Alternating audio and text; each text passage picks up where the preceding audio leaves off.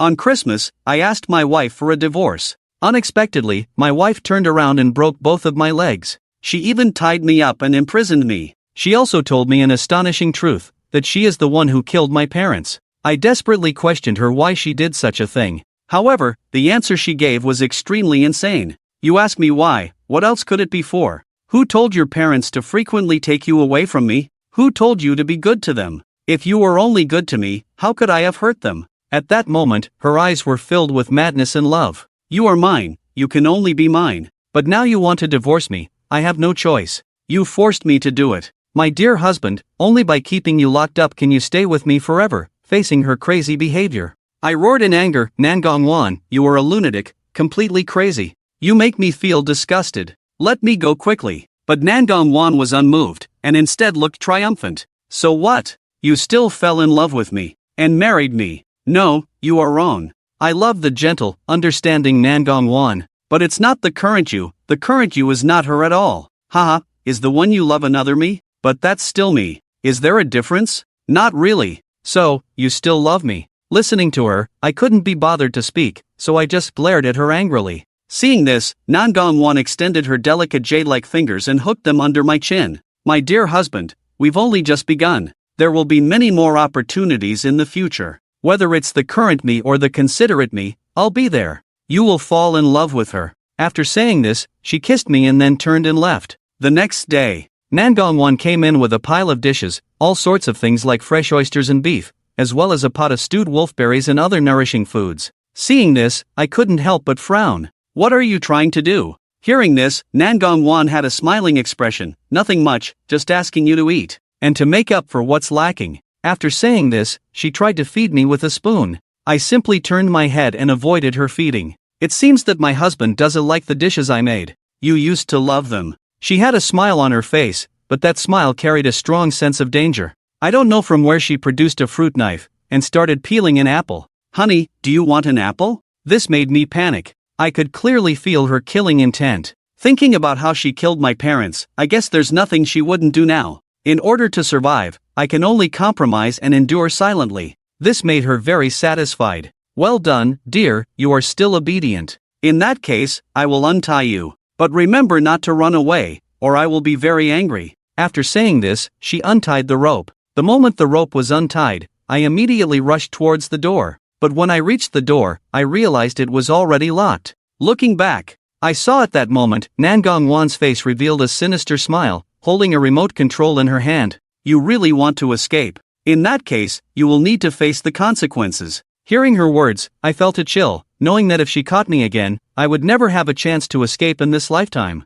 Now is probably the only chance. So I quickly surveyed the surrounding environment. Since Nangong had martial arts training, I couldn't beat her, so I had to escape. But there was simply no chance to escape here. What should I do? My brain was racing. At this moment, Nangong had already come to me, smiling and saying, "Are you thinking of ways to escape?" After that, she stared at me intently, with a hint of a strange glint in her eyes. Don't even think about escaping from my hands. I love you so much. Why do you want to run away? I just finished eating and wanted to take a walk to digest my food, I stammered as I answered, while continuously backing away. Is that so? Then why did I see you desperately trying to run out the door? If I hadn't pressed the button in time, you would have really escaped, she said as she leaned forward. She quickly cornered me against the wall, looking at me with a sinister expression. I was wrong. I won't run again.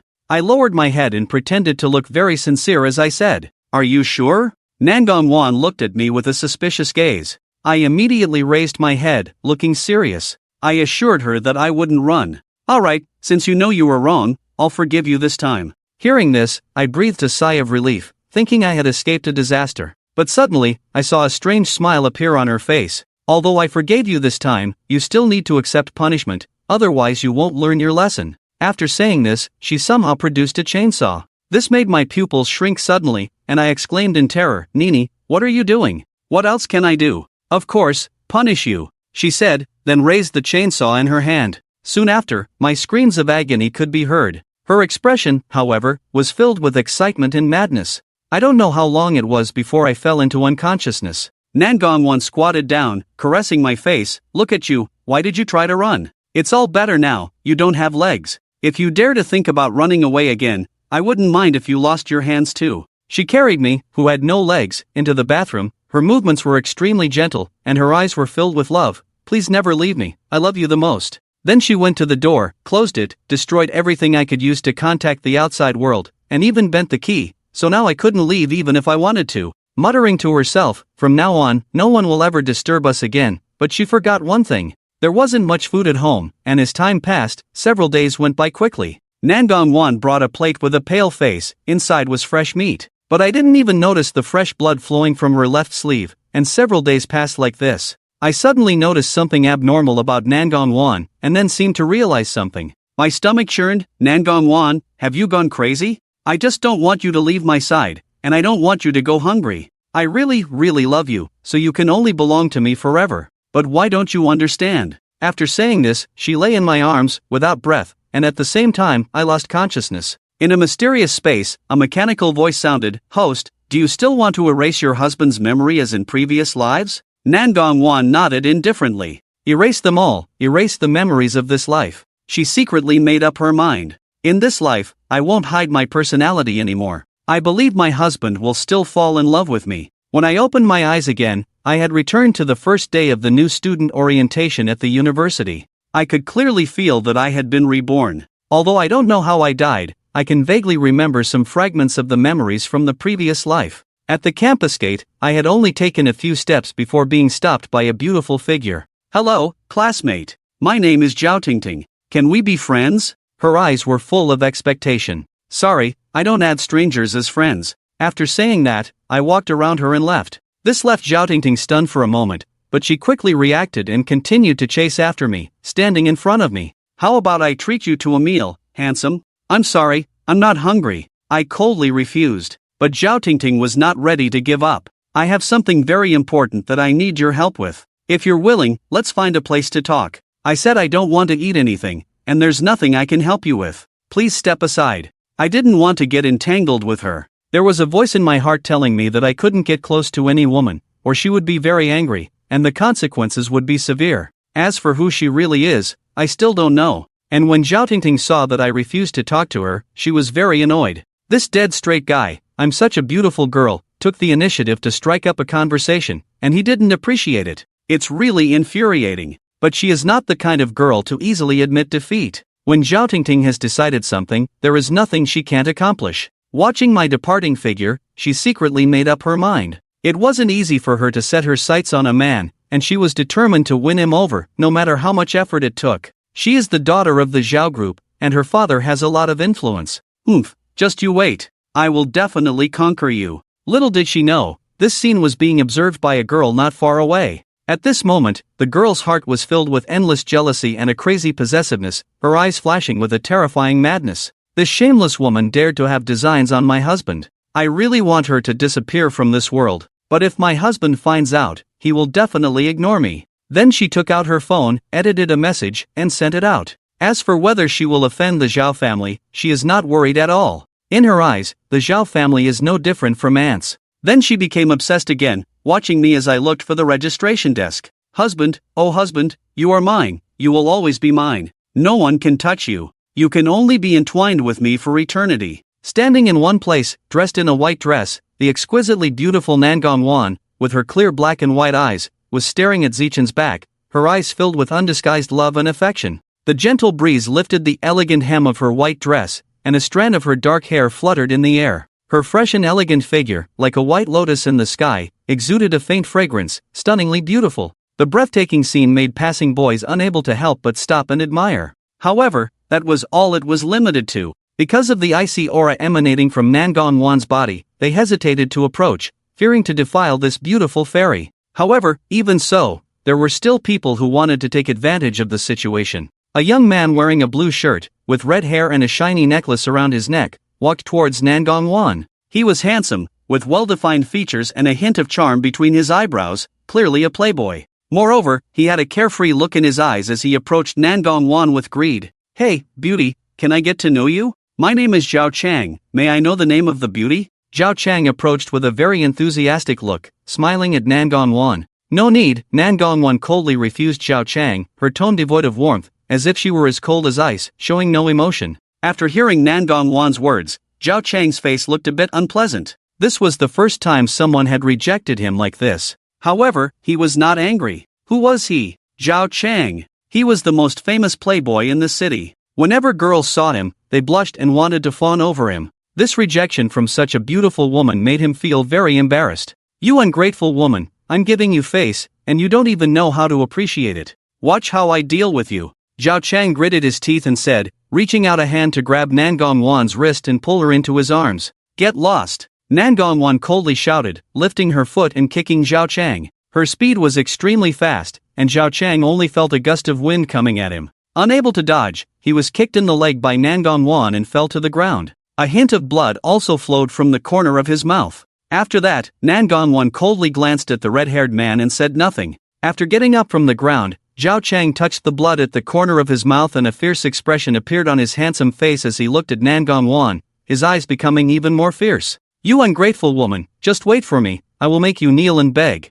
After leaving these harsh words, Zhao Chang held his buttocks and walked away. But he didn't know that he had kicked an iron plate. Nangong Wan chuckled and ignored him, continuing to search for Zichen's whereabouts in the crowd. Who is that red-haired guy? How dare he threaten Nangong, the school flower? Doesn't he know about Nangong's family wealth and status in Hua country? I don't know, he should be a second-generation rich kid, right? Or is he a freshman? Otherwise, how could he be so arrogant? I don't know where he got the courage to threaten. Doesn't he know he's kicked an iron plate? It seems that the city of Shanghai is going to lose another wealthy family. But, the kick from Nangong, the school flower, was really cool. But she's so cold, with a look that says stay away from strangers. I wonder who could capture her heart. The crowd discussed one after another. Nangong Wan did not pay attention to the discussions of the crowd, her gaze always fixed on Zichen, hoping that he would notice her. At this time, Zichen did not notice what had happened on Nangong Wan's side, because at this moment, a transparent screen appeared in front of him, and with it, a mechanical female voice sounded in his mind, ding, the system is loading, please wait.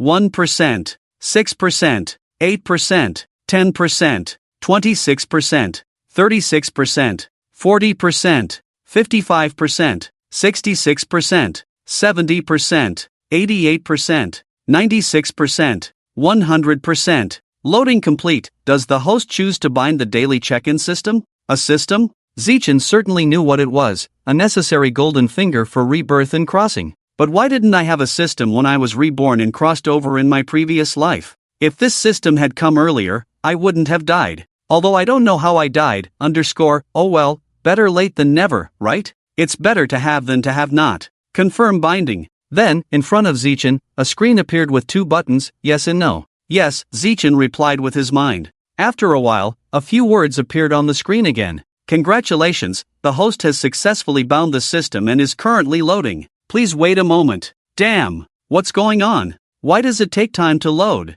Zichen said somewhat speechlessly. Please be patient, the system is loading, the mechanical female voice said. Zichen had no choice but to wait patiently. You take your time to load, I'll queue up for registration. Zichen said no more and walked to the end of the line to wait. Ruijia, why are you here? In the scorching sun, or are you waiting for someone? At this moment, a pleasant voice came from behind. Nangong Wan frowned slightly, somewhat displeased, and turned to look. Who else could it be but her roommate and best friend, Suku? Suku's appearance attracted everyone's attention. Besides the school's beauty, Nangong Wan, Suku was the most beautiful girl in the class, with a tall and curvaceous figure. Her personality was also lively, and she was the most popular person in the class. After Suku walked up to Nangong Wan, she tried to hold her arm, but Nangong Wan skillfully avoided it. She didn't like anyone touching her except for her brother Zichen, whether male or female. The girl withdrew her hand in disappointment. Why are you here? Nangong Wan frowned and asked Suku coldly.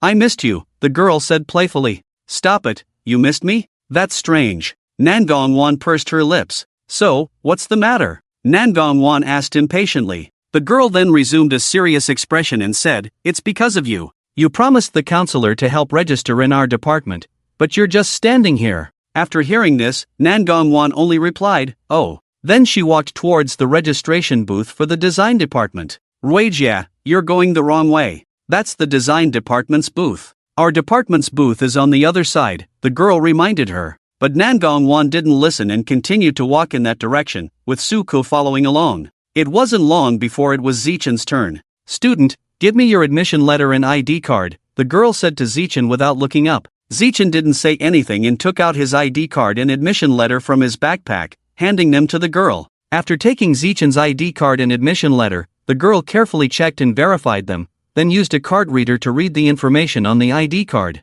When she looked up at Zichen, her eyes sparkled with amazement. She couldn't help but sigh inwardly, there are still such handsome boys in this world. Looking at the unparalleled handsome young man in front of her, the girl was momentarily lost in thought. "Senior? Senior?" Seeing the girl staring at him, Zichen couldn't help but call out.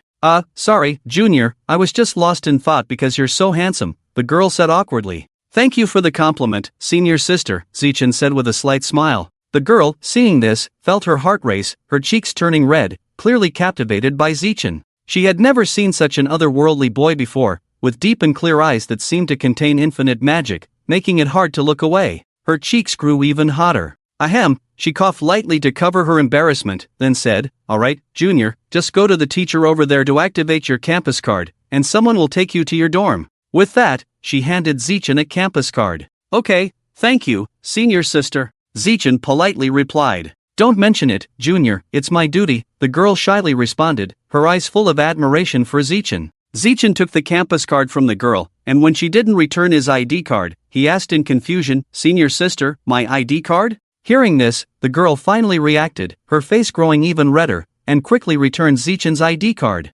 "Sorry, Junior, I was just too engrossed," the girl said apologetically. "It's okay," Zichen replied with a faint smile, taking his ID card and walking towards the teacher. As the girl watched Zichen walk away, she couldn't snap out of it for a long time, until the teacher behind her nudged her shoulder, bringing her back to reality to continue her work. After activating his campus card with the teacher, Zichen received his dorm number and completed the registration. Standing in the empty space nearby, playing with his phone and quietly waiting for the senior sister or senior brother to take him to his dorm, he didn't notice the figure approaching him, nor the infatuated look in her eyes. As she got closer to her beloved brother, Zichen, Nangong Wan's heartbeat unconsciously sped up, and every cell in her body danced with joy at the sight of Zichen. When she was about a few centimeters away from Zichen, she stopped because she saw a small protruding stone ahead. Her eyes quickly rolled, and a plan emerged in her mind. A mischievous smile appeared on her lips. "Zichen, my dear brother, it's been 8 years since we last met. Let me create a little surprise for a perfect unexpected encounter after 8 years. With this thought, a mischievous smile appeared on Nangong Wan's lips, and then she quickly approached Zichen. She deliberately pretended not to see the small protruding stone ahead, and then her foot stepped on the edge of the stone, causing her to fall towards Zichen. At that moment, the heartbeat of all the boys present stopped abruptly, and their palms clenched tightly. Some of them even wanted to go and help Nangong Wan, but they remembered the scene of the red-haired girl being kicked away by the goddess just now, and instantly felt a chill, not daring to approach and quickly retreating. "Ah!" With her scream, she fell into Zichen's arms. Zichen, unprepared, was suddenly knocked down and landed on top of Nangong Wan. His lips felt a soft touch, and the unique fragrance of the girl filled his nostrils, leaving Zichen stunned. At that moment, Nangong Wan's pupils also widened, with surprise and panic in her sparkling eyes. She hadn't expected Zichen to actually kiss her. Oh my god, Zichen really kissed her. Nangong Wan's lips moved, and she closed her eyes in disbelief. Smelling the male pheromones exhaled by Zichen, Nangong Wan's face involuntarily turned red,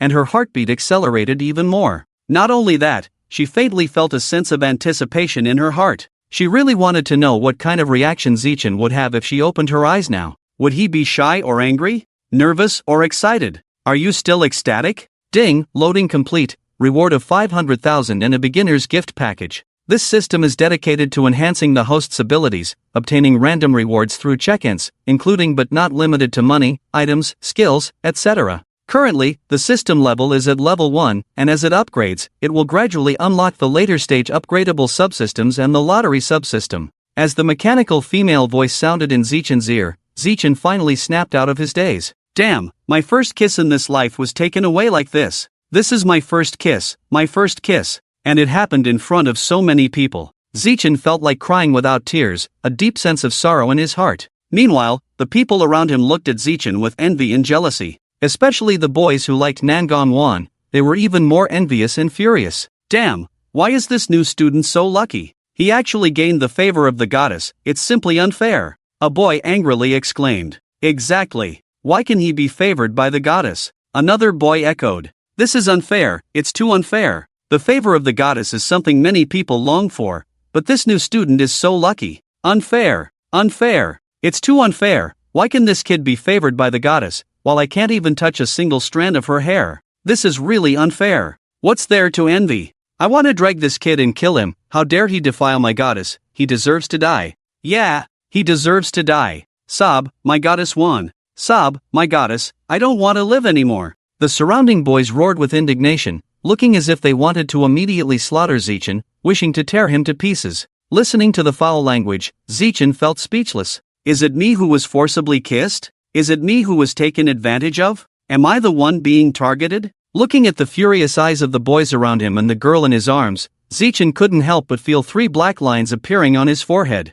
Are these people being too exaggerated? However, despite this, Zeichin couldn't deny that being kissed by a girl felt quite nice, especially when the girl's lips were soft, carrying a pure and sweet feeling, making him involuntarily intoxicated. Ugh, what am I daydreaming about? Shouldn't I push this girl away? Before he could push her away, he felt her trying to pry open his lips. Damn, this woman, she actually dares to pry open my lips? Zeichin was stunned, and the next moment, he immediately made the right choice, exerting force with both arms and pushing Nangong away. But in doing so, he accidentally touched a soft area. This touch made Zeichin's face turn red in an instant. Fortunately, apart from Nangong, no one else saw Zeichin's little action. Otherwise, Zeichin wouldn't know how he would die. After being pushed away by Zeichin, Nangong also felt a bit confused, looking at Zeichin's slightly flushed face, feeling an indescribable emotion in her heart. She wanted to continue, to vent the loneliness and crazy love she had for Zeichin over the past 8 years. There was even a hint of madness in her eyes.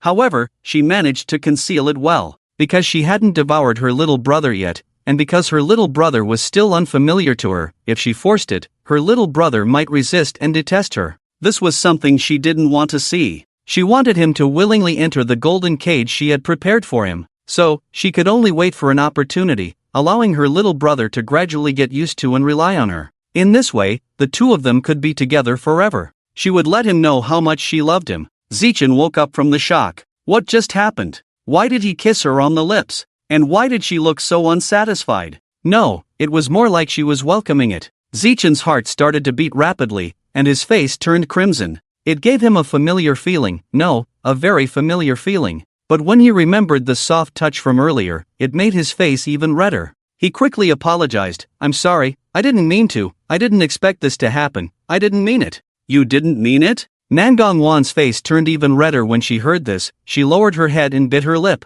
She didn't dare to look into Zeichin's eyes, afraid that he would see through her thoughts. What should she do in the future? Thinking of this, Nangong raised her head, looked at Zeichin, and showed a charming smile. Since you didn't mean it, you don't need to apologize, I don't blame you. Zeichin's face turned even redder when he heard this. He didn't expect Nangong not to blame him, and he felt an inexplicable excitement in his heart. Nangong didn't pay attention to his reaction, and said, by the way, my name is Nangong, what's yours? When Zeichin heard Nangong's name, he couldn't help but tremble. Then he carefully looked at the woman in front of him, her eyes shining brightly, her every expression exuding charm. She wore a white dress that accentuated her graceful figure, with a full chest and slender waist. Her black hair fell on both sides of her shoulders, adding a touch of allure. With fair and slender neck, delicate skin, exquisite collarbones, and her stunning face, she was even more beautiful than a goddess. Zeichin had to admit that the woman in front of him was truly beautiful. But why did he have such a strange feeling? He wanted to stay away from her, to avoid her, not to let her get close to him. It was a fear from the depths of his soul. Zeichin couldn't help but rub his temples. He didn't understand why he felt afraid of a girl. Wasn't he always calm? Anyway, since he had resistance towards her in his heart, he decided not to have any contact with her. After all, he might not have the chance to in the future. Nangong saw Zeichin lost in thought and couldn't help but worry. Are you feeling unwell? Are you sick? Do you want me to take you to the school infirmary for a checkup? Nangong reached out to grab Zeichin's arm, but he instinctively avoided it. Zeichin shook his head. I'm fine. Seeing this, a hint of disappointment flashed in Nangong's eyes, but she quickly suppressed it. She didn't want Zeichin to dislike her, so she decided not to pursue his avoidance just now. She believed that Zeichin would accept her someday. She believed. Well, if you need anything, remember to find me. Nangong threw a charming smile at Zeichin, which distracted him again. He quickly regained his composure and nodded.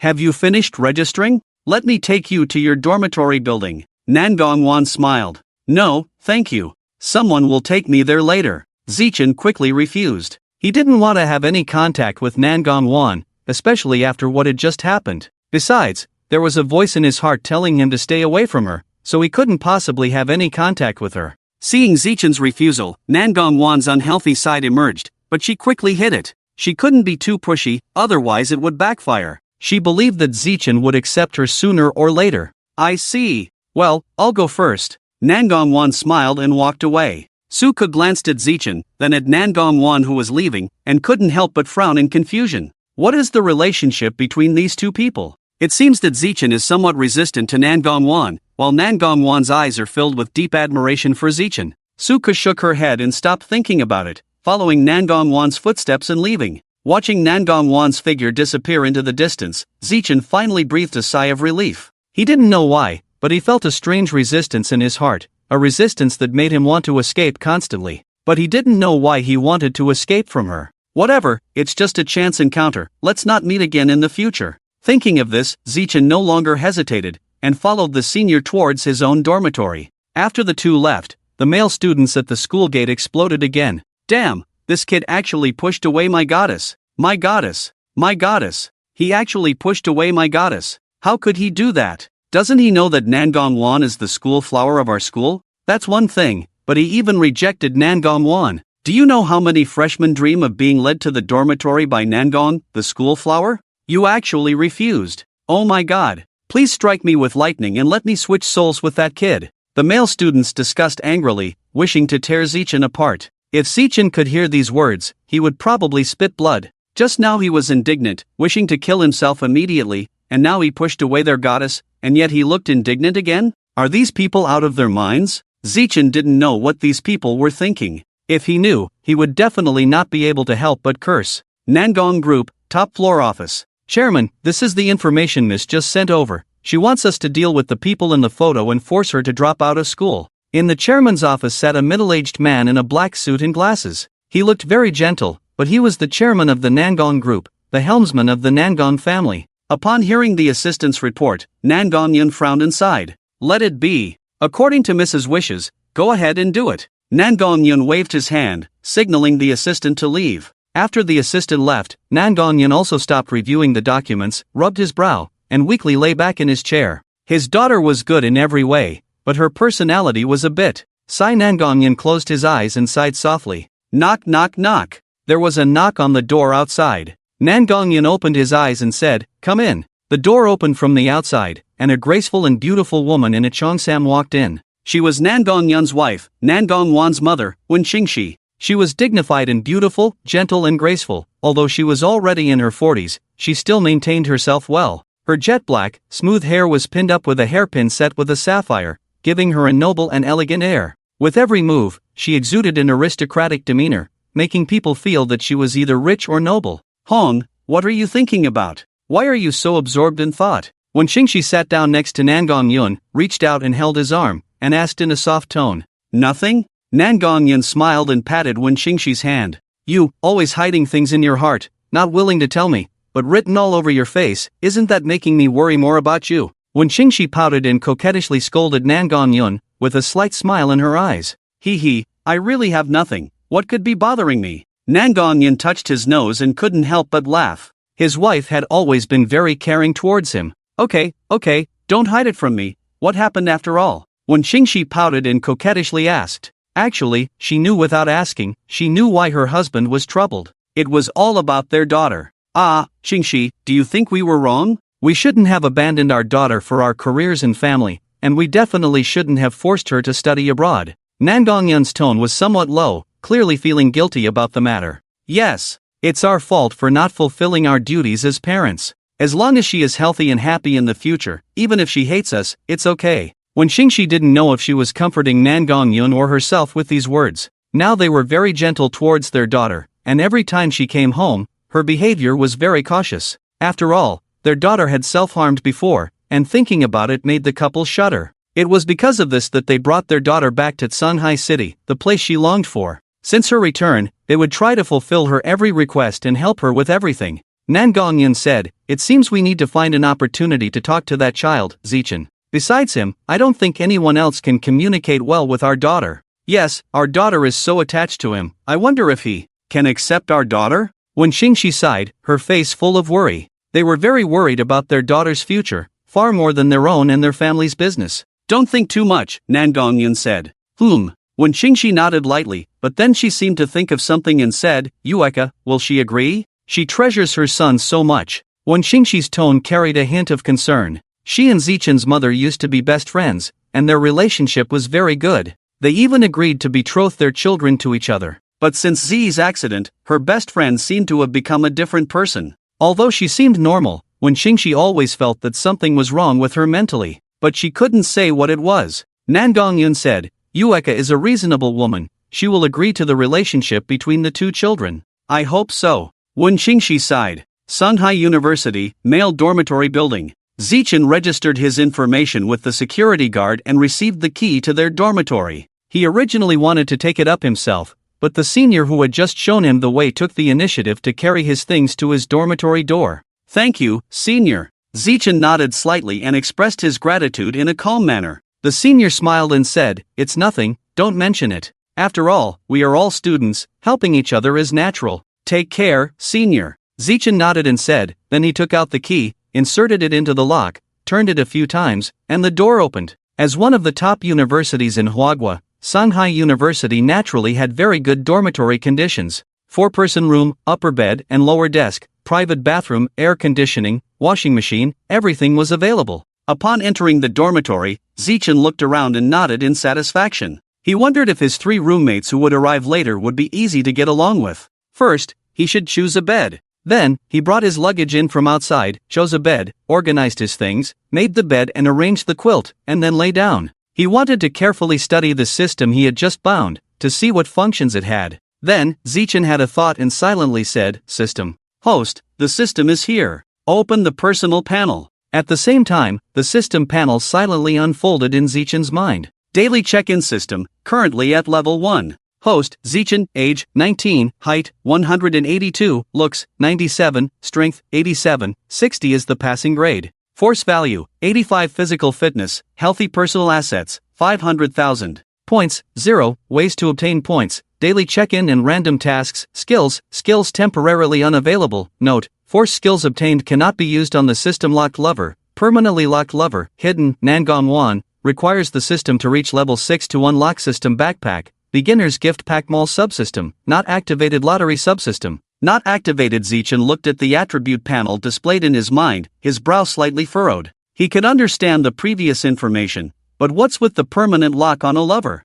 Did he have a partner? Where did this lover come from? And on top of that, hidden? Not only hidden, but also requiring level 6 to unlock. What if she's an ugly monster? Zichin thought to himself, "System, explain this." "I don't know. As a system, how can you not know this?" But the system still only replied with 3 words, "I don't know." Zichin was speechless for a moment. "Then how do I level up? You should know that, right? Requires experience." Then it fell silent again. "Well, forget it, I'll just figure it out on my own. The system is unreliable. I seem to have a beginner's gift pack." Zichin thought to himself and silently said, "System, open the beginner's gift pack." Ding, congratulations, host. You have successfully obtained the skill, Basic Cooking Mastery. Note, each skill is divided into Basic, Intermediate, Advanced, and Divine levels, and each level upgrade requires 200 points. Congratulations, host, you have successfully obtained the item, a set of cosmetics. Note, cosmetics can make the skin whiter, smoother, and have rich beauty and skincare effects. Damn,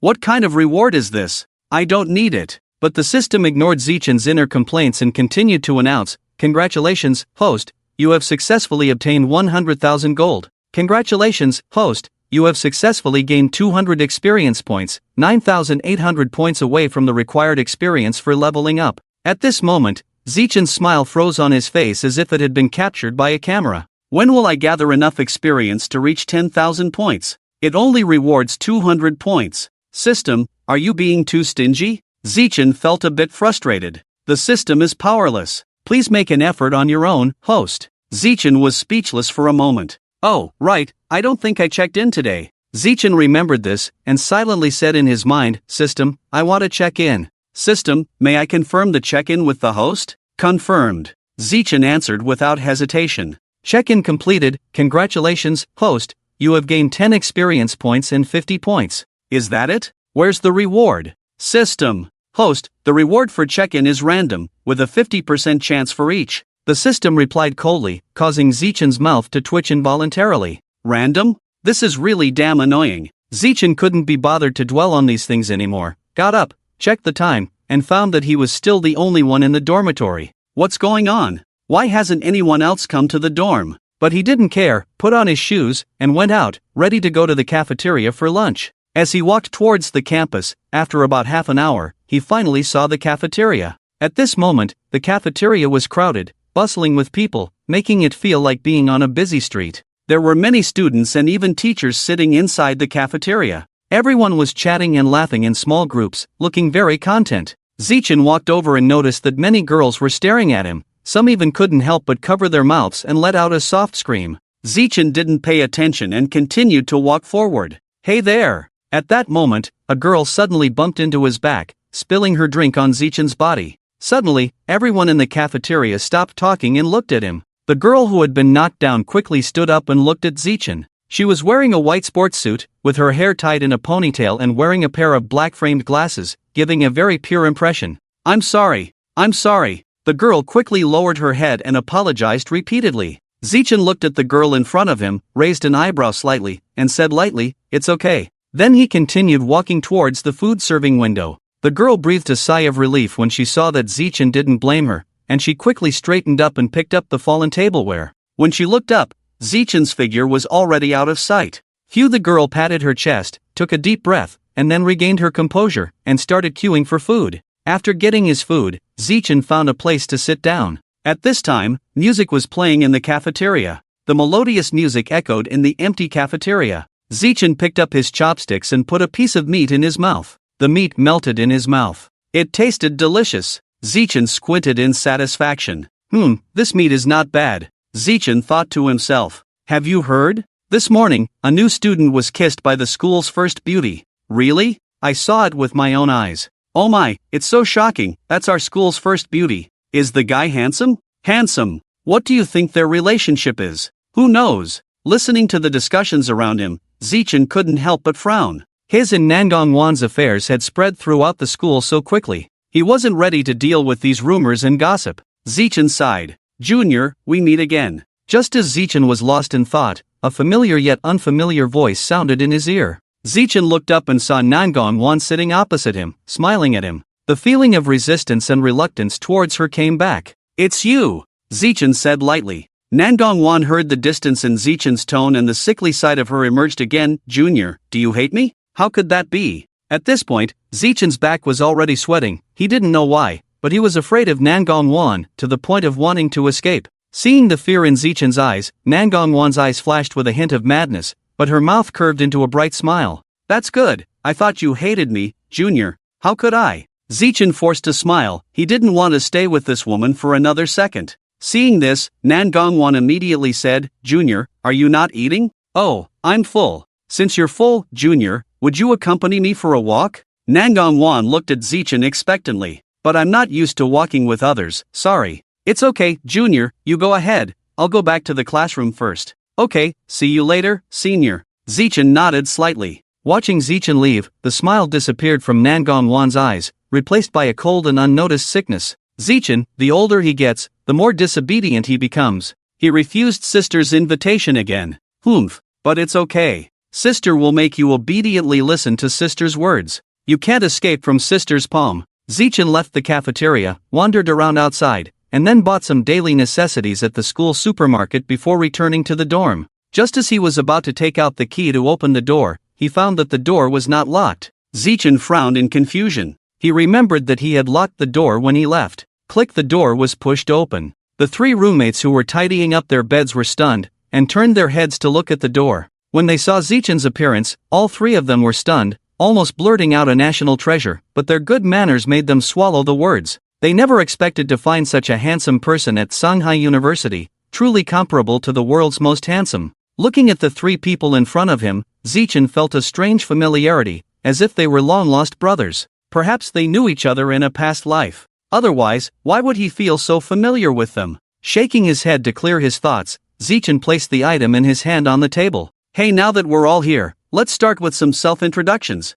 After all, we'll be living together in the same dorm for 4 years, so it's important to get to know each other. A young man with a crew cut and a sunny, youthful appearance spoke up first. Hello, everyone, I'm Chai Hansong, from the Mountain City. He introduced himself with a smile. In the future, we're all brothers, so if you need anything, feel free to ask us, Chai Hansong said cheerfully. This prompted a sarcastic remark from the corner, to which Chai Hansong responded with a wry smile. Feeling the unusual gazes from the others, a young man in a light blue shirt, black casual pants, and sneakers felt a bit embarrassed and tried to explain that he was just joking. This led to laughter and a light-hearted atmosphere. Zichen watched them with a slight smile on his face. Alright, everyone, let's stop laughing, Chai Hansong quickly intervened. By the way, brother, you haven't told us your name yet, he asked Zichen. I'm Emozan, from Lianqing, Emozan said, pushing up his non-existent glasses. Emozan? What a strange name, Chai Hansong muttered, but I like it. Hee, Emozan chuckled, neither confirming nor denying. Well, I'm Yuiji, from a small city in the north. Yuiji smiled and introduced himself. He was a quiet boy, not particularly handsome, but his gentle temperament gave off a refreshing vibe. Oh, from the north, Chai Hansong nodded. Yuiji? Very nice, suits your temperament. Upon hearing Chai Hansong's praise, Yuiji blushed slightly. And what about you? Chai Hansong turned to Zichen and asked. Zichen hesitated for a moment before answering. I'm Zichen, a local from Shanghai City. Ah, a local from Shanghai. No wonder you have such a good temperament, Chai Hansong said with a smile. Zichen looked at him helplessly. Thank you. No need to thank me, no need at all. We're brothers, no need for formalities, Chai Hansong said cheerfully. Yeah, Zichen nodded with a smile. Now that we're all here, let's create a group chat. We can communicate with each other through the group chat for anything in the future. Emozan took out his phone and suggested. And so, the four of them created a small group chat. Next, the four of them also ranked their seniority according to their age. Among them, because Chai Hansong was the oldest, he became the leader of the 203 dormitory, while Yuiji and Moz became the second and third oldest, and Zichen became the fourth. Hey guys, have you heard about the super beautiful goddess in our school? Moz said with a sly look on his face, as he handed a cigarette to Zichen and raised his eyebrows. Chai Hansong and Yuiji took the cigarettes from Moz and started smoking. Zichen did not take the cigarette handed to him by Moz. No thanks, I don't smoke. Originally, Zichen was not interested in smoking, and especially after being reborn, he would never smoke because he knew it was bad for his health. Moz saw Zichen refuse and shrugged, not insisting. Second, are you talking about the goddess of the finance department of our university, the school flower, Nangong? Chai Hansong exhaled a puff of smoke and spoke slowly. Moz's eyes lit up when he heard this. I didn't expect you, the leader, to know about it. Moz said in surprise. Of course. Chai Hansong gave him a look. I decided to apply at Shanghai University because I saw the goddess's video back then. Well, I didn't expect the leader to be one of us. I also decided to apply at Shanghai University after accidentally seeing the goddess's video. Moz scratched his head somewhat embarrassedly. Hearing their conversation, Zichen felt uncomfortable. He didn't understand why he felt uncomfortable when he was clearly resistant to her. He could only attribute it to the side effects of his disappeared past memories. However, he didn't dwell on it too much and temporarily put these thoughts aside. Hey, what are you guys talking about? Yuiji, who had just come out of the bathroom, looked at the three of them in confusion and asked. Both Chai Hansong and Moz looked at Yuiji. Yuiji felt a little numb under their intense gaze. Did I say something wrong? Yuiji said somewhat confused. Damn, you don't even know about our school's most beautiful school flower, Nangong? Didn't you do any research when you came to school? Moz stared at him in disbelief. Oh, you mean Nangong, the school flower? I know her. I saw Nangong and a guy kissing from a distance today, Yuiji nodded. Hearing this, Chai Hansong and Moz were instantly dumbfounded. Nangong and a guy kissing? They couldn't believe their ears. Is that true? Chai Hansong said skeptically. It's true, Yuiji said confidently. Damn, who is that guy? Chai Hansong said excitedly. I don't know, he seems to be a new student. Yuiji shook his head. Damn, how dare that new student? How dare he kiss my goddess? Is he tired of living? Chai Hansong angrily stood up and expressed his indignation. Yeah, how dare he take away our goddess? He's asking for trouble, Moz said resentfully. Listening to their words, Zichen paused his game and a hint of strangeness flashed in his eyes.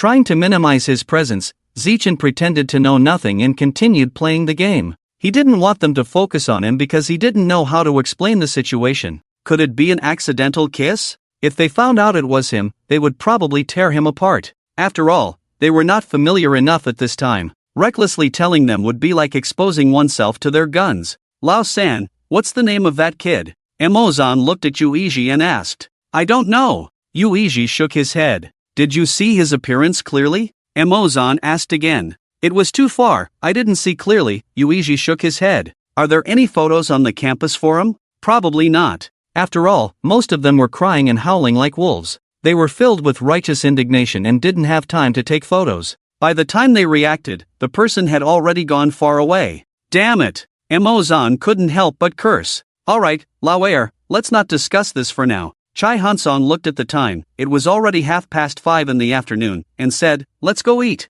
Yeah. Yuiji nodded, I haven't eaten since noon, I'm so hungry that my front chest is almost touching my back. Me too, Emozan echoed. Seeing that they had stopped discussing, Zichin finally let out a long sigh. Let's go. Chai Hansong finished speaking and led the way out of the dormitory building. Zichin, what are you still standing there for? Let's go eat. Emozan saw that Yuiji and Chai Hansong had already left, so he turned back and called out to Zichin. Oh. Zichin responded and quickly followed. The four of them took out their phones and saw that it was a message from the counselor in the group chat. All students of Class 1 in the design department, please arrive at room 206 in Building A for a meeting at 6 o'clock tonight. Please be on time. Seeing this message, the three of them felt depressed. Damn, a meeting at this time? Is this a joke? I haven't even eaten yet. Emozan couldn't help but complain as he looked at the message on his phone screen. Alright, stop complaining, let's go to the meeting first. Chai Hansong patted Emozan on the shoulder and comforted him.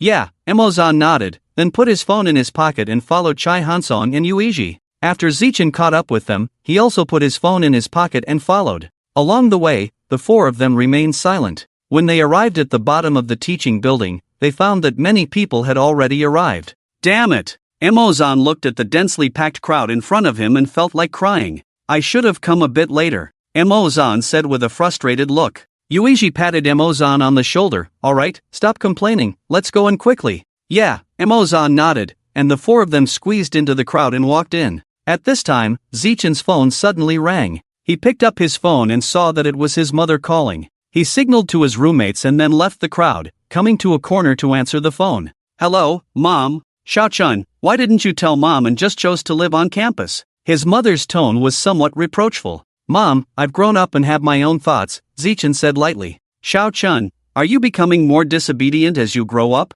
His mother pretended to be sad and said. Zichin. After a moment of silence, Zichin said, Mom, I just want to be more independent. But, by doing this, you make Mom worry about you. You have to know that Mom feels very uncomfortable not seeing you for a day. As his mother spoke, her voice became tearful. Zichin. At this moment, Zichin finally couldn't help but sigh and said to his mother on the other end of the phone, Mom, I've grown up, you don't need to worry about me anymore. I can handle my own affairs. But, his mother hesitated. Alright, Mom, I won't talk to you anymore. I have to go to the meeting. After Zichin finished speaking, he hung up the phone, put his phone in his pocket, and felt a little down. He didn't understand why his mother had such a strong possessiveness and control over him. Sigh. Zichin let out a long sigh and then turned towards classroom 206 in Building A. On the other side, as the busy tone came through the phone, a shadow darkened the eyes of Zimu. It seems that little Zichin has grown wings and doesn't listen to his mother anymore. Wanting to fly on his own, Zimu murmured, her face becoming somewhat contorted.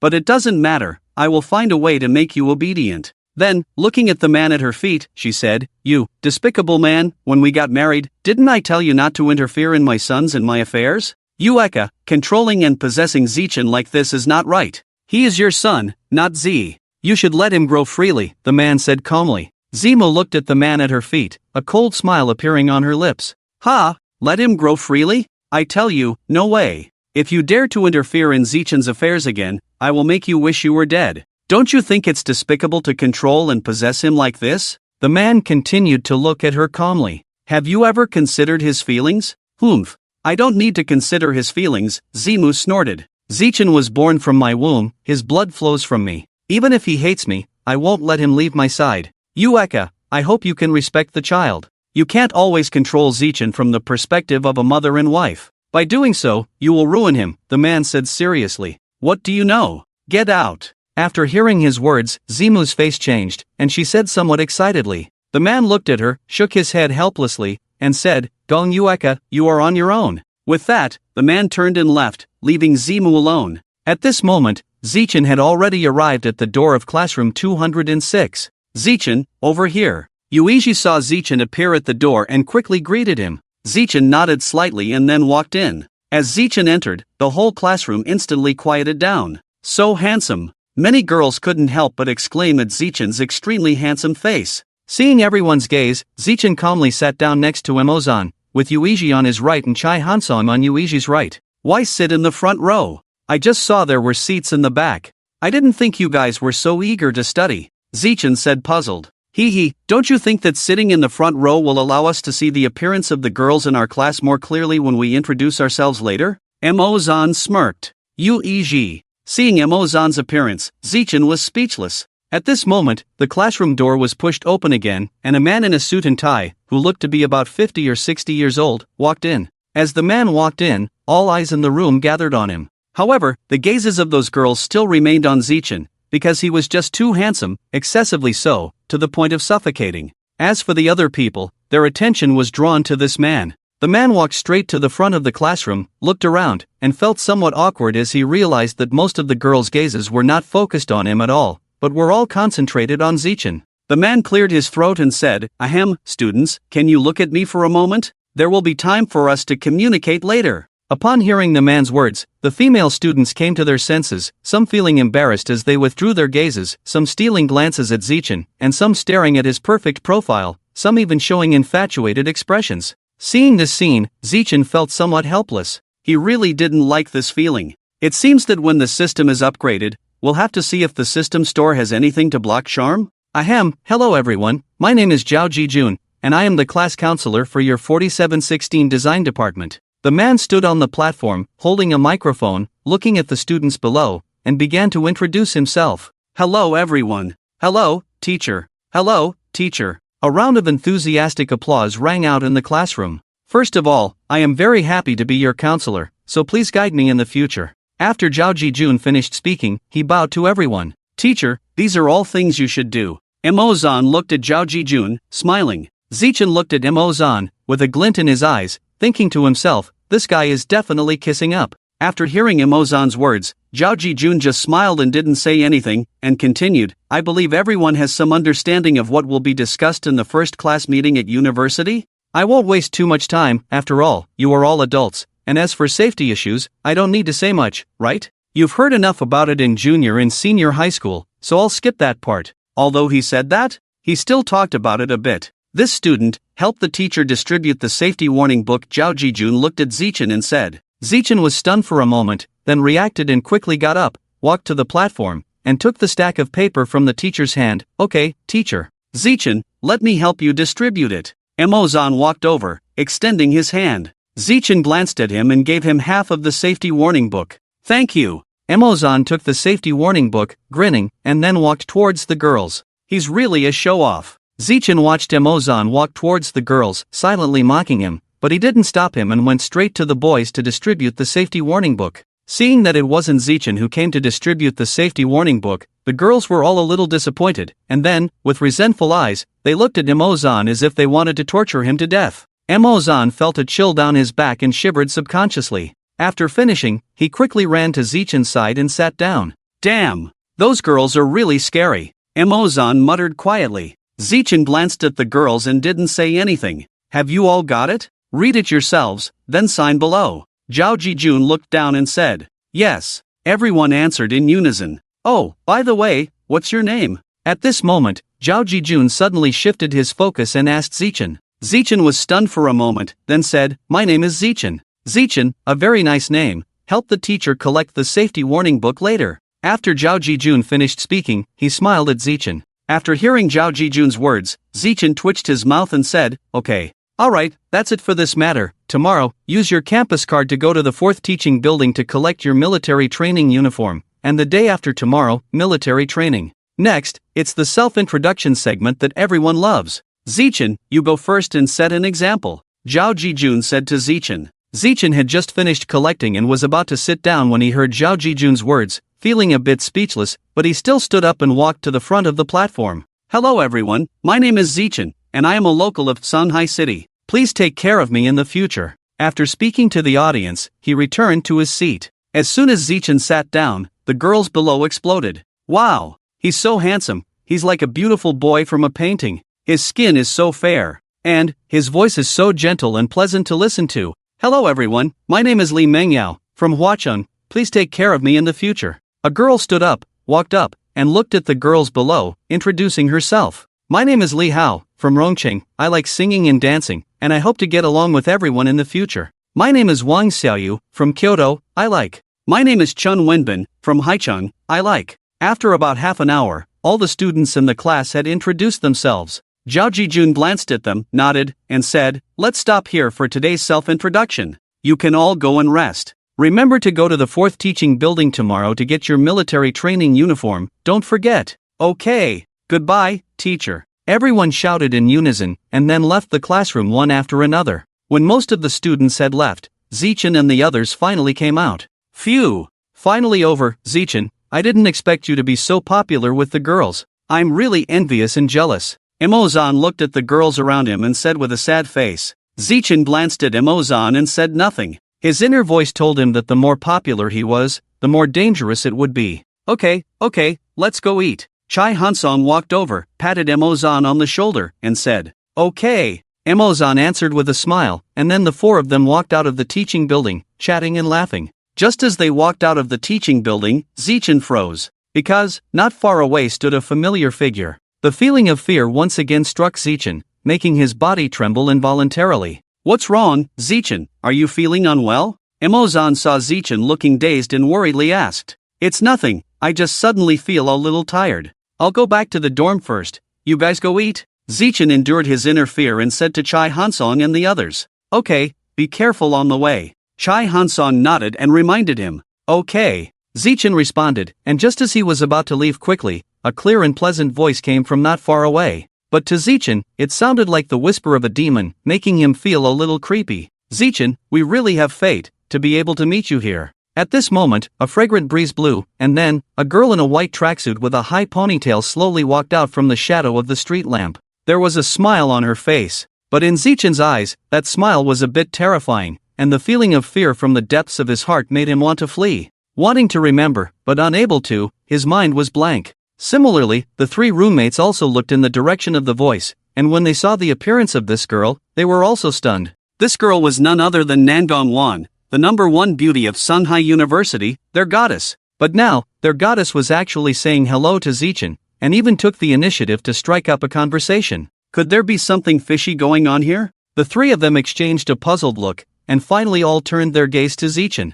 Zichen, do you know her? Emozan looked at Zichen and asked in confusion. Yes, I know her, I met her in the cafeteria and exchanged a few words. Zichen calmed down and replied. I see. Emozan nodded, but then he looked at Zichen with suspicion and asked, but do you have any connection with her? I'm not familiar with her. Zichen answered in a panic. Then why did she notice you? Emozan frowned and continued to ask. I don't know. How could he know? His mind was in a mess right now, and he didn't want to explain too much. At this moment, Nangong had already walked over. Zichen, what a coincidence to see you again, Nangong said with a slight smile. Yeah, it's quite a coincidence, Zichen replied somewhat awkwardly after glancing at Nangong. Zichen, what's wrong? You don't look well. Are you feeling unwell? Nangong asked with concern. It's nothing, Zichen shook his head and replied faintly. Well then, since we've met again, let me treat you to a meal as a senior sister, how about that? No, it's not necessary.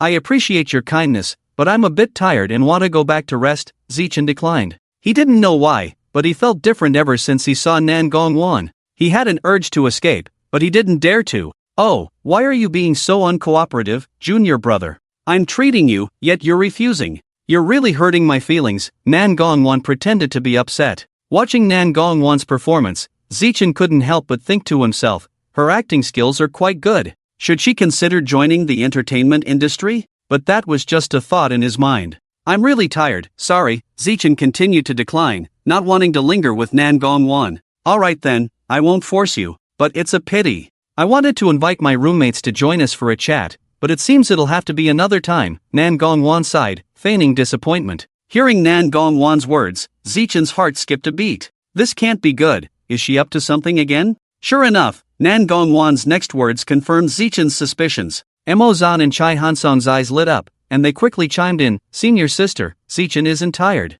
He was full of energy playing games this afternoon. How could he be tired? We can all go eat together," Mo Zan added. Hearing this, Zichen almost fainted from anger. "You two traitors, you're selling me out." Although Yuichi didn't say anything, his expression was similar to Mo Zan's. Zichen felt helpless and shook his head, then reluctantly agreed, "If that's the case, then I'll trouble senior sister." "Alright, it's settled. See you on the street later." Nangong Wan smiled at Zichen and then walked away. Watching Nangong Wan's figure, Zichen breathed a sigh of relief, feeling as if a huge weight had been lifted off his shoulders. He then glared fiercely at Mo Zan and Chai Hansong. The two of them looked innocent, shrugging their shoulders as if to say they were innocent. They just wanted to meet senior sister's roommates, chat a bit, and get a free meal. Seeing their expressions, Zichen felt even more frustrated. "Zichen, why did you refuse senior sister's invitation just now?" Mo Zan asked, puzzled. I.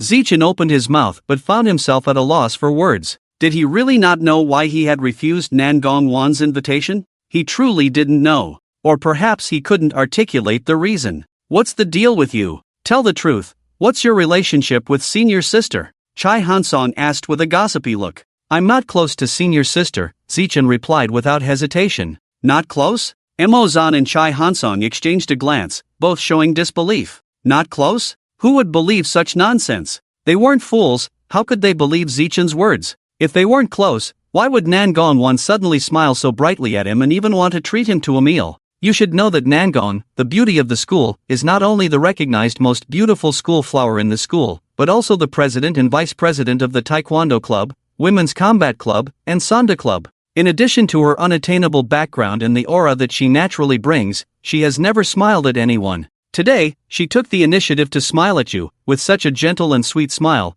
There must be something fishy about it. Zichen looked at Mo Zan and Chai Hansong's expressions, feeling speechless. It seems that they still don't believe that he and Nangong Wan are not familiar with each other. Whether they believe it or not, he is too lazy to argue. Zichen sighed and said, "Forget it, believe whatever you want to believe." Mo Zan and Chai Hansong couldn't help but smile when they saw this. There must be something going on between the two of them. Under the dim streetlights, Nangong Wan, dressed in white sportswear, let her high ponytail loose and draped it over her shoulders. As she walked in the crowd, she appeared particularly dazzling, especially with her bright eyes, seemingly shining with a hint of cunning light, as if she could see through the souls of all things in the world, making people feel amazed. Her figure is tall and well-proportioned, and her white sportswear outlines her exquisite body, making people unable to help but imagine. Her fair skin, set off by the night, appears even more delicate and alluring. Her facial features are extremely delicate, like a piece of art carved without any flaws. Her clear and transparent eyes, like two obsidian stones, glisten in the moonlight.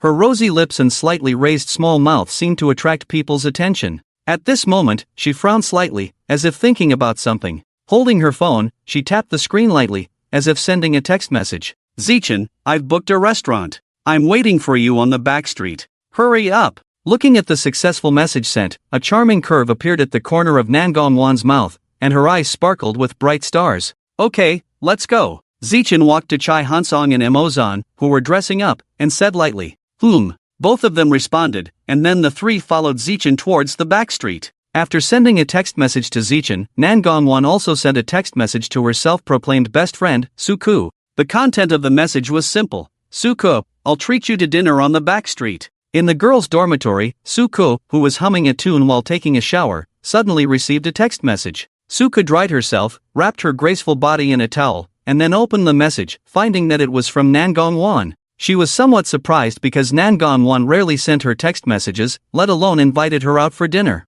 Suku was very happy because it meant that Nangong Wan finally regarded her as a close friend. Thinking of this, a brilliant smile appeared on Suku's face, and she immediately replied to Nangong Wan's text message. "Suku, Ruejia, I'll be there soon, wait for me." After the successful message was sent, Suku changed her clothes and ran towards the back street. When Zichen and the others arrived at the back street, they saw Nangong Wan standing on the roadside, quietly waiting for their arrival. Seeing Zichen, Nangong Wan's face lit up with a charming smile, and she waved at them. But when she saw Emozan's hand on Zichen's shoulder, Nangong Wan's face turned dark. She really hated others touching Zichen. She wished she could chop off Emozan's claws and throw them in the trash to feed the dogs. However, after they approached, the darkness on Nangong Wan's face quickly disappeared. "Sister, we're here." Emozan took the lead and greeted. Nangong Wan paid no attention to him, her gaze fixed on Zichen, with a gentle smile on her face. Seeing Nangong Wan's gentle smile, Zichen felt a little uneasy and quickly avoided her gaze, lowering his head, afraid to look into her eyes again.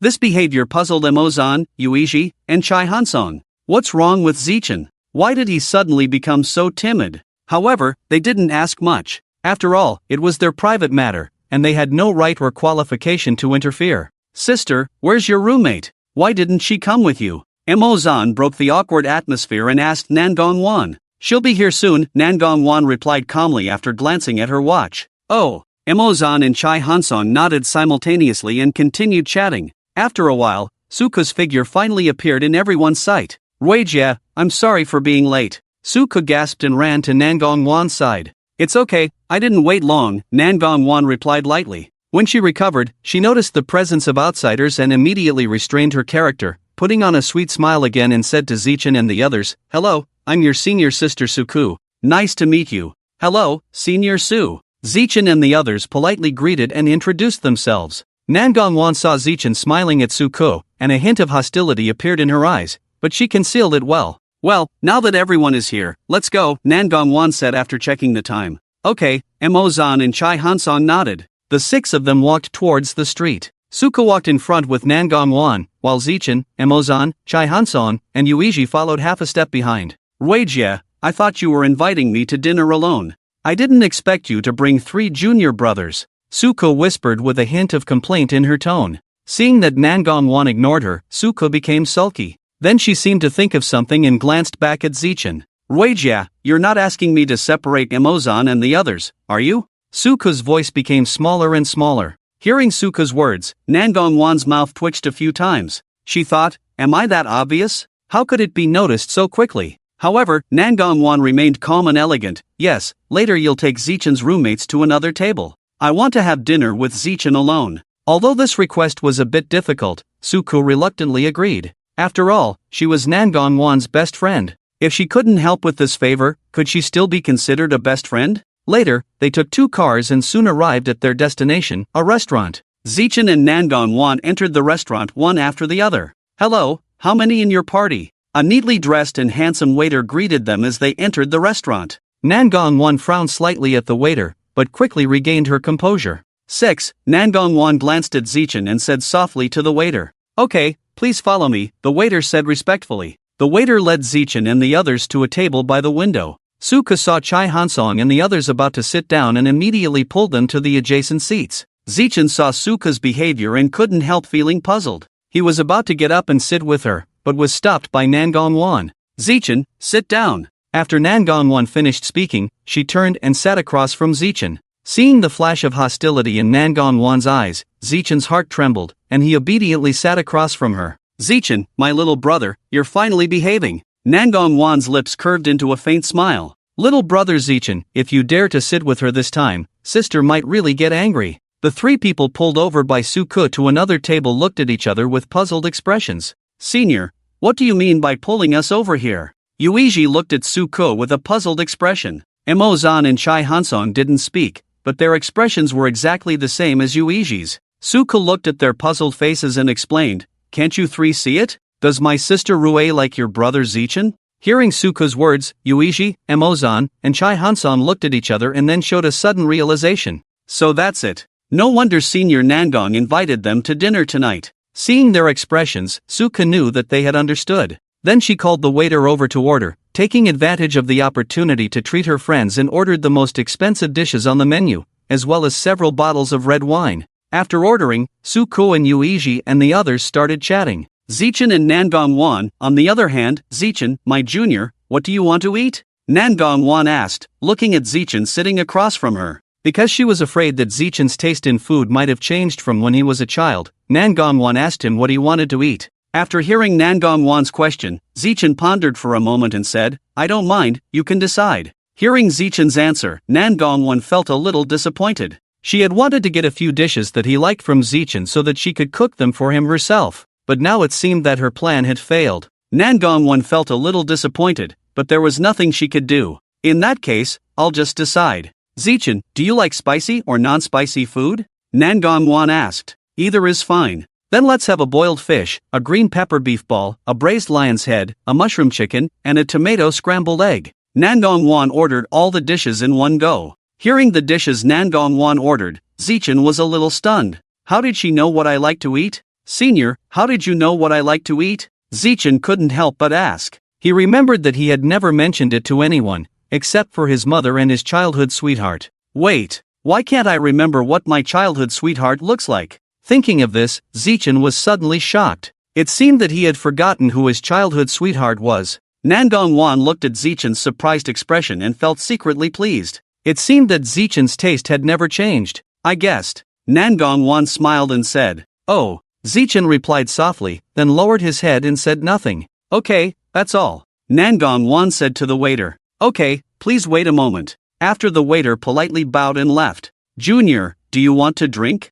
Nangong asked Zichen. Hearing Nangong's question, Zichen looked at her and shook his head. "Then let's have some drinks." Nangong said. "Okay, I'll go to the restroom first." After speaking, Zichen got up and walked towards the restroom. Just out of the private room, I brushed shoulders with a drunken guy in a black leather jacket. "Damn, watch where you're going, you blind or something?" The guy cursed at Zichen's back. Zichen paused for a moment, but just for a second, then continued walking forward. Seeing this, the drunken guy became even more furious. When he wanted to catch up and teach Zichen a lesson, he caught sight of Nangong sitting alone by the window in the private room. The guy's eyes instantly lit up. It seemed that his encounter today was about to happen. Thinking of this, the guy walked towards the window in the private room. Seeing someone come in, Chai Hansong didn't pay attention. After all, there were several tables in the private room. Nangong looked at the guy who suddenly appeared in front of her. A hint of disgust flashed in her eyes. "Beauty, all alone?" The guy looked at Nangong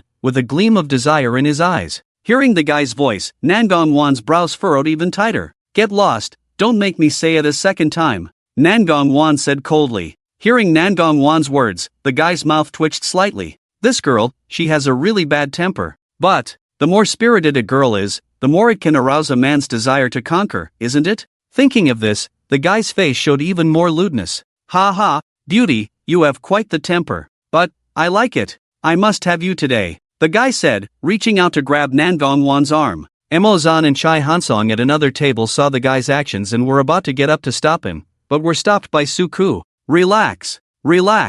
You guys can rest assured, that man won't be able to touch Rue's hair," Suka said while eating something in his hand, speaking to Emozan and Chai Hansong. "Besides, this restaurant is originally owned by the Nangong group. If Rue really gets hurt by them, they won't just stand by." Emozan and Chai Hansong heard this and sat back in their chairs. Seeing the guy dare to reach out and touch her, Nangong slapped the guy. The guy quickly retracted his hand, avoiding Nangong's attack. Seeing this, Nangong punched the guy. The guy quickly dodged Nangong's attack. Bang! Nangong kicked the guy hard in the stomach. The guy fell to the ground in pain, clutching his stomach, his face full of agony. "You bitch, you're asking for it." The guy glared at Nangong with resentment, getting up from the ground and about to pounce on Nangong. Seeing the guy coming towards her again, Nangong disdainfully snorted, preparing to kick him. At this moment, she caught sight of Zichen walking in from outside. A sly look flashed in Nangong's eyes. So, she stopped her movements, pretending to look scared, and took several steps back. Seeing Nangong's reaction, Emozan and Chai Hansong exchanged a glance. They could see that Nangong was deliberately acting for Zichen. At this time, the guy, seeing Nangong retreat in fear, thought he had scared her, so he became even more arrogant. "You slut, watch how I'll deal with you." The guy walked towards Nangong, reaching out his hand, ready to grab her neck. Just as the guy's hand was about to touch Nangong, Zichen suddenly rushed over and pulled Nangong behind him. Smack! Zichen slapped the guy's hand away, and the guy instantly felt furious. Looking at Zichen standing in front of him, the guy angrily said, "Who the hell are you, brat? Get lost." Looking at Zichen in front of her, a hint of displeasure flashed in the guy's eyes. This guy actually dared to speak to her in this tone. He really was too ignorant. So, the guy reached out his hand, ready to slap Zichen. Zichen saw the situation and quickly grabbed the boy's wrist, then kicked him in the chest, causing the boy to stagger and fall to the ground. Ah! It hurts like hell. The boy lay on the ground, rubbing his chest in pain. Get lost. Zichen's tone remained cold, without any emotional fluctuation. You little brat, you're asking for it. The boy looked at his wrist, then at Zichen, roared in anger, and then lunged at Zichen. Zichen coldly snorted, extended his right hand, performed a sweeping leg, and then kicked the boy's right arm. Ah! The boy clutched his right arm and cried out in pain, then sat down on the ground. Who are you? The boy looked at Zichen, asking in fear. This boy's skills were too impressive. Just now, he couldn't even touch the hem of his clothes. The boy was surprised, but more than that, he was afraid. He had never seen someone so powerful. Damn, it's really hard to earn this money. If he had known how powerful he was, he wouldn't have taken this job. But he already took my money, so he will naturally finish this act. You don't need to know who I am. You just need to know that I don't want to see you, so get lost, Zichen said, lifting his leg again. Seeing this, the boy quickly begged for mercy. Please, mister, I'll leave right now. After the boy left, Zichen turned to look at Nangong Wan, who was still standing in place. Seeing Nangong Wan's panicked expression, Zichen suppressed his fear and walked to her, asking, Senior sister, are you okay? When Nangong Wan saw Zichen approaching, a barely noticeable smile appeared on her lips, but her face showed a look of grievance, tears swirling in her eyes as if they could fall at any moment. Then, Nangong Wan threw herself into Zichen's arms. Zichen was stunned, not understanding why Nangong Wan suddenly threw herself into his arms, making him feel a little at a loss. Smelling the faint fragrance from Nangong Wan's hair, the resistance in his heart surged again, making Zichen feel uncomfortable. However, he did not push Nangong Wan away, because he knew that if he did, Nangong Wan would be even more heartbroken. So, he chose to silently endure it. Seeing that Zichen did not push her away, Nangong Wan's eyes revealed a triumphant smile, and she continued to bury her head in Zichen's arms, seeking his unique scent. This scent made her infatuated, unwilling to leave. Senior sister?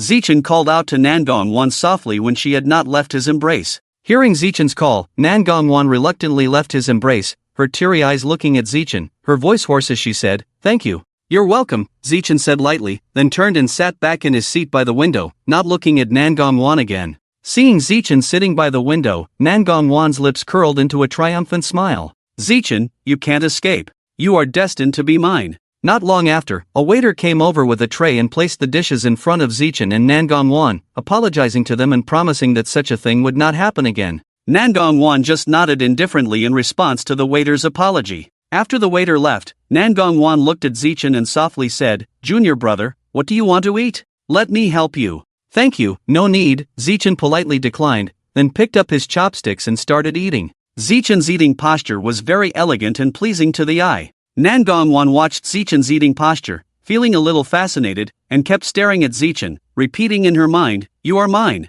You are mine. You are mine. Zichen took a few bites and noticed that Nangong Wan had been staring at him, so he felt a bit embarrassed and put down his chopsticks. Senior, why? Why are you staring at me? Zichen asked in confusion. I'm just looking at you, Nangong Wan said unabashedly, still staring at Zichen. Hearing Nangong Wan's straightforward words, Zichen coughed uncomfortably. Nangong Wan, hearing Zichen's cough, quickly asked, Junior, is your throat uncomfortable? I'm fine, I just ate too quickly, Zichen explained. Oh, then eat slowly and don't choke. Here, have some water. Nangong Wan handed him a glass of water. Thank you, Senior, Zichen said, taking the glass and drinking from it without looking or smelling it. As he drank, he felt a bit spicy and furrowed his brow. Senior, is this alcohol? Why is it so spicy? Oh, I'm sorry, Junior, I must have poured the wrong drink. Let me pour you another glass, Nangong Wan said apologetically. No need. Senior, it's okay, I can drink it, Zichen said, stopping Nangong Wan.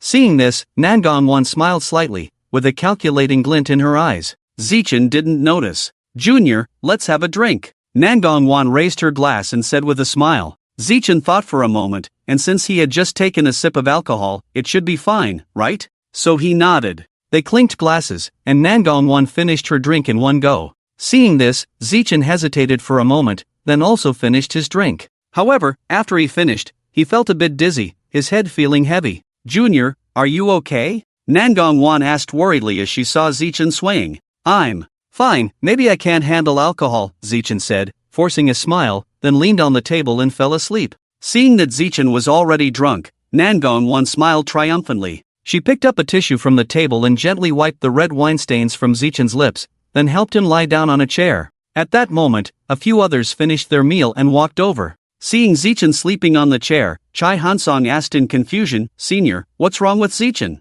"He just had a bit of alcohol and got drunk," Nangong explained. "I see. Well, Senior, we'll leave first. Thank you for your hospitality," Chai Hansong said, about to help Zichen up, but Nangong stopped him. Chai Hansong looked at Nangong, puzzled, and asked, "Senior, what are you doing?" "Big brother, are you silly?" Emozan said, patting Chai Hansong's shoulder. Chai Hansong still looked puzzled. "Senior, we'll leave Zichen to your care," Emozan said, then pulled Chai Hansong and Yuiji out. "Ruijie, I'm leaving too." Suka stood up, waved to Nangong and then caught up with Chai Hansong and the others. After Suku and the others left, only Nangong and Zichen were left in the room. Nangong reached out and touched Zichen's forehead, feeling that it was still a bit hot. So she took a tissue and gently wiped the sweat from Zichen's forehead, then held him in her arms and let him lie on her. After doing all this, Nangong looked at the sleeping Zichen, a slight smile on her lips, and silently said to herself, "You are mine, you can only belong to me."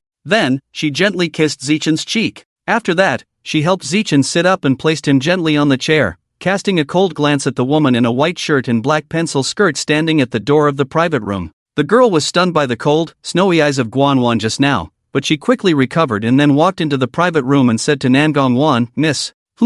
Nangong looked indifferently at the girl and said coldly, "Didn't I say to use our own people? What made me order someone from outside to participate? Didn't you hear me?" The girl was frightened and immediately knelt down, trembling, and said, "Miss, forgive me. Miss, forgive me. Get out." Nangong coldly snorted. "Thank you, miss. Thank you, miss." The girl immediately kowtowed 3 times and hurriedly ran out, as if afraid of being killed if she was a second late. "By the way, miss, what about that person? Should we take care of it?" The girl stopped before leaving and turned to Nangong. Nangong glanced coldly at the girl and said, "I will have someone take care of that person. You may leave first." "Yes, miss." The girl respectfully bowed and left. Then, she helped Zichen up and left the restaurant, heading towards her residence outside the school. Nangong's residence was not far from the school, so it didn't take long to walk there. Nangong helped Zichen to her front door, took out the key to open the door, and went in. Click. After locking the door, Nangong helped Zichen onto the bed, covered him with a blanket, and then sat on the edge of the bed, quietly watching Zichen's sleeping face, her eyes gradually filled with a sickly infatuation. Nangong reached out her fair, jade-like fingers and caressed Zichen's handsome face, murmuring, "Zichen, I really like you, love you so much. So you can only be mine, you belong to me, Nangong." With that, Nangong slowly leaned down and kissed Zichen's lips, soft and tender, making Nangong unable to resist deepening the kiss. After an unknown amount of time, Nangong reluctantly left Zichen's lips. Nangong lightly wiped her lips with her hand and then walked towards the bathroom to prepare for a bath. After the bath, Nangong put on a thin nightgown, barefoot, and walked out of the bathroom, straight to the bedside, lifted the blanket, got into bed, and hugged Zichen tightly with both hands, then closed her eyes and fell into a deep sleep. Nangong had a dreamless night, but Zichen was trapped in a dream. Zichen felt like he was running in a forest, but there was nothing around except trees. He was very tired, but he dared not rest. He didn't know why he was running, but he knew he had to, otherwise, he would face imprisonment. After a long time, Zichen finally stopped and lay down in the grass to rest. Hoo! Zichen lay on the grass, panting, his face as pale as paper, and sweat beads on his forehead. After a while, Zichen suddenly heard footsteps in the distance. He quickly got up from the ground and looked around. He saw a girl in a red dress walking towards him. This girl was none other than Nangong. In this dream, she was completely different from the Nangong he usually saw. At this moment, her eyes were filled with a sickly charm, her body was curvaceous, her skin was fair and smooth, and her figure was extremely alluring, especially with that red dress. She was simply irresistible, a seductive temptress. Nangong looked at Zichen and smiled as she approached. "Zichen, I want to see how far you can run." Nangong smiled at Zichen, her mouth curved with a wicked arc. Hearing this, Zichen couldn't help but shiver, a chill running down his spine. This feeling was very familiar to him, but he couldn't remember what it was. Watching Nangong approaching step by step, Zichen felt a wave of fear rising in his heart. No, he couldn't just sit and wait for death, he had to escape. With this thought in mind, Zichen desperately started to retreat. However, he had no idea where he was, or where to run to. Zichen only knew to keep running backward, continuously running, and running. Finally, at a turn in the corner, he saw a small stream, and without hesitation, he rushed into the river and swam with all his might. Splash! The water splashed, reflecting colorful colors under the sunlight, looking very beautiful. Unfortunately, Zichen had no time to appreciate it. He just wanted to leave this ghostly place as soon as possible. Zichen, where do you want to go? Let me take you there, little brother. Nangong Wan's voice suddenly sounded in Zichen's ear. Hearing this, Zichen was startled. He looked up and saw Nangong Wan standing on the shore, smiling at him. Zichen was scared and immediately dived into the water, desperately swimming forward, hoping to escape from Nangong Wan's clutches as soon as possible. However, how could Nangong Wan's strength be comparable to Zichen's? No matter how Zichen struggled, he couldn't escape Nangong Wan's entanglement. So, Zichen kept swimming until he was exhausted and stopped by the river. At this point, Zichen had no strength left, his whole body was exhausted. Zichen lay by the river, looking at the blue sky, breathing fresh air, hoping to recover quickly and escape. Meanwhile, Nangong Wan, looking at Zichen lying by the river, showed a victorious smile and slowly approached him. Hearing Nangong Wan's footsteps approaching, Zichen was sweating all over, too scared to look up, and just stared at the river, not letting himself look around. Nangong Wan came to Zichen, bent down, and looked at his pale face, saying, Zichen, why are you so afraid of your sister? Hearing Nangong Wan's teasing words, Zichen became even more flustered, his whole body trembling involuntarily. Zichen, sister won't hurt you, sister will love you, Nangong Wan said, reaching out her delicate hand to touch Zichen's fair and handsome face, then pressed her lips against his. Zichen stared with wide eyes, unbelievably looking at the enlarged face in front of him, his mind instantly blank, completely forgetting to resist. After a long time, Nangong Wan finally let go of his mouth, looking at Zichen with a satisfied expression. Okay, Zichen, are you tired of playing? The game is over, Nangong Wan said, taking out a stun gun and aiming it at Zichen. Seeing this scene, Zichen's heart completely chilled, his mind blank, and even forgot to resist. Nangong Wan pulled the trigger, and the stun gun made a bang sound. A strong tingling sensation spread throughout his body, and then Zichen fainted. Zichen gasped for breath, his face as pale as paper, sweat dripping from his forehead. Zichen woke up, opened his eyes, and saw a strange room. Zichen was stunned, he rubbed his slightly throbbing temples, and then sat up. Originally, he wanted to recall the dream from last night, but he found that he had no memory at all, as if all the memories had been erased. It's really strange. He remembered that he used to remember some of the content of his dreams, but the images from last night's dream have completely disappeared. Why is that? Zichen muttered to himself, with a hint of doubt in his expression. Oh well, if he couldn't figure it out, he wouldn't think about it. Zichen shook his head and began to assess the unfamiliar environment, realizing that this was not a hotel, but rather an apartment. There shouldn't be anyone from their dormitory renting a place outside. So who brought him here? Zichen was puzzled. At that moment, the door was gently pushed open and Nangong Wan walked in with breakfast. Junior, you're awake, she said with a smile as she sat down next to Zichen. Seeing Nangong Wan, Zichen trembled slightly, feeling shocked. What's going on? How could Nangong Wan be here? Is this her residence? It seemed like he thought of something. Then he looked at his clothes and confirmed that it was the outfit from last night, which somewhat reassured him. Seeing Zichen's reaction, Nangong Wan couldn't help but laugh. Junior Zichen, do you think I would take advantage of you while you were drunk? Nangong Wan seemed to see through Zichen's thoughts and asked with a smile. Hearing Nangong Wan's words, Zichen felt embarrassed and lowered his head, a blush appearing on his face. Seeing this, Nangong Wan said with a smile, okay, I won't tease you anymore. Yesterday, the people in your dormitory said they had to leave early for something and asked me to take you back. But then we found the door locked, so I brought you to my place outside. Nangong Wan lied without any guilt. Oh, I see. Zichen nodded. Thank you, senior. Seeing Zichen's expression, Nangong Wan's eyes flashed with a hint of curiosity. However, she quickly regained her composure. Go wash up first, and then we can have breakfast, Nangong Wan said as she turned and left. After Nangong Wan left, Zichen began to wash up. In the mirror, he saw his exceptionally handsome face and furrowed his brows slightly, feeling puzzled. Why were his lips slightly swollen? And there were some cuts at the corners of his mouth. What's going on? Is it because of the alcohol? The more Zichen thought about it, the more confused he became, so he decided to stop thinking about it.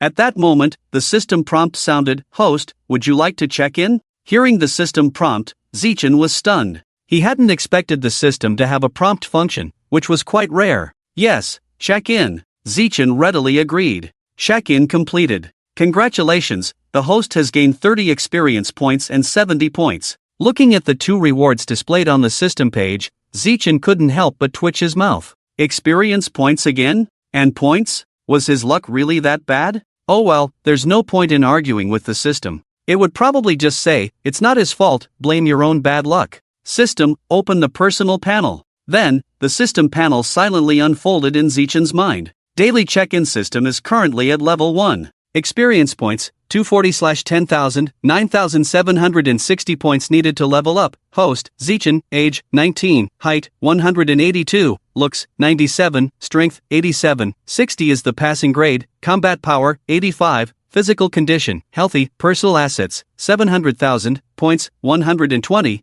points obtained through daily check-in and random tasks, skills, intermediate mastery of cooking, note, combat skills obtained cannot be used on the system-locked lever. Permanently locked lever, hidden, Nangong 1, requires the system to reach level 6. To unlock, system backpack, set of cosmetics, shop subsystem, not activated, lottery subsystem, not activated. Junior Zichen, are you done washing up? Just as he was looking at the panel in his mind, the door was pushed open and Nangong 1 stood outside calling out. Senior, I'm ready. Zichen replied. Upon hearing Zichen's voice, Nangong 1 opened the door and walked in. Let's have breakfast. Okay, Zichen nodded. The two walked into the living room, where breakfast had already been prepared. Zichen picked up his chopsticks and started eating, but after a few bites, he frowned. The taste seemed familiar, like he had eaten it somewhere before. Zichen, what's wrong? Don't you like it? Should I get you something else? Nangong 1 asked with concern. Zichen came to his senses and shook his head. No need to trouble yourself, it's delicious.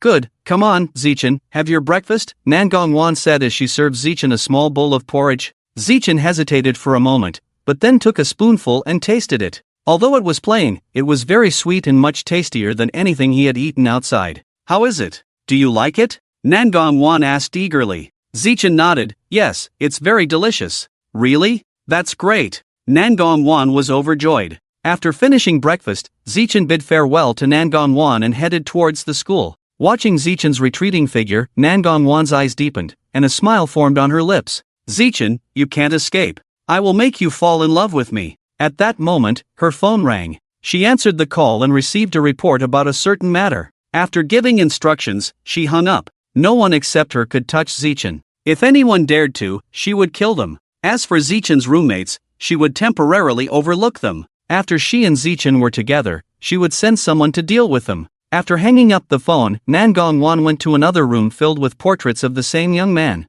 Each one was lifelike, almost as if they were alive. If anyone saw this scene, they would probably be terrified. How could Nangong 1 live in such an environment? Looking at the portraits, her gaze softened, and she gently caressed them, as if Zichen were right beside her. Then, she took her drawing supplies and left the room to draw. She didn't want to draw anyone else in this house, it would defile the place and the portraits of Zichen. Soon, a lifelike sketch of a person was completed. If Zichen were here, he would definitely recognize the person in the drawing as the man who had harassed Nangong 1 the previous night. Nangong 1 took a photo of the drawing and sent it to her subordinates, instructing them to take care of the person in the drawing. After finishing these, she burned the sketch. She didn't want any other people's portraits in her house. Returning to school, Zichen went to the 4th teaching building to collect his military training uniform, then headed towards the dormitory. Upon entering the dormitory, Zichen found the 3 roommates still fast asleep. None of them had woken up. Seeing this scene, Zichen shook his head, guessing that they must have stayed up all night at the internet cafe last night. Zichen didn't wake them up, instead he went to the bathroom to freshen up before lying directly on the bed, preparing to take a nap and replenish his energy. Before long, Zichen fell into a deep sleep. He slept until noon, only then did he slowly wake up. Upon waking up, he saw his 3 roommates playing games. Seeing how engrossed they were, Zichen didn't want to disturb them, so he didn't say anything to them. He stretched lazily, preparing to get out of bed and go to the cafeteria for lunch, but then he stopped, thinking about being watched by others. So, he took out his phone, opened a food delivery app, and ordered a meal from a good restaurant. Then, he turned on the computer, not to play games, but to look for business opportunities to make money. After all, having lived a previous life, he had to make himself comfortable, otherwise, wouldn't it be too stifling? Zichen browsed the web and found that the domestic stock market had been plummeting recently, so he decided to make a bold move in the stock market. Before long, the food delivery arrived. Zichen opened the meal, placed it on the table, and started eating with chopsticks. After a meal, Zichen could only eat half a bowl of rice and couldn't eat anymore. He packed up the meal and put it in the trash can. Then, Zichen sat in front of the computer and started searching for information. It had to be said that the internet was a magical existence. It could not only find all kinds of information, but even various evidence, and it could help stock investors analyze the market situation and provide reliable news, allowing investors to more accurately predict the market situation. Zichen spent a few hours and figured out the entire trend of the stock market. Of course, Zichen also knew what stocks he needed to buy to make money. So, he first chose a good one, then used his account to register a sum of money. After successfully registering, he began to operate. At first, Zichen was a little nervous, worried that he would fail, but when he saw the stock price, he felt much more at ease because the stock price was exactly the same as in his previous life. Zichen breathed a sigh of relief. It seemed that he was lucky. So, he continued to operate. Time slowly passed, and before long, it was already afternoon.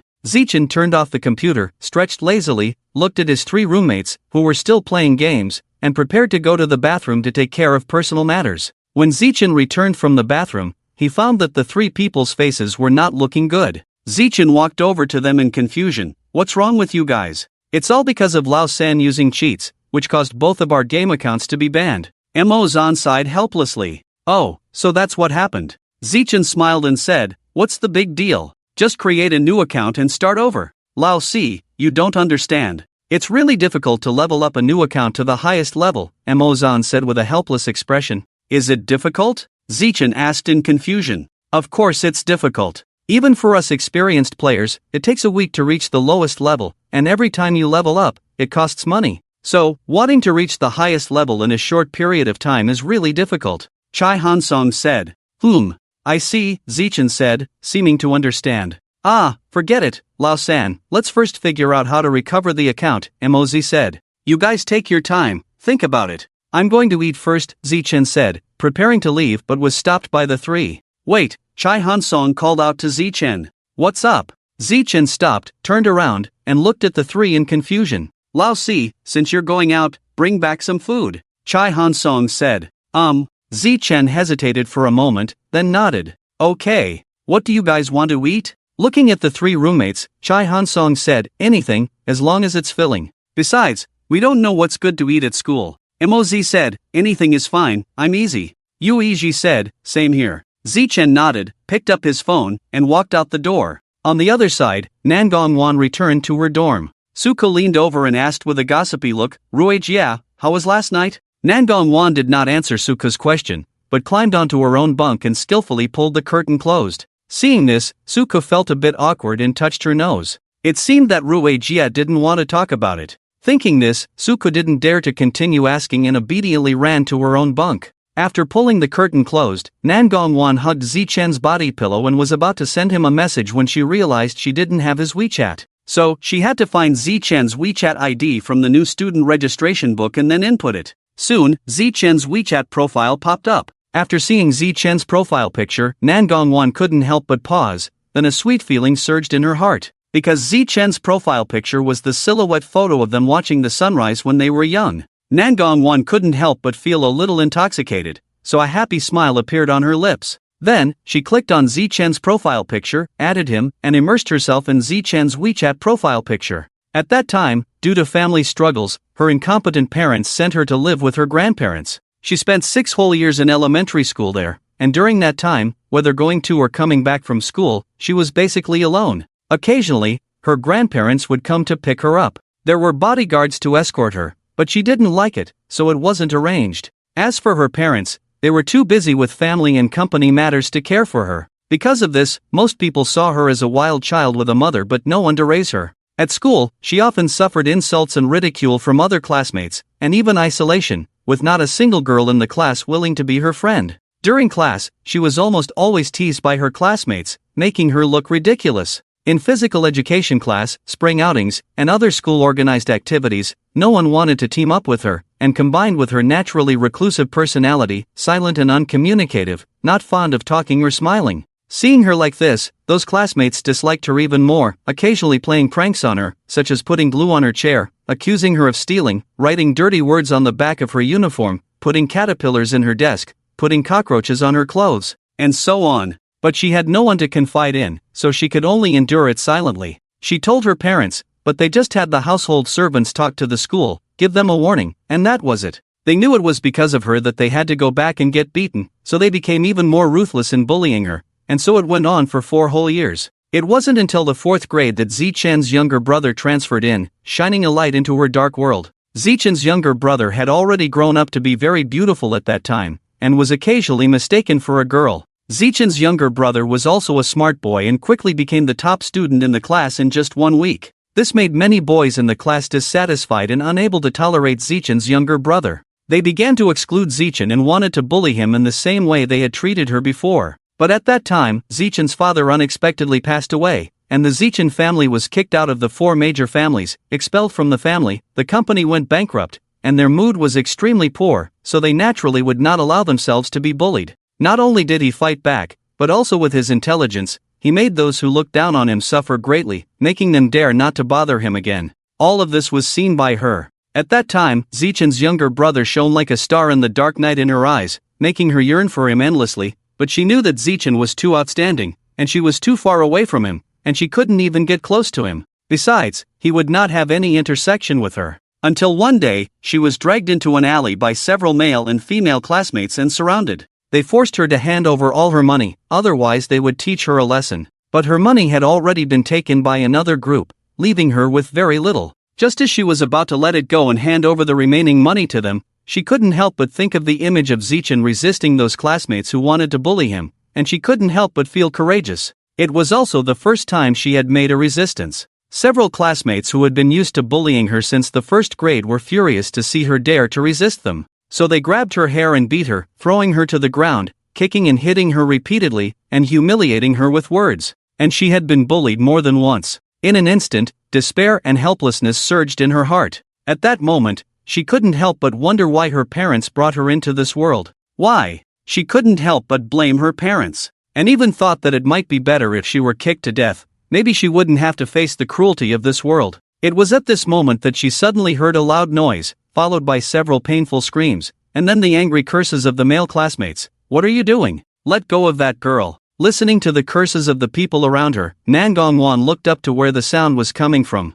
She saw a very beautiful little boy standing there, staring coldly at the group of boys, his bright black eyes exuding a kind of adolescent temperament. While they were distracted, the little boy quickly stood in front of her. And the person who came was none other than the new student in their class, the person she had always admired from a distance, Zichen. At that moment, she couldn't help but be puzzled. Why did Zichen want to help her? She had never spoken to him or had any contact with him. She would never forget the crimson eyes of Zichen at that time. It was anger, extreme anger, constantly cursing them as scum, uncivilized, raised by animals, and not taught by anyone. How could they bully their classmates like this? It was simply inhuman. She could feel Zichen's heartfelt hatred towards those people. Damn it, you guys just rely on your family's money and bully others, right? I won't do what you want. You are worse than animals, beasts. I will represent the moon and eliminate you. After saying this, in a somewhat adolescent manner, Zichen didn't care how many people were in front of him and rushed towards them crazily. As for the result, of course, he was beaten black and blue by them. But Zichen's younger brother did not back down because of this, and still protected her without hesitation. Seeing Zichen's reckless fighting, they were also somewhat afraid, and they spat on the ground and left. Zichen struggled to stand up and walked over to her, helping her up and asking with concern, "Are you okay? Are you hurt?" Nangong shook her head gratefully and said, "I'm fine. Thank you." "You're welcome," Zichen replied. Then, Zichen asked with some confusion, "Why didn't you resist just now?" At that moment, she didn't know how to respond and could only reply indifferently, "It's none of your business." Zichen's younger brother simply responded with a simple okay. Hearing that okay, she felt inexplicably disappointed, but that feeling quickly disappeared. She didn't know why, she just felt strange, but didn't pay much attention to it. She had thought that Zichen wouldn't bother with her anymore, but she didn't expect that whenever he saw her being bullied, he would help her fight back, and sometimes even quietly protect her. In the end, those classmates stopped bullying her and instead started targeting Zichen. She couldn't understand why Zichen would do that. "We had no connection, we were just classmates." One day, when she couldn't help but ask him, he simply responded, "I can't stand by and watch these kinds of people. Clearly, their parents are alive and they have good families, yet they want to bully others. I can't stand it." And that was just the beginning. Nangong didn't know that when Zichen had just crossed over, his father had passed away in an accident, which had made him somewhat sentimental due to the influence of the original owner of the body. Of course, the main reason was that he couldn't stand their behavior and wanted to uphold justice, like a hero saving a damsel in distress. And so, the two went from being strangers to helping each other as friends. She gradually got used to his presence. She still remembered the words Zichen's younger brother had said to her at that time: "If you have no one to talk to, no one to rely on, you can come to me. I will protect you. Don't keep your troubles to yourself. You can confide in me, because I understand." She also wanted to find a friend she could talk to. Zichen's younger brother's words deeply touched her, because no one had ever said such things to her, and no one had ever cared for her. It made her start to look forward to the future. They gradually became good friends who could talk about anything, eating together, attending physical education classes together, practicing taekwondo together, practicing martial arts together, learning boxing together, learning sanda together, and so on. What made her happiest was that she became Zichen's neighbor. Since then, she had come to like this kind of life more and more. Or rather, it wasn't that she liked elementary school life, but rather that she liked elementary school life with Zichen's younger brother. It was also from that time that Zichen's younger brother became her whole life. Apart from Zichen's younger brother, she didn't dare to interact with anyone else, because in her eyes, only Zichen was kind and good to her. She felt that everyone else was dirty and evil, to the point where she gradually began to reject everyone except Zichen's younger brother. She didn't even want Zichen to interact with those dirty people, because in her eyes, those people would harm Zichen, would hurt him, and would take away the tenderness that belonged to him.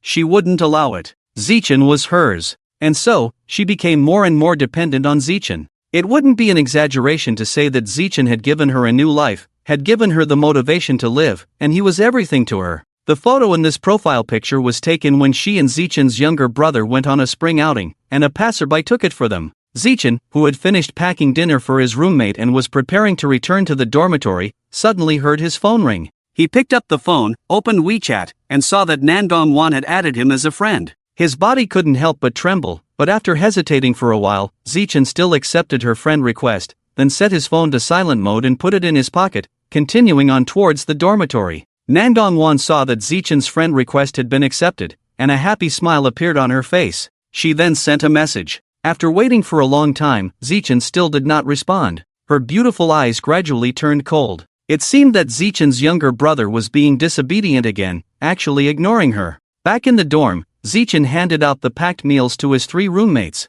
"This is for you. This is for you. This is for you. Thank you, 4th brother, I will transfer the money to you later." While eating, the 3 of them expressed their gratitude to Zichen. "You're welcome." Zichen smiled and shook his head, then took his clothes and went into the bathroom to take a shower. After showering, Zichen climbed into bed to sleep. Just as he was about to play with his phone, he found that it was out of battery. So, he took out the charger and plugged it in. As soon as he plugged it in, Zichen received a message from Nangong. As soon as he saw it, he was dumbfounded. Nangong had actually sent him over a dozen messages. Instantly, he felt a chill down his spine, and his inner voice told him that he was in big trouble if he didn't reply. So, Zichen quickly replied, "I'm sorry, my phone ran out of battery just now, so I didn't see your message, please forgive me." Seeing Zichen's message, the coldness on Nangong's face instantly disappeared, replaced by a bright smile. Then, she started texting back, "So that's what happened. I thought you were ignoring me, little brother, you can't do this in the future. I will be angry." Zichen looked at the message, feeling a chill in his heart. What on earth was this? Zichen quickly typed back, "I understand. I understand." Seeing Zichen's message, Nangong's face once again showed a hint of a smile. "I forgive you this time." Zichen looked at Nangong's message and couldn't help but breathe a sigh of relief. The next moment, Zichen replied to Nangong with a few more messages, then threw his phone to the side and rested. As Zichen closed his eyes, he slowly fell into a dream. When Zichen opened his eyes, he found himself tied to a bed, with his hands and feet chained. The surroundings were also very unfamiliar, not like their school dormitory, but more like a basement, empty, with only him lying there. Looking at the dark surroundings, Zichen felt a panic in his heart, but he still tried to calm himself down. However, the calmer Zichen was, the more he realized that his current situation was not good. Creak, the door of the room was pushed open. Hearing the sound of the door opening, Zichen couldn't help but shiver. Then, a woman appeared in his line of sight. She was wearing a black leather jacket, with a fair and delicate neck exposed at the collar, a beautiful face, and exquisite features. It was clear that she was an extraordinary beauty. Looking at the person in front of him, Zichen's pupils couldn't help but shrink, and the memory of the previous dream reappeared in Zichen's mind. What do you want?" Zichen's lips trembled uncontrollably as he spoke. Hearing Zichen's words, Nangong Wan's face showed a triumphant smile. She walked step by step towards Zichen, stopping in front of him. Zichen, you can't escape from my grasp in the end. You will always be mine, even in death. The two of us are destined to be together. After saying this, Nangong Wan reached out her slender jade fingers and caressed Zichen's handsome face. Seeing this, Zichen couldn't help but shiver. But he was powerless, unable to even struggle. Nangong Wan looked at Zichen, a satisfied curve appearing at the corner of her mouth. She lowered her head and kissed him. Seeing her move, Zichen's heart skipped a beat, and then he struggled desperately, but he had no room for resistance. When he was desperate, Nangong Wan released his lips. Zichen couldn't help but breathe in the fresh air. Madman? Zichen looked at her, his eyes full of anger. Madman? Sister really likes this title. Nangong Wan looked at Zichen, her eyes full of admiration. As long as it's Zichen calling, sister likes it. Zichen heard Nangong Wan say she liked him, and suddenly, a nauseating feeling churned in his chest. Zichen suppressed his disgust and said, "No matter what, I will not like you, please let me go." Not liking me is okay, someday you will like me. Nangong Wan looked at Zichen, a hint of sinister expression flashed in her eyes. Someday, you will love sister. With that, Nangong Wan lowered her head and kissed Zichen. Zichen looked at her, the fear in his heart intensified. He struggled hard, but his struggles were in vain. He felt as if his body did not belong to him, twisting and struggling, but to no avail. After a long time, Nangong Wan let go. "Alright, Zichen, it's time for you to accept the punishment for running away before." Saying that, Nangong Wan got up and took a small chainsaw from the table, then walked slowly to Zichen. The chainsaw in her hand gleamed with a chilling light. Looking at the chainsaw, Zichen was trembling with fear. Zichen's forehead was covered in sweat. "Don't!" With a tearing roar, Zichen finally woke up from his dream. He sat up suddenly. He gasped heavily, his forehead covered in cold sweat. Zichen's eyes were full of fear. Just as he was about to recall the dream, he still couldn't remember anything about the dream, whether it was people or things. He only knew that he had a nightmare. Similarly, his roommate was also awakened by Zichen's tearing roar. Yuiji rubbed his sleepy eyes and saw Zichen. "What's wrong, Zichen?" Yuiji asked in a daze. "Zichen, what's wrong? Did you have a nightmare again?" Chai Hansong saw Zichen's appearance, also without sleepiness. "It's nothing, just had a nightmare." Zichen looked at the two of them, shook his head, and said lightly, "Well, that's good, then I'll go back to sleep. Wake me up at 7:30. Chai Hansong said, then continued to lie down. "Okay." Zichen glanced at the two of them, then looked at the time, calmed down on the bed, and then got up to wash up. Looking at himself in the mirror, Zichen couldn't help but sigh deeply. "Forget it, don't think about it, ask the system later." He should know, after all, in the novels he read before, the system generally had the ability to peek into dreams. So, Zichen called out the system. "Host, hello, do you have any orders?" The system's voice rang out. "System, I want to ask, did you peek into my dream yesterday?" Zichen looked at the system and asked. "No, I am just a daily system, unable to peek into dreams. I hope the host understands." The system looked at Zichen and said, "Oh, then forget it." Zichen was somewhat disappointed at the words. It seemed that dreams could not be peeked into. "Then, let's check in," Zichen said to the system. "Okay, host," the system replied. Then, a prompt sounded in Zichen's mind. "Check-in completed. Congratulations to the host for gaining 100 experience points and 220 points. Congratulations to the host for obtaining the beginner skill of divine level singing, basic skills, singing, vocalization, singing foundation, singing skills, playing and singing, dancing, stage performance, etc." Zichen looked at the things in his mind and felt pretty good, much better than last time. It's just that he doesn't need it. He is a design student, not a singer. "Host, your points have reached 320. Do you want to upgrade your skills?" The system's voice rang out. Zichen thought for a moment and replied, "Not upgrading for now, let's keep it." "Okay." After the system finished speaking, it disappeared. Zichen looked at the time and found that it was almost 8 o'clock in the morning. He quickly put on his military training uniform and urged his roommates to wake up. Don't sleep, it's already 8:20, we're about to assemble." Zichen shouted loudly at the three roommates who were still sleeping in the dorm. Zichen's voice made the three people instantly get up from the bed, hurriedly put on their military training uniforms, and then ran to the bathroom to brush their teeth and wash their faces. 3 minutes later, the three of them had everything ready. The four of them then left the dorm and headed to the playground. The four of them hurried and finally arrived at the playground at 9 o'clock. But they were still late. The playground was already crowded, and at a glance, the crowd was surging, and it was impossible to count how many people there were. Where is our class's formation? The four of them looked at each other and asked. I don't know. The three of them shook their heads at the same time. Forget it, let's find it first, Zichin said, leading the way to the playground, while Emozan, Chai Hanson, and Yuiji followed behind. The formation over there is our class's, let's go over there. Zichin pointed to a formation not far away and said to the three of them. The three of them squinted and looked in the direction Zichin was pointing, and sure enough, they saw several familiar figures.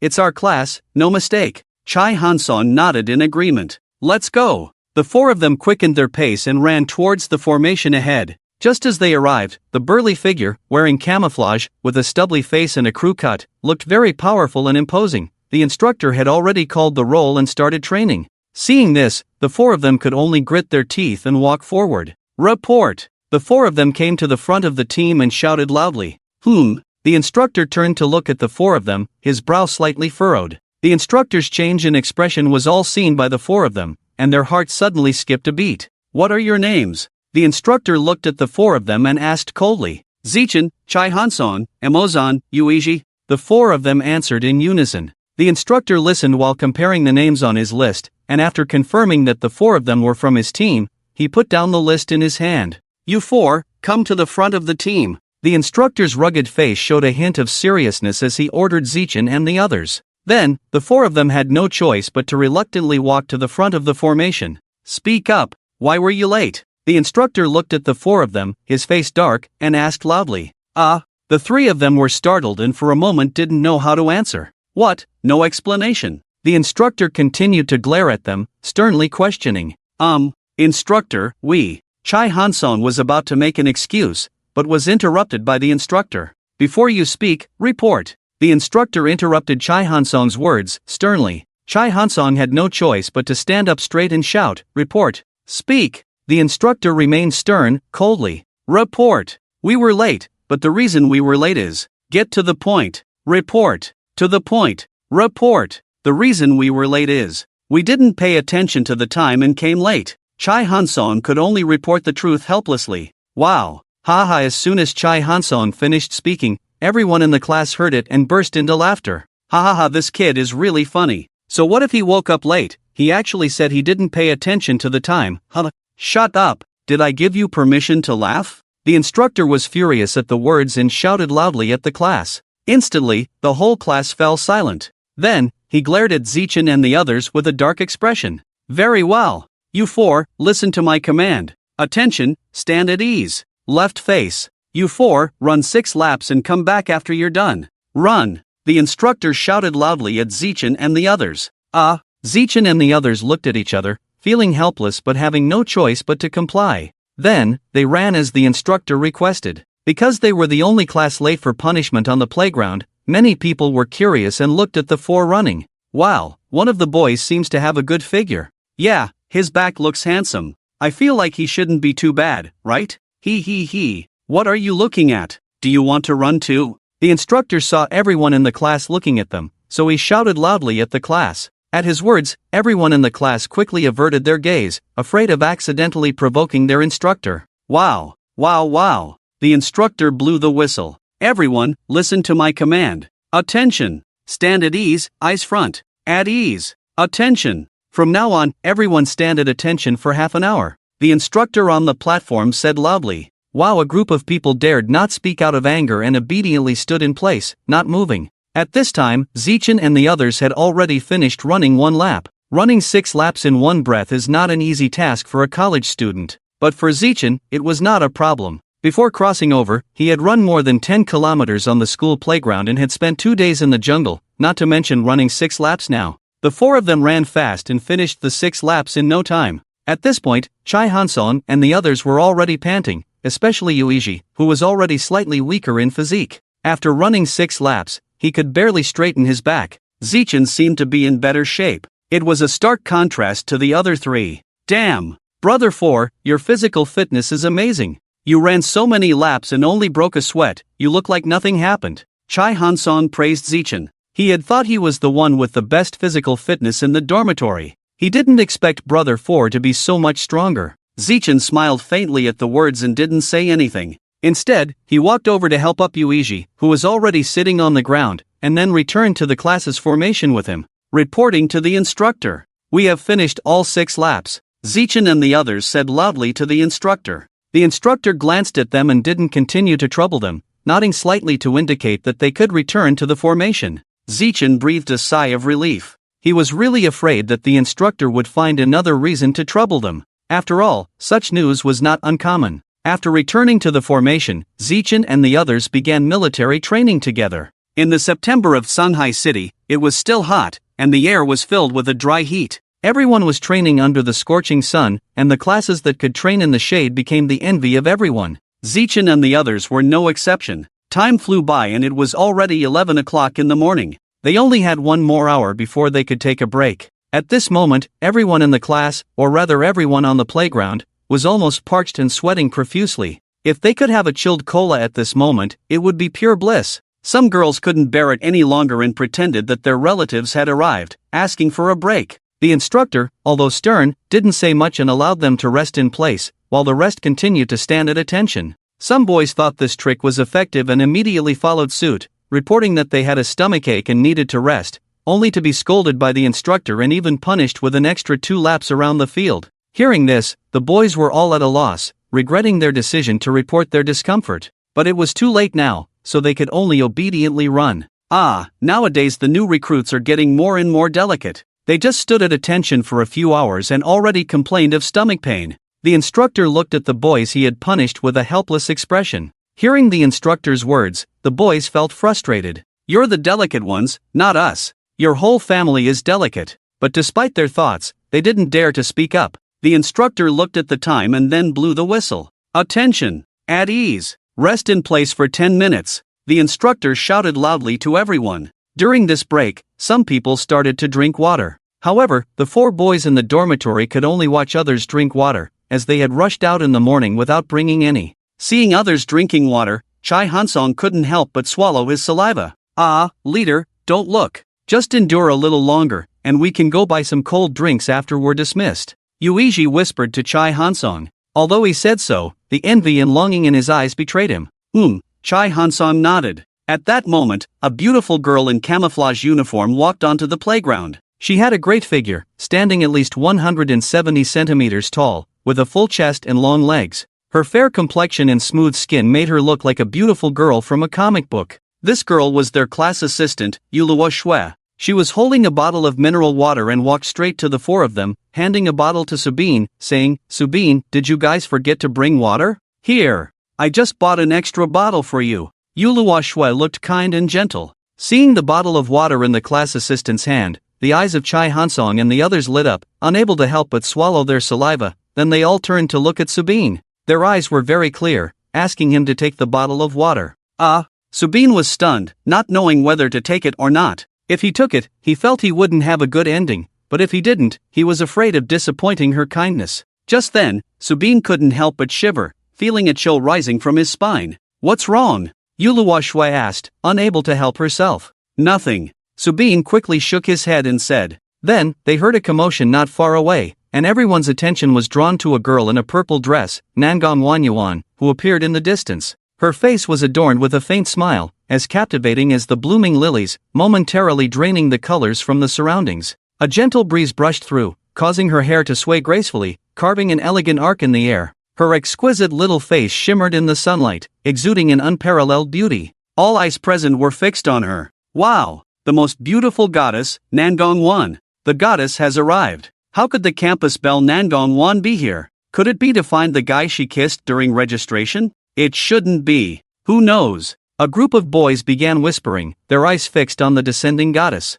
However, Nangong Wan paid no attention to their discussions, heading straight for the freshman training ground. The classes in training couldn't help but stop their activities, all turning to look at Nangong Wan. When they realized it was indeed her, they were dumbfounded. How could this goddess be here? How does Nangong campus belle have drinks in her hand? At this moment, someone noticed the bag Nangong Wan was carrying, and immediately made a guess. Indeed, Nangong Wan was carrying a bottle of iced cola. Under the scorching sun, the bottle of iced cola in her bag emitted a refreshing chill. Everyone who saw this scene was drawn to the iced cola in Nangong Wan's hand, unconsciously licking their lips. After a morning of military training, their mouths were parched. How could they not be excited to see a cold drink? Is the campus bell here to bring drinks to someone? Someone asked in confusion. Impossible. Apart from the senior students from the student union who maintain discipline on the field, everyone else here is a freshman. I've never heard that Nangong campus bell has a boyfriend. It's impossible for her to come and deliver drinks, someone asserted confidently. Don't you know? During registration, Nangong campus bell publicly kissed a guy. Is it true? I saw it with my own eyes. Damn, really? If you don't believe it, just wait and see. Wait and see, hee hee. Everyone started gossiping. Meanwhile, Nangong Wan continued to walk calmly towards the edge of the training ground. She lightly bit her pink lips, her beautiful and captivating eyes constantly flickering. Her gaze swept across the training ground as if searching for something. Occasionally, her eyebrows would furrow slightly, then relax. Every subtle movement intoxicated the onlookers. Damn, she truly lived up to her reputation as the most beautiful campus belle in the country, Nangong Wan. She's unbelievably stunning. At this moment, Nangong Wan's eyes suddenly lit up as she saw Zichen's squad. However, when she saw the girl in front of Zichen offering him water, Nangong Wan couldn't help but furrow her brows, squinting her eyes with a hint of hostility. Nangong Wan was taken aback to see another woman coveting her treasure, her eyes gradually turning cold, emitting a fierce and chilling aura.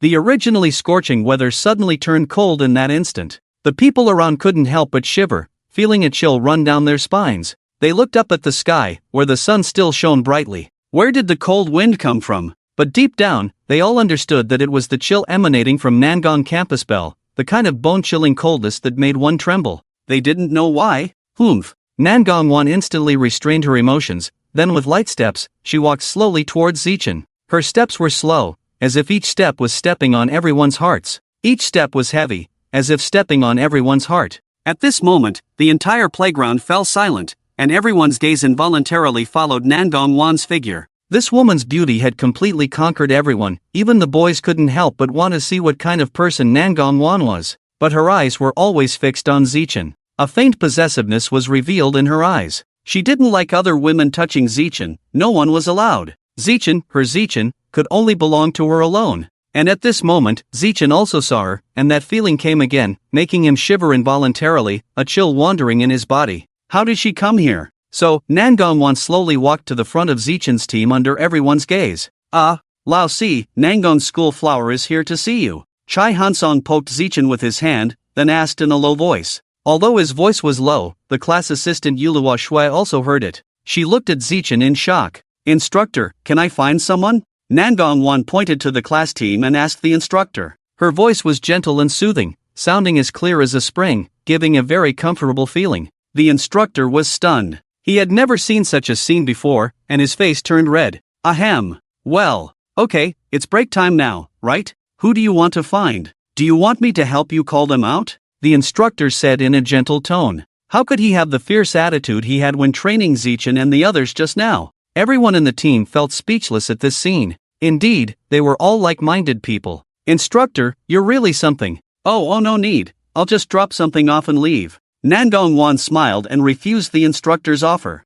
This smile made all the male students present look infatuated. After saying that, she walked into the class team with the drink in her hand. Hello, Senior Nangong. Hello, Senior Nangong. Goddess Wan, hello. When Nangong Wan walked into the class team, the male students were excited and shouted. Nangong Wan ignored those male students and went straight to Zichen. Senior, why are you here? Zichen suppressed his fear and pretended to ask calmly. Junior, this is for you. Nangong Wan handed the drink to Zichen. When Nangong Wan said this, all the male students in the class stared in disbelief. She actually took the initiative to give Zichen a drink. And she even spoke to Zichen in that sweet voice. This was simply subverting the image of the school flower in their minds. Not only them, even the male students not far away were no exception. They saw Nangong Wan actually taking the initiative to give Zichen a drink, and they felt as if a million grassmud horses were galloping through their minds. What on earth is going on? Shouldn't Nangong Wan be a cold and aloof goddess? How could she take the initiative to give a drink to a boy? Could it be that Nangong's school flower has a crush on Zichen? At the thought of this possibility, the male students in the class felt heartbroken, and some of them were almost in tears. Nangong Wan was their goddess. Now, their goddess actually liked another boy. How could they bear it? And at this time, the class assistant Yulua Shui, she looked at Nangong Wan with jealousy and resentment in her eyes. She originally came to be the class assistant for Zichen. But now, Nangong Wan had taken the lead. How could she accept it? Furthermore, she already had a grudge against Nangong Wan, so she was even more unwilling. Thinking of this, Banjuyu's fists clenched tightly, then took a few deep breaths, and then calmed her emotions, trying to keep herself calm. Then she looked at the bottle of mineral water in her hand, silently hiding it behind her, holding it tightly. Feeling the murderous looks of those boys around her, Zichen felt extremely embarrassed. Is this for me? Zichen was stunned for a moment, then said slowly. He was a little confused, not knowing what Nangong Wan was up to. Yes, this is for you, junior brother. Why are you standing there stupidly? Hurry up and drink it. Nangong Wan looked at Zichen expectantly. Oh, Zichen responded, took the drink bottle, and then gulped down the drink in the bottle. The cool feeling made him feel refreshed all over. Nangong Wan watched as Zichen drank the entire bottle of frozen soda, and then smiled even more brightly. Thank you, senior sister. Zichen hesitated for a moment and thanked Nangong Wan. You're welcome, because only you can make me let go of my dignity. My little brother Zichen. Nangong Wan said to herself. No need to be polite. Then I'll go first. Nangong Wan smiled at Zichen and then turned and left. As she left, she glanced at Banjuyu, and then showed a meaningful smile. Seeing Nangong Wan's expression, Banjuyu felt goosebumps all over her body, full of hostility. This despicable Nangong Wan. How dare she provoke her? Banjuyu gritted her teeth, filled with anger. Her eyes stared at Nangong Wan's figure, with a hint of maliciousness in her eyes. Without staying any longer, she casually threw the water in her hand to someone and left. Suddenly, Zichen found that everyone in the class was looking at him with strange eyes. Especially the boys looked at him with envy and jealousy, as if they wanted to kill him at any moment. Indeed, the look of wanting to kill someone cannot be hidden. Even the instructor looked at Zichen with a meaningful gaze. Ahem, don't look at me like that. It's embarrassing. Zichen forced a laugh. At this moment, there was a whistle from the stage on the playground. Clap clap, alright, everyone, get up. The instructor clapped his hands and said to everyone, everyone, assemble. In the center of the playground, all the freshmen of Shanghai University gathered here. Zichen wiped the sweat from his forehead. There was no way, because from time to time he could see the malicious looks from the boys around him. Damn it, these guys are really, underscore. So what if I drank a glass of iced cola? What's the big deal? Is it necessary to be like this? I wish she didn't send it to you, so I wouldn't have to experience that feeling of fear. Even though he didn't know why he was afraid of a girl, he was afraid, the kind of fear that made him want to run away. Zichen thought helplessly in his heart as for what the leaders on the stage were talking about. No one below paid any attention. It was nothing more than talking about how the students should train well. Yes, a good body is the foundation of the revolution, military training is linked to credits, and so on. The morning military training finally ended with the last words of the chief instructor. Fourth, hurry up and go. In the crowded crowd, Chai Hansong patted Zichen's shoulder and said, with so many people now, you probably won't be able to get food. Zichen shook his head helplessly.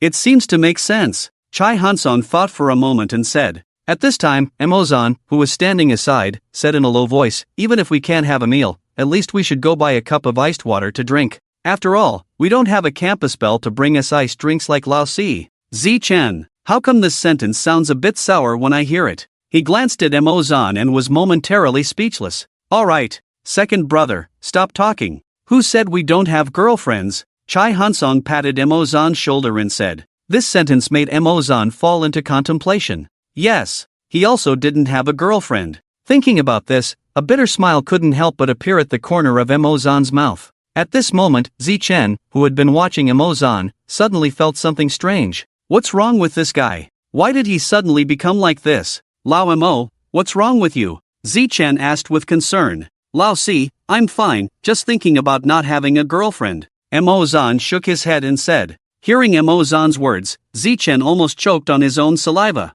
No matter how many times he explained, he really had nothing with the senior sister, but unfortunately, these two guys didn't believe it. Oh, forget it, too lazy to explain. It's useless to explain anyway. Let's go, let's hurry to buy water, I'm so thirsty, and then we'll go to the cafeteria for a meal. Yuiji suddenly spoke up. Yes, third brother is right, let's hurry to buy water, and then go eat. Chai Hansong nodded in agreement. Zichen also nodded. Then, the few of them headed towards the school's supermarket. Along the way, the three of them were chatting about gaming, and Zichen couldn't join in, so he could only silently follow behind. Later, did he seem to think of something? He took out his phone from his pocket, opened the stock trading app, entered his account and password, and opened the stock trading interface. He found that the stock he invested in had risen by about 5%, 2% higher than in his previous life. It seems that his initial choice was indeed correct. Not only did he not lose money, but he also made quite a bit. He really is Zichen.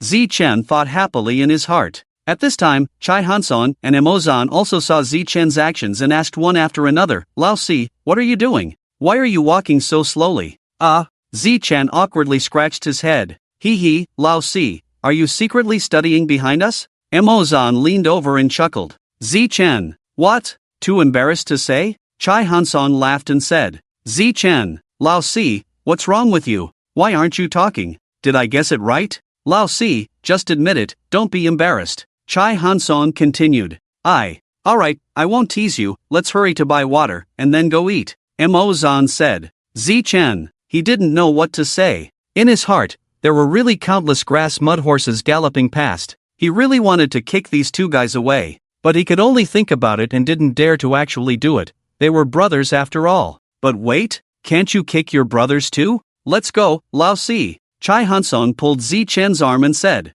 Oh. Zichen put away his phone and responded helplessly. Soon, the four of them arrived at the school's supermarket. What do you want to drink? I'll treat. Chai Hanson said generously. I want a cold Coke. Emozan said with a smile. Same as second brother. Yuiji said. What about you, Lao Si? What do you want to drink? Chai Hanson turned to ask Zichen. I'll just have a bottle of iced tea. Zichen replied. Alright, you guys wait here. Chai Hanson said. Soon, Chai Hanson came back with 3 bottles of cold Coke and a bottle of iced tea. Here you go. Thanks. Hee, don't be so polite, we're all brothers. Chai Hanson said with a smile. The 3 of them opened their respective cans of cola and started drinking. Lao Si, why aren't you drinking? Yuiji asked in confusion. I'm not thirsty. Zichen replied with a slight smile. At that moment, his phone rang. He took out his phone and saw that it was a WeChat message from his senior sister. Where are you, junior brother? Senior sister, I just bought some water and was about to go to the cafeteria for lunch. Zichen replied. Okay, wait for me, I'll come find you and we can eat together. Zichen thought for a moment and replied with a okay. Soon, his senior sister sent another message. Then wait for me there, I'll be there soon, don't wander off, junior brother, I'll be angry if you do. If I get angry, there will be consequences. Looking at this message, Zichen couldn't help but shiver, and almost instinctively replied, I understand. Damn, what's wrong with me? Why do I feel chills every time I see this senior sister? This feeling is really eerie. Lao Si, who are you messaging? It's not senior sister, is it? At this point, Chai Hanson curiously asked Zichen.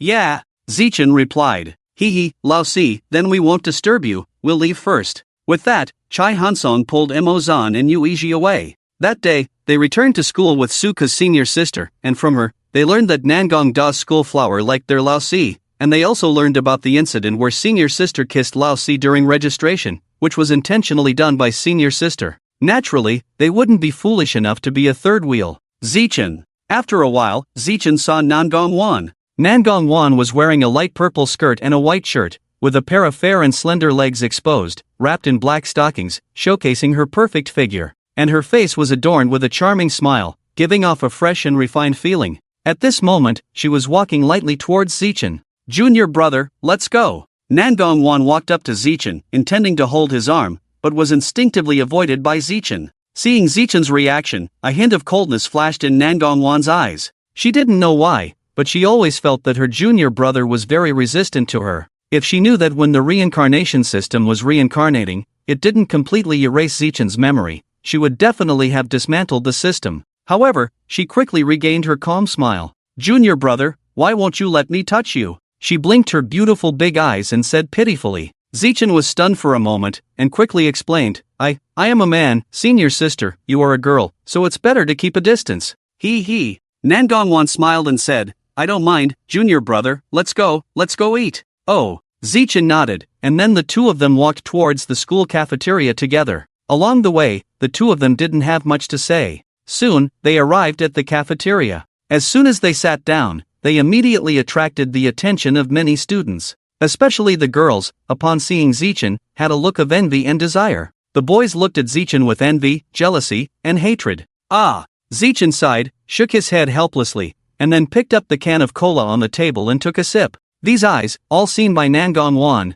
the possessiveness towards Zichen was expanding crazily in her heart. The hand under the table was tightly clenched into a fist, nails deeply embedded in the flesh, the pain stimulating her to calm down. Then, she said a meaningless sentence to Zichen. Zichen, can you behave? Zichen, behave? What does that mean? He didn't understand what his senior sister meant by that sentence, he just felt strange. Looking up, when he saw Nangong's slightly sickly eyes, her body trembling slightly, that feeling of fear came again, making him want to escape from here. However, Zichen managed to calm himself down. Senior sister? Zichen tentatively called out. Hearing Zichen's call, Nangong was slightly startled, then came back to her senses. She took a deep breath, tried to restrain the impulse in her heart, and then her tone became gentle again. What's wrong, junior brother? Nothing? Zichen shook his head. He didn't know why, but he always felt that his senior sister was acting a little strange today. He didn't know why, but he always felt that his senior sister just now was a little strange. But he couldn't pinpoint exactly what was wrong, and he was too lazy to think about it. After ordering their meal, the waiter soon brought the dishes. The dishes were very rich, with a balanced mix of meat and vegetables, looking very tempting. Nangong placed the chopsticks in front of Zichen and said with a smile, "Junior brother, try the taste." "It's okay." Zichen nodded. "Junior brother, eat a little more." Nangong said with a smile. "Thank you." Zichen said. "You're welcome." With that, she picked up a piece of chicken wing and put it in Zichen's bowl, saying, "Try it." "Thank you." Zichen thanked her again. At this moment, he suddenly felt his arm being grabbed by something, and when he looked down, it was Nangong's hand. Her palm was gripping his arm. At this moment, Nangong smiled and withdrew her hand, her smile still incredibly sweet, as if the previous incident had never happened. This made Zichen even more puzzled. "Senior sister, I can do it myself," Zichen said awkwardly. "It's okay, I'll help you," Nangong said gently. Seeing this, Zichen could only silently finish the chicken wing that Nangong had picked for him. Watching Zichen finish the chicken wing, Nangong smiled contentedly. At this moment, she looked at Zichen's handsome face and casually asked, "Junior brother, who was the girl who brought you water this morning?" Hearing this, Zichen was stunned, a chill rising from the soles of his feet to his heart. However, he still tried to maintain a calm expression and said, "She's our class assistant." "Oh," Nangong responded, continuing to pick up food and stuff it into Zichen's bowl. Zichen. After finishing their meal, Zichen said goodbye and left the restaurant. Nangong did not follow, but stood in place, watching Zichen's departing figure. "Zichen, be good, sister is really afraid that one day she can't help but lock you up." After saying that, a strange smile appeared at the corner of her mouth, then she took out her phone and dialed a number. The call was quickly answered. "Hello? Daughter, what's up? Have you had lunch?" A man's indulgent voice came from the other end of the phone. "I've eaten. I have something I need your help with. Help me drive away the class assistant in Zichen's class," Nangong said lightly. Also, without waiting for Nangong to ask why, she hung up the phone. Just as she hung up, her other phone rang. Nangong couldn't help but furrow her brows, but still picked up the phone and saw that it was a text message. Opening it, she read, "Shen and Rue, take a team to deal with the person in the photo." Looking at the organization's order, Nangong frowned, not knowing who had angered the old man again. However, since the other party had spoken, she naturally had to go and execute. In fact, she could also choose not to listen to the other party. After all, she could now freely beat up anyone in the organization, including her master. As for why she had to obey the other party, it was naturally because the person in the photo was the one who had approached her at the beginning of the school year, disturbed her while she was watching her younger brother, and was kicked far away by her, Zhao Chang, who had threatened her. Nangong put her phone in her pocket and then left the restaurant. Back in the dormitory, just as Zichen was about to take out the key to open the door suddenly opened from the inside. This startled him. He saw Chai Hansong and two others dressed neatly, appearing at the door of the dormitory. All four of them were stunned for a moment. "Fourth, you're back. We thought you wouldn't come back to the dormitory and would go straight to the playground to line up," Chai Hansong said with a smile at Zichen. Zichen. He didn't speak, nor did he pay attention to Chai Hansong's teasing, and went straight past them to the dormitory's bathroom. "What the hell can you do at noon?" When Zichen came out of the toilet and washed his hands, the four of them left the dormitory. This time, they had already learned from the painful experience of not bringing water in the morning. As they passed the dormitory small shop downstairs, all four of them bought 2 bottles of water, feeling satisfied as they walked towards the playground. Just as the four of them arrived at the assembly point for their class,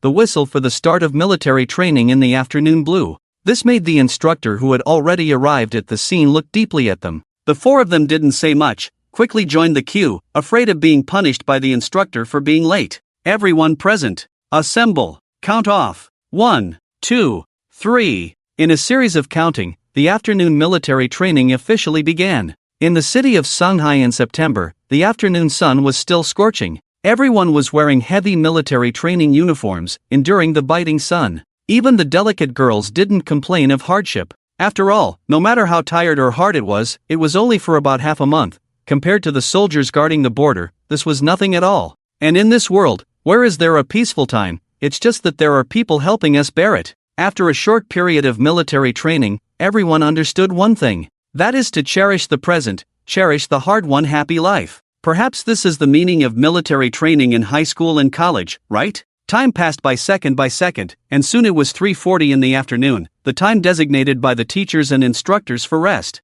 Everyone rushed to their water cups or bottles. There was no way, they were just too thirsty. Zichen and the others also went to their water source and started drinking. This time, the dormitory mates didn't have to envy others for having water to drink. At this moment, there was another commotion in the crowd. It turned out to be the school's beauty, the goddess in the hearts of all the boys, appearing at the edge of the playground again. Just like in the morning, she was still holding a cup of iced drink in her hand. As expected, she was here to bring Zichen the iced drink. Yes, that's right. Nangong walked straight towards the team of Zichen and his classmates, under the gaze of everyone. When Zichen saw Nangong, he was also stunned. He didn't expect that she would still come to bring water. This made him feel strange in his heart. In the moment he was lost in thought, Nangong had already arrived in front of him. Nangong looked at Zichen and said with a smile, "Here you go, junior brother." At this moment, Zichen could feel countless eyes around him wanting to devour him. He shook his head helplessly and said, "Thank you, senior sister, I have water with me."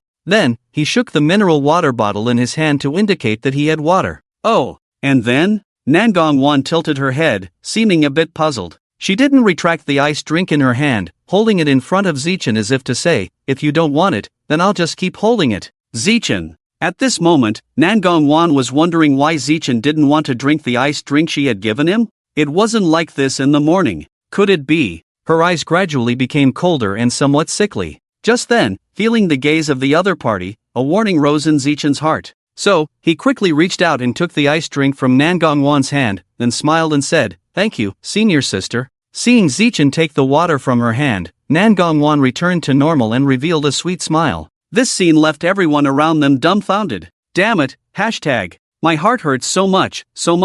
Why isn't it him that the goddess one personally gave the iced drink to? I'm hurting too. So envious. However, when they felt the increasingly terrifying aura emanating from Nangong, they all stopped discussing. But their hearts were still filled with intense jealousy. And also a very angry kind. Seeing Zichen finish the iced drink she had given him, Nangong's smile became even brighter. "Okay, I'm leaving." After speaking, Nangong smiled sweetly and then turned and left. "Hey, senior sister, wait." Zichen quickly called out to Nangong. Nangong turned slightly and looked at Zichen. "What's wrong, junior brother?" Zichen hesitated for a moment, ignoring the warning in his heart, and said, "Senior sister, can you not give me iced drinks tomorrow?" As soon as these words were spoken, a hint of coldness flashed in Nangong's eyes again. But the next moment, she was full of smiles and said, "You don't want me to give you iced drinks, do you?" Hearing this, Zichen couldn't help but shiver inside. Originally, he was going to nod, but seeing the hint of gloom in Nangong's eyes, he quickly changed his words, "Senior sister, that's not it,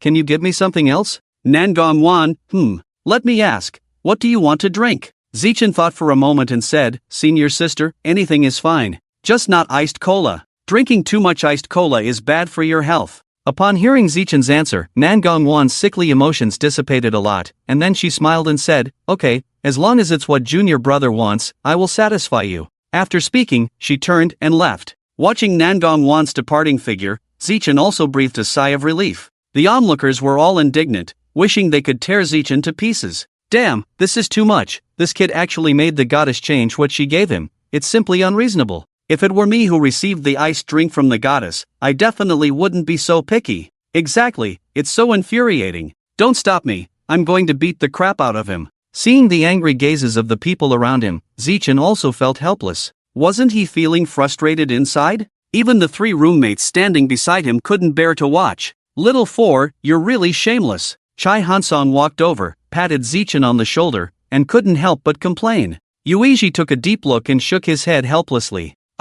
Why are you 3 looking at me like that? Zichen asked with a puzzled expression. Chai Hansong said, Brother C, you really don't know how to appreciate it. Even an excellent girl like senior sister takes the initiative to show her affection, but you don't appreciate it. It's really disappointing for us. That's right. Looking at the disdainful expressions of the 3 people in front of him, Zichen also felt very speechless in his heart. Damn, is this really important? However, Zichen couldn't be bothered to explain. Zichen had just taken a sip of water, and the break time was over. Then, it was more than 2 hours of military training. Whoo! Beep! Finally, in a burst of whistle, the day's military training came to an end. Hula! As soon as the instructor announced the dismissal, the crowd on the field dispersed. The crowd on the entire playground surged and rushed towards the school cafeteria. Everyone was already famished from the physical activity of military training. As for going to the school cafeteria, everyone knew that if they went a little late, not to mention having to wait in a long line, there would only be leftovers to eat.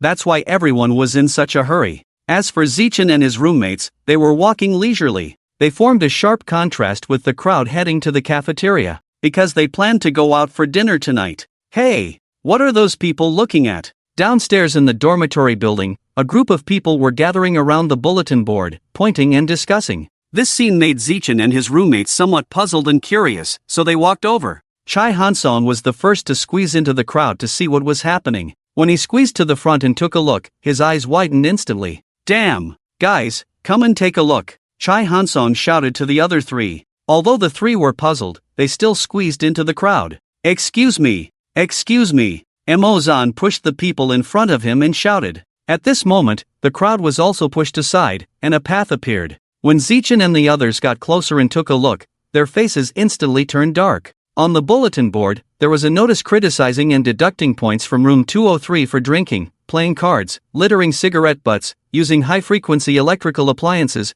piling up garbage at the door, and the dormitory being seriously unhygienic. And there were also several photos. The dormitory in the photos was a mess, with all sorts of things scattered around. Damn! We're being framed nakedly by someone. Damn! Who the hell did this? Seeing this, Mo-zan immediately exploded and couldn't help but curse. Big brother, second brother, third brother, let's go. Let's go back to the dorm first and then talk. Zichen held back the angry Mo-zan and said with a dark expression. Because he had noticed that the notice was stamped with the seal of the student union. So, it was highly likely that someone from the student union was behind this. As for why they would provoke the student union? However, he also guessed 1 or 2 things. It was nothing more than the jealousy of certain people in the student union towards himself and senior sister. Let's go. Listen to fourth brother and go back to the dorm first. Chai Hansong also gritted his teeth and said, Okay. Mo-zan nodded, then walked towards the dormitory building. When they arrived at the dorm, Zichen and the others found that there was indeed a notice similar to the one posted on the bulletin board, and the entrance to the dorm was piled with beer cans, cigarette butts, and garbage such as peanuts and melon seeds.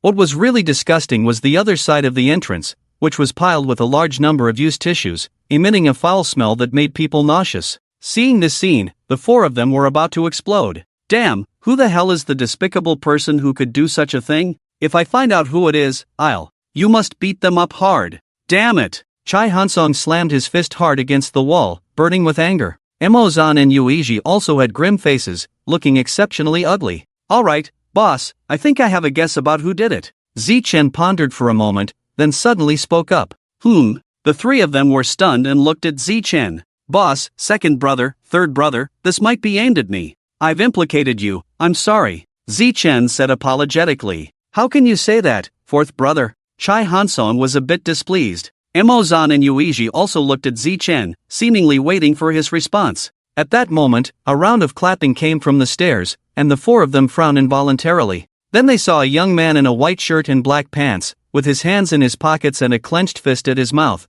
wearing a playful smile as he walked step by step. There were also several followers beside him, clearly his entourage. TSK Tisk, Jr., what's going on? Why is your dorm so dirty? I heard from the student council that you've been criticized and penalized. Honestly, even the seniors find it hard to believe that someone as handsome as you could be so unhygienic. The young man walked up, with a mocking smile on his face. Seeing this young man, Zichen's expression couldn't help but change. Who are you? Zichen asked coldly. The young man didn't answer, but instead said to himself, where's that stench coming from? Then, he casually noticed the pile of tissues and said, it's really disgusting. After that, the young man even waved his hand in front of his nose. Zichen and the others looked at the young man, their faces turning extremely cold. Senior, who are you? Chai Hansong coldly snorted. The young man looked at Chai Hansong and sneered, I'm Guiyu, the vice president of the student council. Oh, so you're the vice president of the student council. What are you doing here?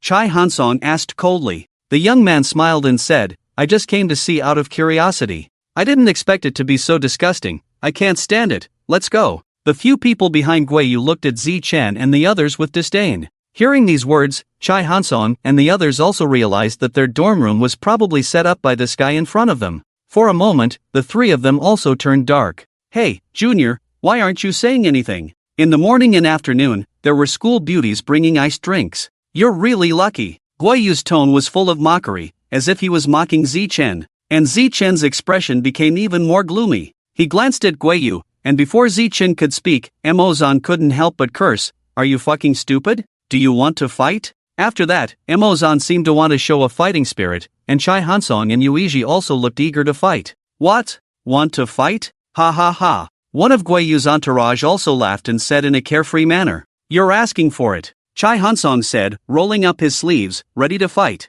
Boss, don't be impulsive, this is the school. Zichen quickly held back Chai Hansong. After glancing at Zichen, Chai Hansong restrained himself a little, but still had an angry look on his face. It's not that Zichen is timid and afraid of trouble. It's because he knows that if he acts here, things will definitely not be that simple. From Guiyu's behavior, he could tell that this guy definitely had other scapegoats, so to avoid trouble, it's better not to act first, right? He. I said, Guiyu, right? No, it should be called a dog thing, right? Do you think you're really cool now? Zichen sneered, then mocked Guiyu again. At this point, Guiyu's face also became extremely gloomy. He stared coldly at Zichen and said, you son of a bitch, dare to say it again. Then should I say it again? Zichen raised his mouth slightly and said, I have never heard such a despicable request before. Since you insist, I will satisfy you and say it again. Dog thing. I dare you to say it again. Dog thing. Dog thing. Zichen repeated word by word, and with each repetition,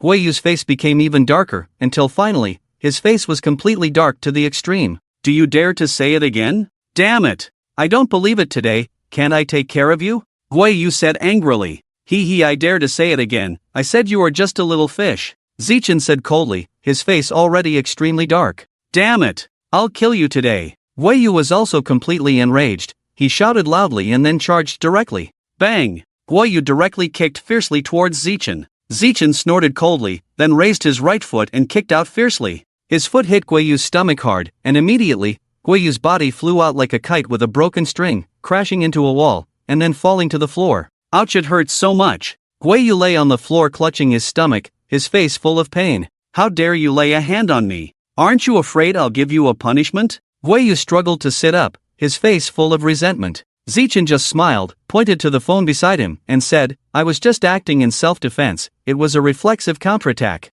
Remember this, I will definitely get back at you. After saying this, Guiyu left angrily with a group of people. Zichen, on the other hand, calmly retracted his foot. Watching Guiyu leave, Zichen knew that this kind of person would definitely come back for revenge. With Guiyu gone, the atmosphere in the dorm finally quieted down. Guiyu? Yui murmured the name softly. Guiyu, the vice president of the student union. Yes, also one of Wan's admirers. Today, Wan brought me iced drinks twice, probably because she was upset. Zichen explained briefly. Brothers, this is all because of me. I've caused trouble for everyone, I'm sorry. Zichen added with some guilt. Hearing this, the onlookers already understood. This was clearly jealousy at play. And this bootlicking senior brother used some tricks to retaliate. No wonder Zichen said this was directed at him. It turned out to be because of jealousy, that's why he targeted Zichen like this. Although Guiyu was just a small character, his boss was Zhao Chang, and they couldn't afford to provoke him. Ah, Lao Si, what are you saying? We said we are brothers, What's with this talk of causing trouble or not? Chai Hansong said seriously. Zichen didn't say much after hearing this, just nodded lightly. Yeah, Lao Si, we are all brothers, saying such things is really unnecessary. Damn, this kid is so arrogant, if someone hadn't stopped me, I would have beaten him up long ago. Mo Zan also chimed in. Zichen felt warm in his heart after hearing this. Okay, brothers, I won't say anything else, he said softly to the three of them. Okay, let's tidy up here first, then we can discuss how to resolve this while eating on the side. Chai Hansong said. Good. I have some ideas, let's tidy up first. We can discuss while eating later. Zichen's eyes flashed with a hint of fierceness, then he said. Yeah. Then, several people endured their nausea and cleaned the dormitory inside and out. The four of them took turns to shower and change clothes, and then went to the dormitory office. They planned to check the surveillance in the hallway to see if Guiyu had come to dump the trash in their dormitory. However, when they arrived at the dormitory office, they were informed by the dormitory auntie that the camera had been broken for a few days and would not be fixed for a while. The four of them looked at each other, they didn't need to think. Guiyu must have known about this, so he deliberately took advantage of the situation, leaving Zichen and the others with no way to deal with him. Damn! Guiyu is too despicable. Chai Hansong couldn't help but curse. Exactly, he's really shameless. Mo Zan also looked furious, and then he fiercely punched the railing. Ouch! That hurts. Mo Zan couldn't help but take a deep breath. Are you okay? Zichen asked quickly. I'm fine, it's just a minor injury. Mo Zan shook his head. If I catch him, I will definitely make him regret it. Mo Zan said angrily. Brother, this can't go on like this. I think that bastard will definitely come and cause trouble when we're not around tomorrow. Chai Hansong frowned. Yeah, no need to think, judging from his attitude just now, he will definitely continue to cause trouble. Mo Zan nodded. Even if the camera is fixed in a few days, that little scoundrel will probably find other ways to cause trouble, Zichen said after a moment of contemplation. Chai Hansong and the others fell into contemplation at his words. Indeed, as Zichen said. Judging from Guiyu's behavior just now, he definitely won't give up easily. Right, let's go eat first, don't skip meals just because of some scoundrel, Zichen said with a smile. Okay, we'll listen to you, brother 4. Chai Hansong nodded. Then the three of them left the dormitory and headed towards the school gate. Guiyu returned to his dormitory and immediately called his boss, Zhao Chang. Hey, Guiyu, what's up? Zhao Chang's voice came through the phone with some displeasure. Brother, there's something I need your help with, Guiyu said. Oh, what's the matter, just say it. Zhao Chang's tone softened a bit, then he asked. I want you to help me teach someone a lesson, Guiyu said straightforwardly. Someone? Yes, a guy named Zichen, Guiyu said directly. Ha! After hearing Zichen's name, Zhao Chang sneered. Zichen, that freshman, the guy who dared to steal his woman. Okay, I promise to help you. After a cold snort, Zhao Chang agreed. Zichen. Thank you, brother, Guiyu said excitedly. After hanging up the phone, Zhao Chang's mouth curved into a sinister smile. Zichen? Very well, I want to see how capable you really are. How dare you compete with me for a woman? Not only will I crush you, but I will also make sure you have no place to bury yourself. After a cold laugh, Zhao Chang picked up his phone and dialed another unfamiliar number. Hello, who is this? It's me. I need a few tough guys to help me deal with a guy named Zichen, the sooner the better, Zhao Chang said. There was a moment of silence on the other end, and then a frown, feeling that the name was familiar, as if someone had mentioned it, but couldn't remember for a moment. Well, I'll take the order first, after all, the brothers are already in a tough spot. But he didn't know that this decision would make him regret it, and cost him his life. No problem, but the price will be higher, the other side said.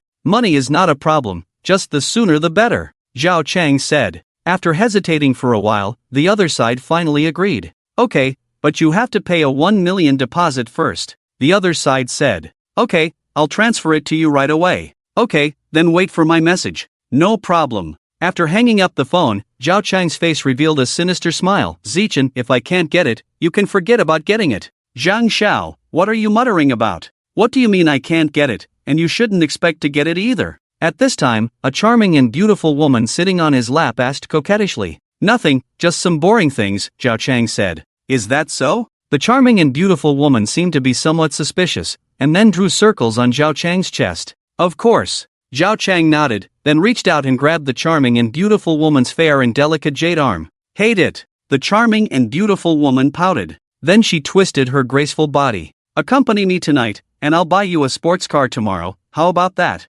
Okay, Zheng Xiao. The charming and beautiful woman looked at Zhao Chang with silky eyes, then lightly bit her teeth and kissed him on the cheek. He. So obedient. Zhao Chang smiled and hugged her waist, about to do something, when someone kicked open the door, and then a girl dressed in red, with a veil on her face, exuding a cold aura, appeared in the room. Her footsteps seemed to have a rhythm, each step seemed to cause a vibration in the air. Who are you? Zhao Chang's face changed, looking at her vigilantly and shouting. However, the girl in red did not speak, but threw a punch directly at Zhao Chang's face. The speed was too fast, and the force was very strong. Despite Zhao Chang's quick reaction, he was still hit on the bridge of his nose, and blood immediately flowed down. Ah! Help! The charming and beautiful woman was frightened and screamed, hiding in a corner trembling. Zhao Chang wiped away the blood, his eyes flashing with a fierce light, then stood up from the sofa. Before he could say anything, the girl in red kicked Zhao Chang again. This time the attack was even more fierce. Zhao Chang hurriedly blocked her attack with both hands,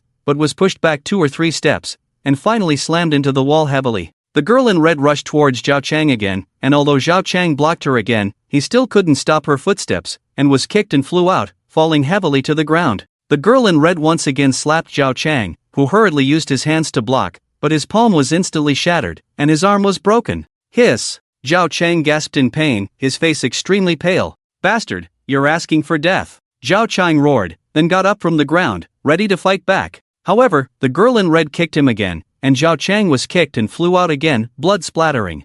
Bang! Zhao Chang fell heavily to the ground, blood oozing from the corner of his mouth, his face extremely pale. Before he could get up, another kick landed on his back, sending him flying again. Puff! Cough! Who are you? Zhao Chang struggled to get up from the ground, clutching his chest, looking at the girl in red with fear. His heart was filled with unease and fear at this moment. He didn't understand when he had provoked such a powerful existence. Did he offend someone recently? The girl in red did not answer his question, but drew a dagger from behind and stabbed it towards him. Zhao Chang's face changed, and he hurriedly dodged. However, his speed was still a beat too slow, and the dagger fiercely pierced into his shoulder. Puff! Blood splattered out. Ah! Zhao Chang let out a scream, his face instantly turning pale. Who are you? Zhao Chang asked in horror. You don't have the qualifications to know, the girl in red said, then fiercely stabbed again. Puff! Ah! You! Zhao Chang kept dodging, but still couldn't stop the girl in red's attacks.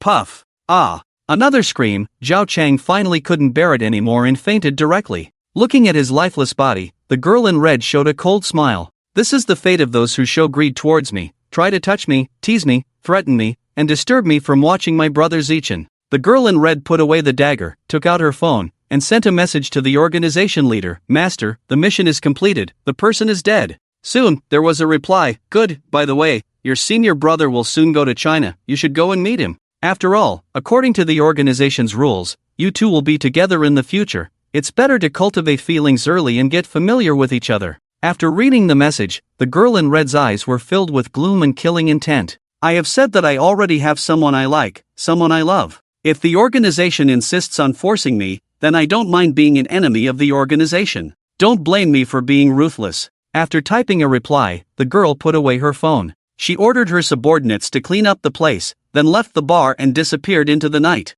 On the other side, the old man sighed when he saw the message. He knew that his disciple had the ability to resist the organization. He also disliked the organization's rules. If it weren't for these rules, he would have been with his first love, and wouldn't be alone now. Ah, these rules should be abolished. He didn't want his disciple to end up like him, alone for the rest of his life. He turned off the phone screen and said to the man next to him, give up. Chen and Rui will not follow the organization's rules and be with you. In her eyes and heart, there is only Zechen. So, give up on this idea. Besides, from today, this rule is abolished, so give up on this idea. After saying that, he ignored the man and went straight to his bedroom. The man's face turned extremely ugly after hearing this, but he had no choice because he really couldn't go against the organization, but he still felt unwilling. Just wait. When he arrives in China, he will make this woman submit to him and make her his slave. Then, ha, a sinister expression appeared on the man's face. At the same time, on the other side, Zechen had just finished eating with his roommates and returned to the table. Seeing his 3 roommates full and leaning back in their chairs, burping, he couldn't help but twitch his mouth a few times. Can't you guys pay attention to your image? We are outside, is this really okay? I mean, can you guys pay attention to the influence? Zechen said somewhat speechlessly. Influence? What influence? Emozan was puzzled, then asked. If I say that just now a few girls glanced at us and showed a disdainful expression, don't you care? Zichen rolled his eyes and said. Hearing this, the three roommates suddenly realized and looked embarrassed. Seeing Zichen smiling, they knew they had been tricked and glared at him angrily. Zichen felt the three angry gazes and shrugged with a smile, saying, Alright, let's go, back to school. Otherwise, the dormitory building's door will be locked again. Okay, let's go. The three of them said in unison. Let's go, back to the dorm to sleep, Zichen said, leading the way out. Seeing Zichen leave, the three roommates quickly followed. However, when they turned a corner, they were stopped by a man holding a baseball bat, looking fierce with tattoos on his face, followed by 6 or 7 thugs. Stop! What? Looking for trouble? The four of them immediately became alert. This group of people didn't seem like good characters at all. They looked like street thugs, relying on their influence to do as they pleased. Which one of you is Zichen? Someone has paid 600,000 to have you killed. One of the thugs spoke up. Oh, Zichen's brow furrowed slightly at the mention of 600,000. That's not a small amount these days. It seems that Guoyu is quite willing to spend money. But damn, he felt that guy must have been kicked by a donkey in the head. He just instinctively kicked him, and now he wants to kill him. That's too much. Also, Zichen really wanted to complain. Damn, are you sure you spent 600,000 to hire these guys? You damn well got scammed, didn't you? According to the usual novel plot, shouldn't 600,000 have hired professional killers? And you just hired these guys? Guoyu, that idiot, he must have been damn well scammed. But it's also good this way, easy to deal with. After all, he still has 3 roommates by his side. If it's really those real deal killers, he's afraid he'll have to consider the safety of these 3 roommates, and then he'll be at a loss. The assassin organization also wanted to send assassins, but when it was mentioned that the target was Zichen, they all refused one after another, leaving the leader puzzled. He asked why, but they just looked at him with a smirk and didn't say anything. Damn it, not listening made him even more puzzled. In the end, he was too lazy to think about it. He had already taken the employer's money, so he had to find some thugs to do the job. After all, he was just a student, how tough could he be? Gentlemen, have you mistaken me for someone else? I'm not Zichen at all, Zichen said calmly. Mistaken? Do you think I'm a fool? The man with the baseball bat sneered, then said, Anyway, tonight you must die here. No, sir, I really am not Zichen. Have you got the wrong person? Zichen continued to explain. Got the wrong person? The man with the baseball bat suddenly became angry, then swung the bat towards Zichen. Seeing this, Zichen immediately dodged, cursing in his heart. Damn, you really think I'm afraid of you? Since you're not righteous, don't blame me for being unjust. Just as Zichen was about to fight back, his 3 roommates on the side became anxious. They didn't want to see Zichen in trouble, so they rushed up, stood in front of Zichen, and each grabbed a baseball bat, fiercely striking the man.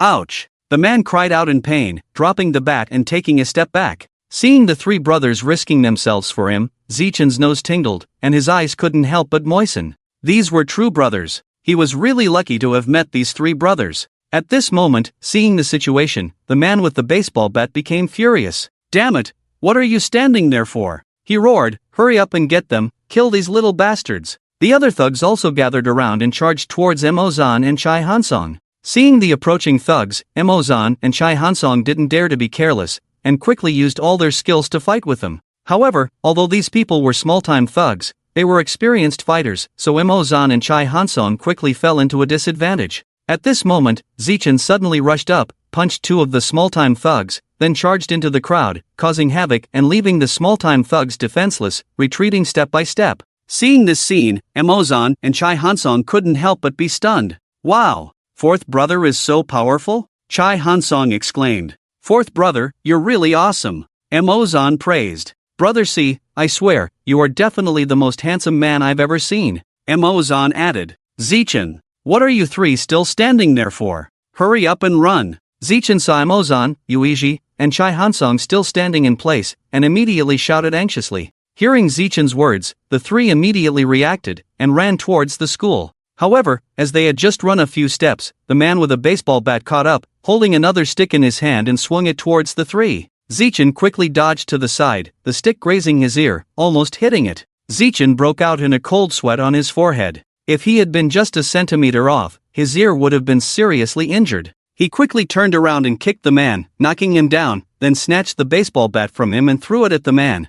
Bang! The bat hit the man's knee, causing him to kneel down and drop the bat, making a crisp sound. Ouch, my goodness! The man cried out in pain, then clutched his knee and rolled on the ground. Zichen took the opportunity to run to Emozan, Yuichi, and Chai Hanson, saying, "What are you still standing there for? Hurry up and run." Hearing this, the three fled, and soon disappeared into the night. On the other side, in the girls' dormitory, when Nangong Wan passed by other dormitories, she heard that Zichen's dormitory had been penalized for being dirty and messy. Obviously, someone had deliberately let her hear about it. She didn't believe that Zichen's dormitory could be like that, because she knew Zichen very well. He was someone with a slight obsession with cleanliness. How could he allow his dormitory to become like that? As for the people in their dormitory, she didn't know them well and didn't want to know them either. So there must be something fishy about this matter, and Nangong Wan probably guessed who was behind it. It should be the people in the student union, because the hygiene inspections of the dormitories were usually carried out by the student union's hygiene department.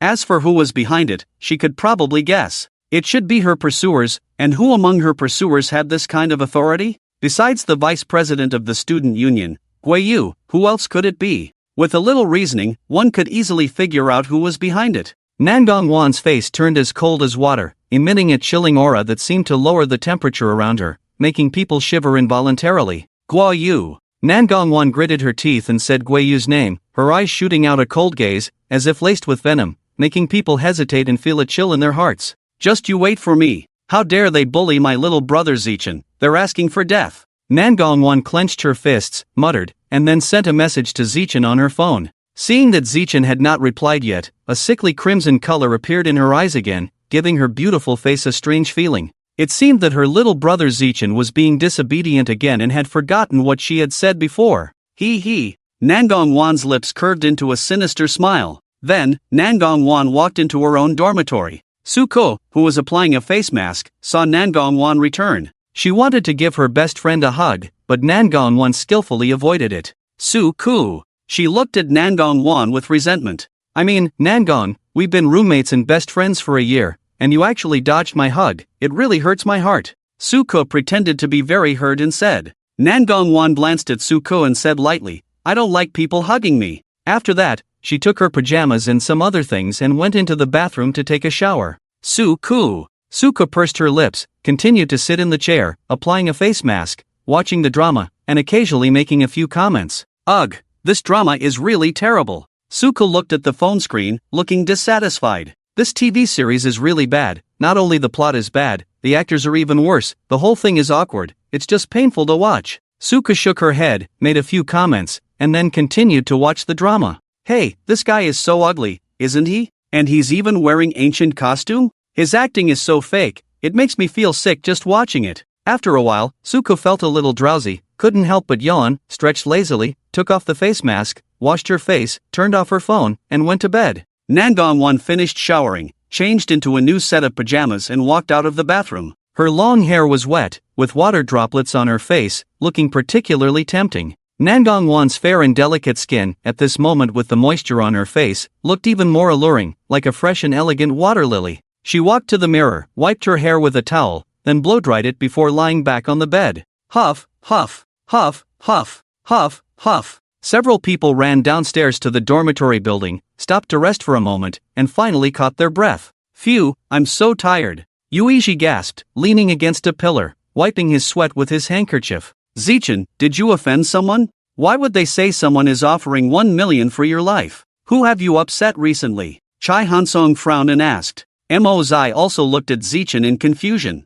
I didn't offend anyone, did I? Except for the vice president of the student union, Guiyu, I don't think I've offended anyone. Zichen shrugged helplessly. Then, what's going on? Could it be that Guiyu sent someone to kill you? Mo Zai frowned and said. It shouldn't be. Zichen just kicked Guiyu, he wouldn't need to hire someone to kill him. Chai Hansong pondered for a moment and said. Then why? Everyone was puzzled and had no idea of the reason. What are those classmates doing? Hurry back to the dorm, the auntie is about to lock the door. Suddenly, a voice urging them came from inside the dormitory building. Zichen and the others looked in the direction of the voice and saw the dormitory auntie standing at the door, urging them to return to the dorm quickly and preparing to close the door. The group looked at each other, then quickly ran towards the dormitory building. Bang, bang, bang. The group rushed back to the dormitory, and the dormitory auntie closed the door just in time. That was close. Mo's eye wiped the sweat from his forehead and breathed a sigh of relief. The dormitory auntie closed the door and let out a light cough. The group instantly quieted down. The dormitory auntie turned around and scanned the group, speaking in a serious tone. You should come back to the dormitory earlier from now on, understand? Because you are freshmen, that's why the auntie waited to close the door. If it were sophomores or juniors, the auntie would have closed the door long ago. The dormitory auntie paused and continued, understood, auntie. Everyone nodded in agreement and went back to their respective dorms. After the four returned to room 203, they showered, brushed their teeth, and went to bed. As they lay in bed, Zechen suddenly remembered something, sat up immediately, took out his phone, opened the stock app, and found that the stock he had invested in was still steadily rising, which put his mind at ease. Ding dong, ding dong, ding dong. Suddenly, Zechen's phone rang a few times. It was a WeChat message alert. Opening WeChat, he found that it was another message from Nangong. Zechen's body trembled again, the fear from deep within him struck once more, making Zechen unable to help but swallow his saliva. That's senior sister, I'm sorry, I just encountered some things, so I didn't pay attention to the WeChat messages on my phone. Zechen hesitated for a long time, but still replied to Nangong with a message. Nangong's reply came quickly, showing, oh, that's okay. Looking at these three short words, Zechen's body trembled again, his back was covered in cold sweat. He forced himself to calm down, trying to calm the storm in his heart, and then replied, senior sister, thank you for your understanding. After a while, Nangong's reply came again.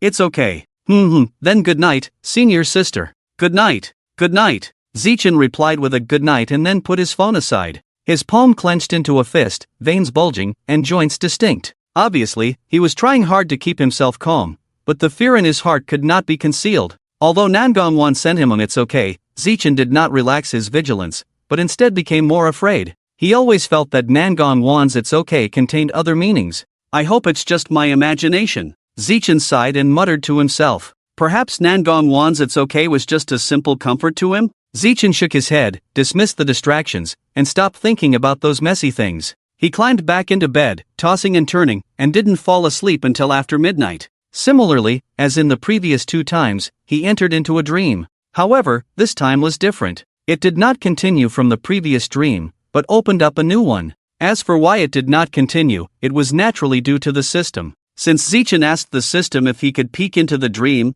the system seemed to have noticed something. Sure enough, by peeking, the system saw the main host of the system in the dream, cutting off Zechen's legs, and then locking him up with iron chains, ultimately turning Zechen into a vegetable. The main host of the system, with an excited and sickly expression, muttered something to himself. After peeking halfway, the system did not want to peek anymore. It was simply too terrifying, even making the system feel a bit frightened. As for why Zechen did not remember what he dreamed about when he woke up, and only knew that he had a nightmare, it was also due to the system. The reason why Zechen entered the dream every night was the result of reincarnation. Zechen woke up, opened his eyes, and found himself tied to a chair, with his hands and feet bound by iron chains. He carefully observed the surroundings and found himself in a crude secret room, with only a table, a few chairs, 2 stools, and 4 cabinets, and nothing else. Zechen tried to break free from the iron chains, but failed. Are you awake? At this time, a female voice suddenly came from outside the room. Then, the door was pushed open, and a young and beautiful girl appeared in Zechen's sight.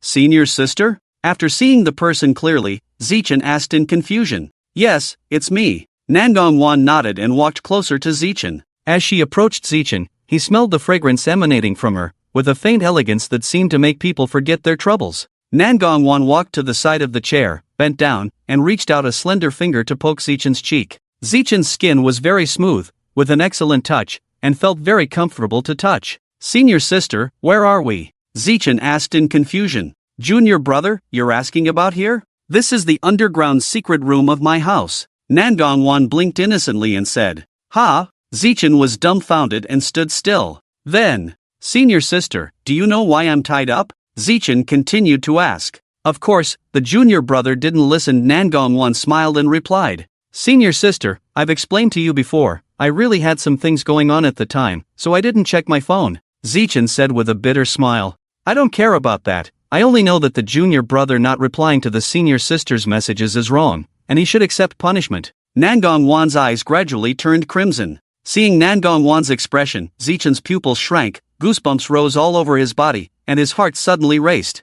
He was afraid of what Nangong Wan might do. Senior sister? Zichen tentatively called out to Nangong Wan. Nangong Wan ignored Zichen and walked straight to the corner of the secret room. Nangong Wan took out a black whip from her arms and swung it towards Zichen. The whip seemed to have a life of its own, swiftly lashing out at Zichen. Zichen immediately tried to twist his body to avoid the whip, but his limbs were bound, and he couldn't escape. As the whip approached, Zichen even felt the sound of the whip cutting through the air. He closed his eyes, preparing for the whip to strike, waiting for death to come. Crack! The end of the whip fiercely struck Zichen's shoulder, causing him to groan in pain. Zichen gritted his teeth in pain, slowly opened his eyes, and looked at the fresh blood flowing from his right shoulder, then at Nangong Wan in front of him. His brow furrowed deeper, and a hint of anger flashed in his eyes. Senior sister, what are you doing? Naturally, I'm punishing the junior brother. Nangong Wan tilted her head and looked at Zichen with a faint smile. Didn't I already explain to you? I didn't intentionally ignore your messages, senior sister. Zichen fell silent for a moment and continued, besides, what are you to me? Why should I have to reply to your messages on time? Oh, what did you just say, junior brother? Why can't I understand? Nangong Wan pretended to be confused. You, Zichen choked.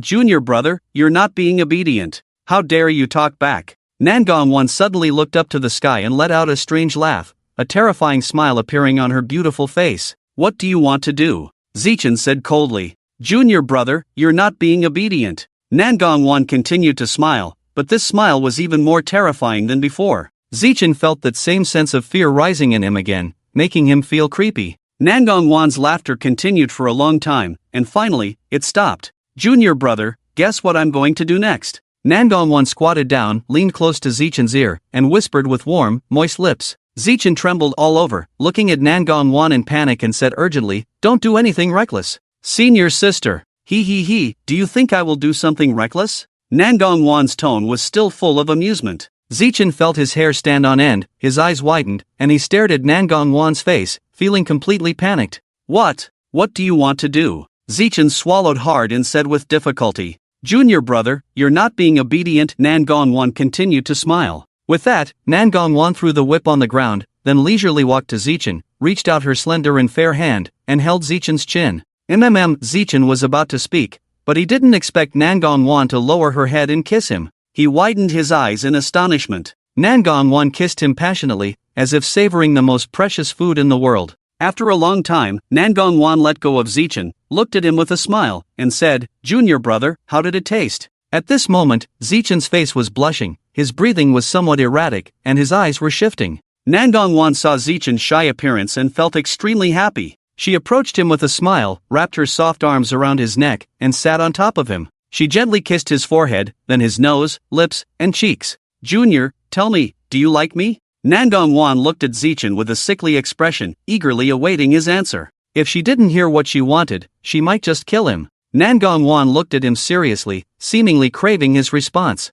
Zichen's eyes showed signs of struggle, his throat moved, and he hesitated to speak. Nangong Wan's patience was not as good as she had shown. She forced Zichen to look into her eyes. Senior, Zichen hesitated for a long time. Originally, he wanted to strategically say those 4 words to make her spare him, but for some reason, he blurted out, I don't like you. As soon as he said this, the whole room fell silent, not even the sound of the wind could be heard. Well, there was no wind here, after all, it was an underground secret room. A strange atmosphere filled the air, as if the calm before a storm. Nangong Wan's face became extremely sickly, her eyes instantly turned bloodshot, and she clenched her fists, making a creaking sound. Her chest heaved violently, her eyes stung, and tears flowed down her cheeks. Nangong Wan tightly pressed her lips together. Suddenly, she stood up from Zichen, untied the rope binding his hands, and placed her hand on his arm. Then, a crack was heard. Zichen's arm was broken. A piercing pain shot through his arm, causing Zichen to gasp for breath.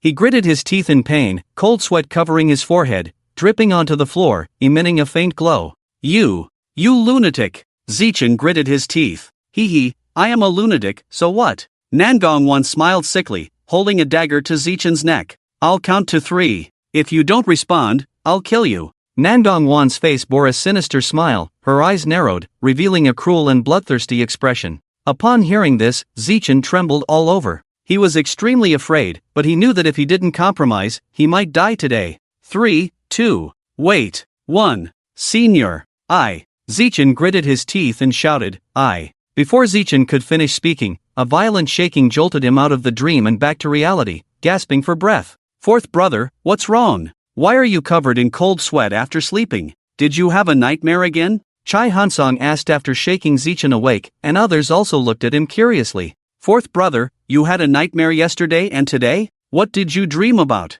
Moz asked curiously. "Yeah, what did you dream about?" Yuiji asked eagerly. Zichen rubbed his temples, trying hard to remember, but still couldn't recall the content of the dream. So he shook his head and said, "I forgot." "Ha, fourth brother, are you having wet dreams?" Moz teased. "You're the one having wet dreams." Zichen blared at Moz. "I say, fourth brother, why are you so worked up? You didn't really have a wet dream, did you?" Chai Hansong raised an eyebrow and joked. "Get lost, who had a wet dream?" Zichen retorted. "If you didn't have a wet dream, why are you covered in cold sweat?" Moz smirked. I. Zichen was also speechless, not knowing what was going on. He just knew he had a nightmare, but he didn't remember what it was about. "Alright, stop teasing Ah-chen. Fourth, get up and wash quickly. It's already 5:15, and you'll be late for the 6 a.m. military training," Emozan urged. "Oh," Zichen responded, absent-mindedly rubbing his arm before getting out of bed to wash up. "Has the host checked in?" The system's cold mechanical voice suddenly rang in Zichen's mind. Zichen hesitated for a moment, almost forgetting about it. If the system hadn't reminded him, he might not have checked in today. "Check in," Zichen answered with his thoughts while brushing his teeth. "Check in complete. Congratulations to the host for gaining 50 experience points and 300 points. Congratulations to the host for receiving a 10x cashback card, valid for 7 days. It will be automatically invalidated after 7 days. Note, this 10x cashback card can only be used for 1 day, not for the entire 7 days. A 10x cashback card? My luck is pretty good this time." Zichen grinned and continued brushing his teeth in a cheerful mood. "Host, your points have reached 620. Do you want to upgrade your skills?" "No need to upgrade. There are no good skills to upgrade," Zichen replied indifferently. "Host, please mind your language. Your way of speaking is very bad, rude, and barbaric." The system's tone revealed a strong sense of disdain.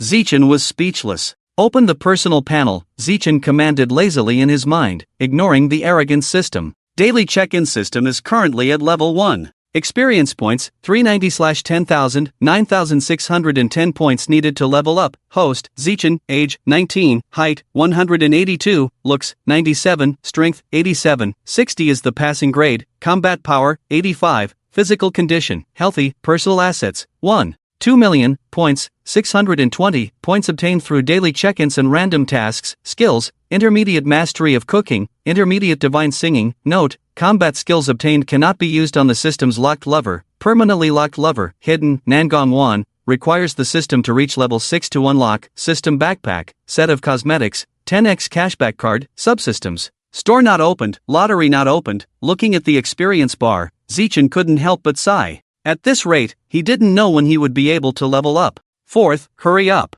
It's already 5:30, and we really won't make it if we're any later," Emozan urged. Coming, Zichen responded, quickly finishing brushing his teeth, washing his face, changing into camouflage, and hurriedly heading to the playground with Emozan and the others. As the people on the playground gradually gathered, the instructors took their positions and began the morning training. "Everyone, attention. At ease. Left turn, run," the instructor commanded, and all the students formed neat lines and ran towards the playground. After running 3 laps, they returned to their original positions and continued to stand in military posture until 7:40, when the instructors finally announced a break. "Phew, I'm exhausted," Emozan complained as soon as he was free. "Yeah, I'm almost dead tired too," Yuiji, who was next to Emozan, echoed, feeling equally exhausted. "Don't lie on the ground. Get up quickly and go have breakfast. We have to gather again at 8:30, Chai Hansong urged, kicking the two lying on the ground. Hearing Chai Hansong's words, Emozan and Yuiji quickly got up, dusted off the dirt from their bottoms, and Zichen also stood up, put away his phone, and brushed off the dust from his body. "Let's go!" At this moment, there was a commotion at the entrance of the playground. Without guessing, it was definitely the senior sister coming to bring something for Zichen again. Sure enough, not long after, Nangong Wan, dressed in a white dress, appeared in front of Zichen, carrying a bag and walking towards him gracefully. "Brother 4, the 3 of us are going to have breakfast, so you can enjoy the gift from the school flower." Moz grinned and pulled Chai Hansong and Yuiji away. Hey! Zichen was about to follow, but was stopped by Nangong Wan, Jr. Where are you going?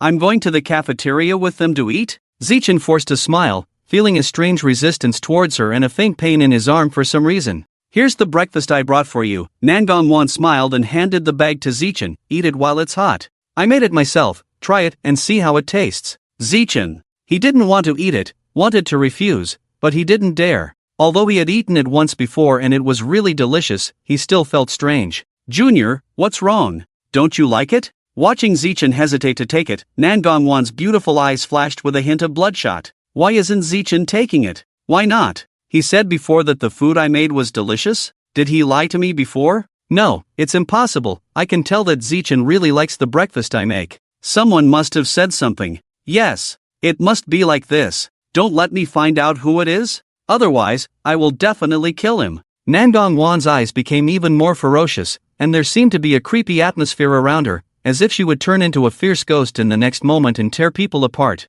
People passing by felt a cold breeze, shivered, and couldn't help but rub their arms. Why did it suddenly get colder? The weather is so strange. Yeah, the sun has just risen. Why did it suddenly get colder? It's really weird. Another male student nearby also complained. Someone rubbed their nose. Could it be raining? It shouldn't be. Didn't you see how clear the weather is today? Someone shook their head in disagreement. You're right. The person muttered and stopped worrying. Forget it, let's go eat. I'm starving. Let's go to the cafeteria. After feeling the sudden strange atmosphere in the air, Zichen frowned slightly, his body involuntarily tensed, and his heart sounded the alarm again, but when he looked back at Nangong Wan, he found that she was still the same as usual, with a sweet smile. Then, his gaze shifted to the bag she was holding, filled with a rich breakfast. Junior, what's wrong with you? Why don't you accept the breakfast I prepared for you? Don't you like the breakfast I made? Nangong Wan asked with a grievance. No, the food you make tastes very good. How could I not like it? Zichen hurriedly explained, feeling that if he was one step late in saying this, he would be in danger. Then he added, I just feel that you don't need to work so hard to make breakfast for me. Hearing this, the temporary madness in Nangong Wan's heart eased a lot, and a happy smile appeared on her face. It's not hard, as long as you like it, I'm very happy. Zichen. What could he say? Although he was very resistant, he could only silently endure it. Thank you, senior sister. Zichen reluctantly took the bag. You're welcome. Let's go. Let's sit over there and eat. Nangong Wan pointed to a stone bench not far away. Zichen glanced at her, nodded, and then followed her over. Nangong Wan sat on the stone bench near the shade of the tree, took out the breakfast from the bag and placed it on the stone table, then propped up her chin, staring at Zichen without blinking, as if afraid of missing any subtle expression on his face. Zichen felt a little uncomfortable being stared at by her, and couldn't help but cough lightly. Senior sister, don't you have class? No. Nangong Wan sweetly smiled. Oh. Zichen lowered his head to start eating breakfast. He didn't know what to say, so he just buried himself in eating, hoping to fill his stomach quickly and get away from the woman. Junior, take your time eating, no rush, Nangong Wan said softly, with a faint smile on her lips, but Zichen felt a chill down his spine. Thank you, senior, I'm done eating. Zichen put down his chopsticks and wiped his lips. Are you really not going to drink milk? I specially made it for you. Nangong Wan blinked her eyes, continuing to tempt him. Junior, don't be shy, come on, it's really delicious. Nangong Wan coaxed. Okay. Seeing Nangong Wan's expectant eyes, Zichen reluctantly took the cup. Good, drink it. Nangong Wan showed a relieved smile. Zichen nodded, closed his eyes, gritted his teeth, and drank the milk in one gulp. He quickly finished the cup of milk, wiped his lips with a tissue. Well, senior, your breakfast is really delicious. I have to go now. It's almost time for military training. Bye. With that, he hurriedly ran towards the playground. Nangong Wan watched Zichen's fleeing figure, a hint of gloom flashed in her eyes, and the smile on her lips turned into a sinister curve. Zichen, you're so cute when you're shy. Meanwhile, in Building A, room 604 knock. Yuluwa Shui knocked on the door. Come in, came a rather serious voice from inside. Squeak! Yuluwa Shui pushed the door open and entered the room. The man glanced at Yuluwa Shui and asked in a calm tone, Yuluwa, do you have something to ask me? Uncle. Teacher Zhao, I have something to ask you. Why was my class assistant removed? Yuluwa Shui walked to Zhao Jijun's desk and questioned. She received a notice yesterday afternoon that her class assistant for Design Class 1 was removed, which made her very angry. She had worked hard to get the position of class assistant, how could it be taken away? So she came to Zhao Jijun this morning to clarify the matter. Zhao Jijun looked up, his gaze falling on Yuluo Shui, and after a few seconds of silence, he said, "This is the school's decision, I can't do anything about it. After all, they want to replace your class assistant." Hearing this, Yuluo Shui clenched her fists, trying to suppress her anger. "Uncle, can't you help me talk to them again?" Yuluo Shui pleaded, not realizing her choice of words. Zhao Jijun heard this address, furrowed his brow slightly, but quickly returned to normal. "Yuluo, since the school has arranged for someone else to replace your class assistant, it means they think that person is more suitable than you, so I have no power to intervene in this matter." The implication in his words was that this was an order, and no one could stop it. Hearing this, Yuluo Shui's pupils shrank, and she pursed her lips. She understood that this was an order from above, so, even if she was unwilling, she couldn't change the outcome. "Uncle, can you tell me who is replacing me?" Yuluo Shui took a deep breath and asked calmly. Zhao Jijun shook his head. "Sorry, I can't reveal that." "Okay, thank you, uncle, I have nothing else, I'll go now." Yuluo Shui lowered her disappointed gaze and then turned and left. Until she left the office, her complexion improved slightly, but she would not give up easily. Who? Assemble! A loud and orderly shout rang out, and everyone quickly assembled. "Count off!" The instructor held a stopwatch, stood in front of the formation, and shouted sternly, 1, 2, 3, 4, 7, 8, 9. After counting, he shouted again, "Everyone is present, attention, at ease." Everyone immediately followed the command, stood straight, with standard movements, all raised their heads and chests, waiting for the instructor's next command. "Stand in attention for an hour, then proceed to the next training item." "Yes, instructor." The morning was spent standing at attention and marching. At 11:40 in the morning, the military training ended on time. "Dismiss." With the instructor's command, everyone relaxed as if granted amnesty, sitting on the grass, panting heavily. Finally liberated. So exhausted. Exhausted. Oh my. Stood for the whole morning, my legs feel like they're broken, I don't even feel like they're mine. Yuiji touched his sore legs with an exaggerated tone. "Alright, second and third, hurry up.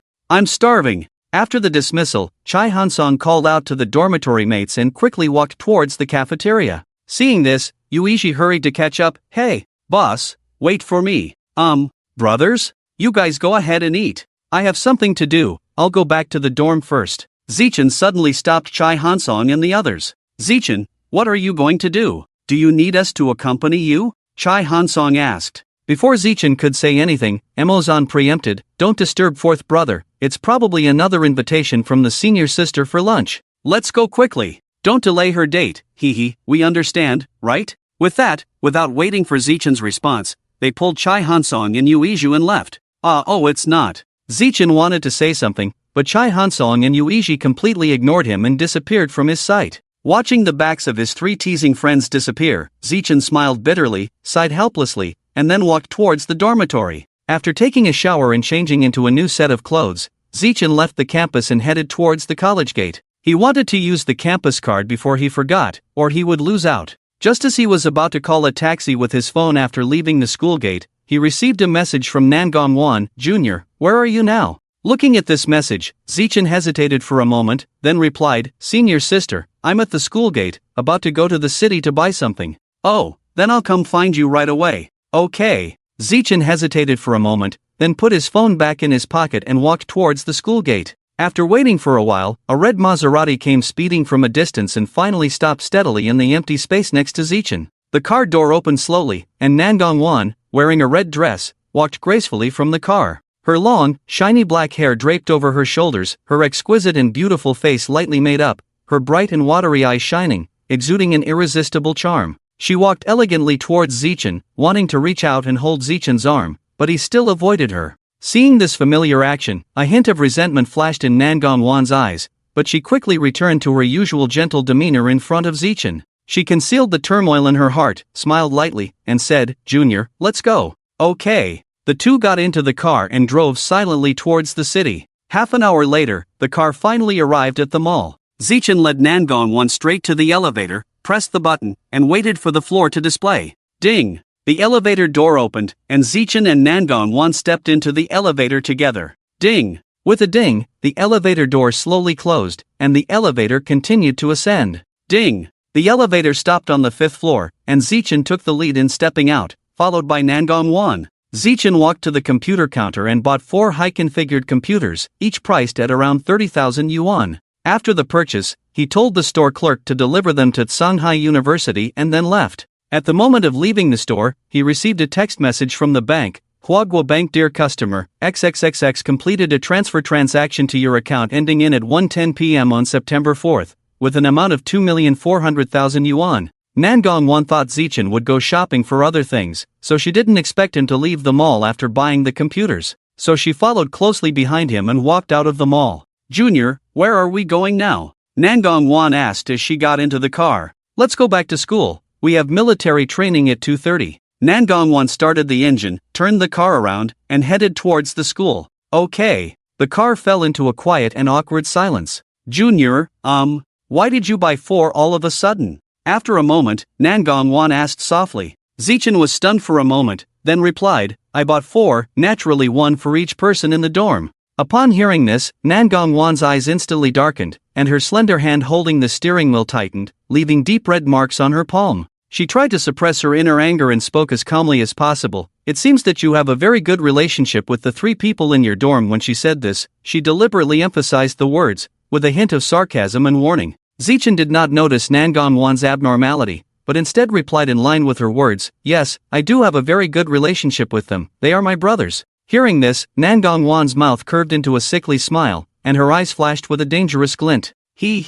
What's wrong? Zichen frowned, not understanding why Nangong Wan made such a strange, cold laugh. Upon hearing this, Nangong Wan quickly composed herself, shook her head, and smiled, it's nothing. Then, Nangong Wan stepped on the gas, driving the Maserati towards the school. Although Zichen felt that Nangong Wan was strange, he didn't pay much attention to it. The car stopped not far from the school gate. After parking the car, Nangong Wan turned to Zichen with a sweet smile, Junior, I'll drop you off here. Okay. Zichen nodded lightly and got out of the car. Watching Zichen's figure gradually disappear into the distance, Nangong Wan's smile suddenly faded, replaced by a crazy and fierce expression. Junior, why do you treat others so well? If you continue like this, sister will be heartbroken, she murmured with a resentful tone. When Zichen reached the school gate, he suddenly felt a cool breeze on his back, as if someone was standing behind him watching. He turned around abruptly, but only saw the coming and going of students and vehicles, without finding any presence of anyone or anything. Could it be an illusion? He furrowed his brows and muttered. He shook his head, shaking off the sudden doubt in his mind, and ran towards the dormitory. Sitting in the car, Nangong Wan looked through the window at the already distant Zichen. A hint of cunning flashed in her eyes. Junior, don't worry, sister will make you obedient. Around 2:15, Zichen returned to the dormitory, and as soon as he opened the door, he saw the 3 roommates who were already dressed and ready to leave. Fourth, you're back. Hurry up and change into your military training uniform, we're going to be late. Chai Hanson patted Zichen's shoulder, reminding him, and then they left the dormitory and headed to the playground. Okay, got it. Zichen nodded, picked up his military training uniform, and walked into the bathroom. A few minutes later, Zichen changed into his military training uniform and walked out of the dormitory. He looked at his watch and saw that it was already 2:23. He quickened his pace. When he arrived at the playground, the instructor was already in position. Report! Zichen immediately shouted.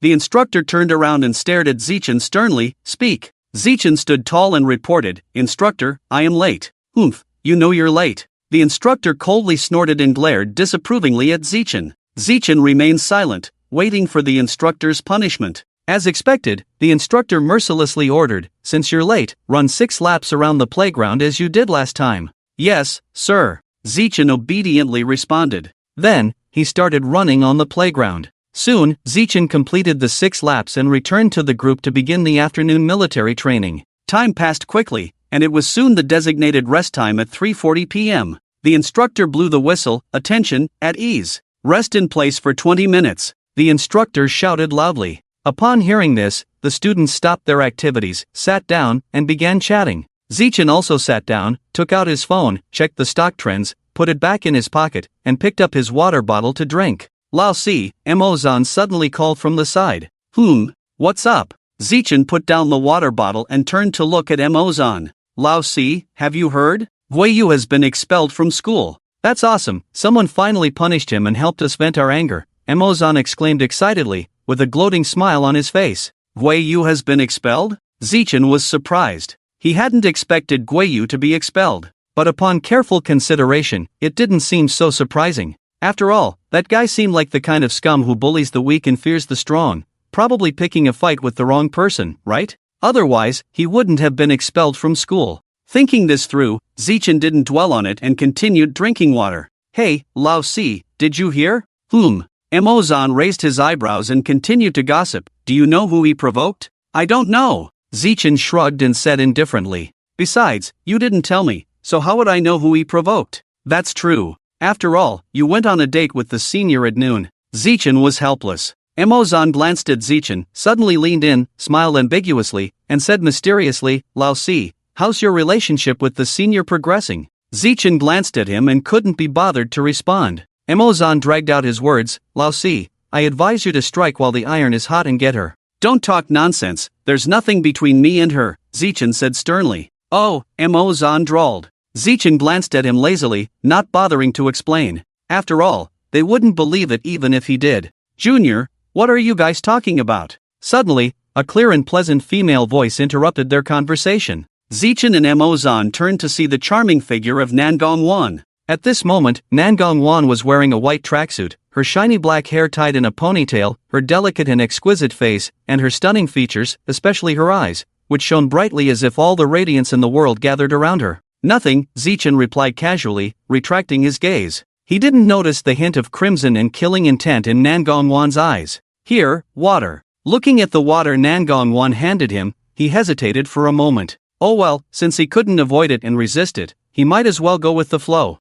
Exhaling a sigh, Mo-zan reached out and took the water from Nangong's hand, softly saying thank you. You're welcome, junior brother. Nangong smiled lightly, a hint of something unusual flickering in her eyes, but she concealed it very well, not easily noticeable. Mo-zan sat on the side, nibbling on an apple, watching the interaction between the two, unable to help but chuckle twice. Little four, you said it's okay, but look at how quickly things are progressing between you and senior sister. Mo-zan teased Zichen with a mischievous smile. Zichen glared at Mo-zan, shut up, eat your apple. He little four, don't be shy, Mo-zan said playfully, get lost. Zichen gritted his teeth, wishing he could just punch him and shut him up. Oh, getting angry from embarrassment, Mo-zan exaggeratedly clutched his wounded heart and exclaimed. Nangong watched the interaction between the two, a hint of imperceptible killing intent flashing in her eyes again, but she still maintained a gentle smile. Damn it! At this moment, the instructor blew the whistle, signaling everyone to gather.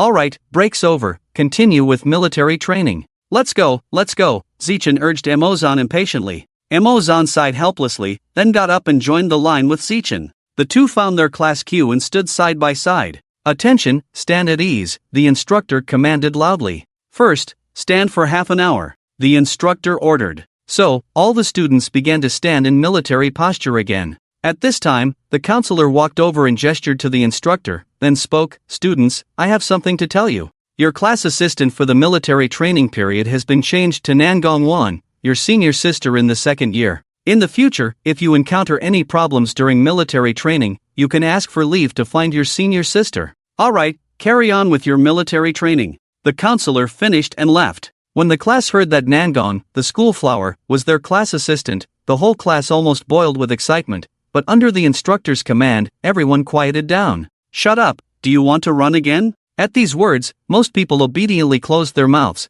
but a few couldn't control their voices and whispered secretly. However, they were all intimidated by the instructor's threat of anyone muttering will do 100 push-ups and 3 laps of running. You, come out. The instructor's eyes turned fierce as he pointed at the male students who were repeatedly disobedient. Yes, instructor, the few boys ran to the instructor's side, scared and cowed. I told you from the first day of military training, don't whisper to each other during training. After class, you can come to the instructor to chat, but during military training, you must follow my orders. The instructor warned sternly, staring at the boys in front of him. Yes, instructor. The boys hung their heads and responded. 30 push-ups and 3 laps of running. The instructor said coldly. Yes. The boys immediately complied. Seeing this scene, the neighboring class couldn't help but swallow their saliva, thankful that their instructor was more lenient and not as terrifying as the instructor next door, otherwise they would have been in a worse situation. The female instructor noticed a few people from her class looking towards Zichen's class. Do you also want me to treat you like the instructor over there?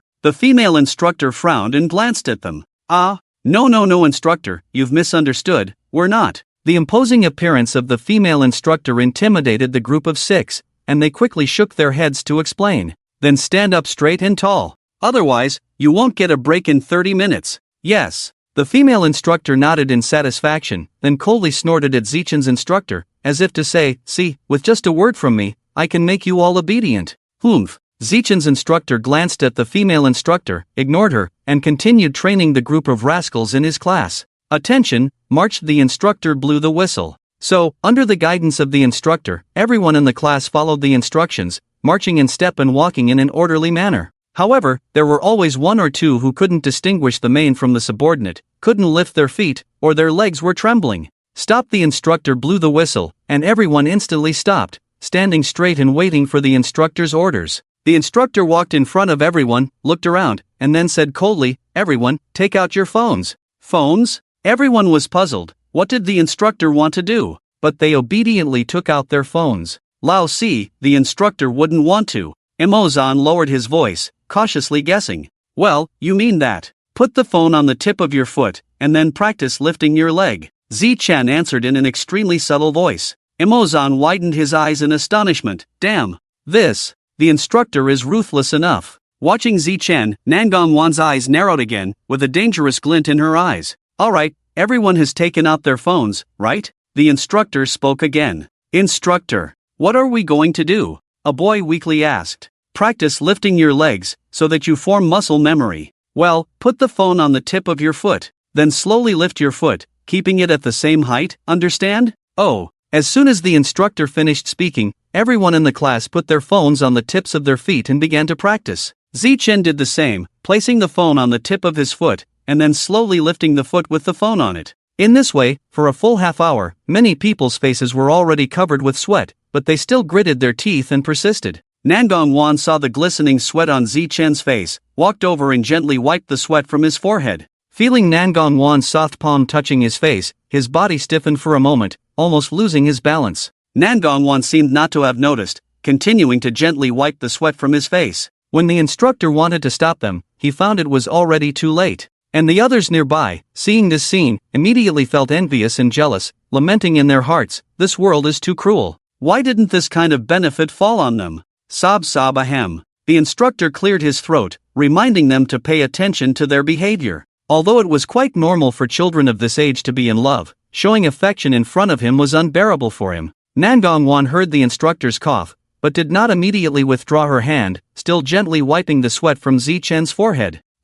Senior. No need. Thank you. Feeling the strange looks around him, the handsome face of Zichen blushed, embarrassedly trying to push her hand away. Seeing Zichen push her hand away, Nangong Wan's eyes darkened for a moment, then she smiled and withdrew her hand. She neatly folded the handkerchief that had just wiped Zichen's sweat and put it in her pocket. This was used by Zichen's younger brother, and it was filled with the unique scent of Zichen's younger brother, which she liked very much, and was infatuated with. Nangong Wan's gaze towards Zichen became increasingly intense, even faintly mixed with some infatuation and madness. Zichen felt uncomfortable under her gaze, frowned, and turned his face away. Nangong Wan suppressed her emotions, turned back to the front of the line, and continued to watch Zichen's military training. The instructor looked at the time, then blew the whistle. Attention, at ease, rest in place for 10 minutes. Hearing this, everyone quickly relaxed, took a deep breath, and put away their phones, sitting on the grass panting, drenched in sweat. Damn, I'm so tired. Yuiji leaned against a tree, panting heavily.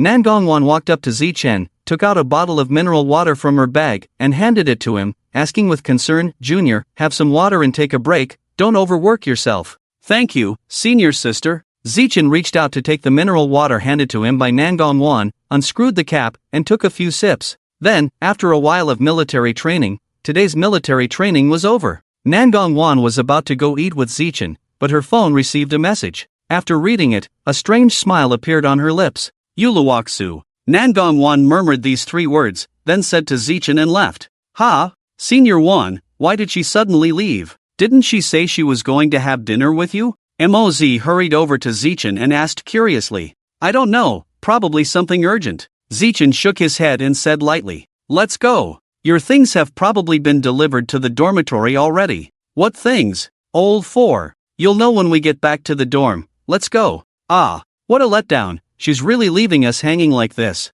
Forget it, we'll find out later anyway, let's fill our stomachs first, I'm starving. Moz patted his flat stomach and said, "Me too, let's go." The four of them walked towards the cafeteria. This time, they didn't choose to eat outside, as Zeichin was afraid they might run into troublemakers again. When they reached the entrance of the cafeteria and were about to walk into the restaurant, they met Suko, who was walking towards them. "Hi, how are you, juniors?" Suko greeted them. "Hi, hello, Senior Su." The four of them responded politely. "Hey, where's Rue? Isn't she with you guys?" Suko looked around but didn't see Nangong Wan. Senior sister said she had something to do and left first, Zeichin explained. Oh, Suko nodded and didn't ask further, because she knew her best friend must have had something to take care of, otherwise she wouldn't have left Zeichin, especially when it was an opportunity to be with Zeichin and his brothers. "Senior sister, do you want to join us for dinner?" Moz invited her to join them. "Well, even though I just had dinner, if the juniors are treating, I'll reluctantly accept." Suko smiled and looked at the four of them, showing her cute little tiger teeth.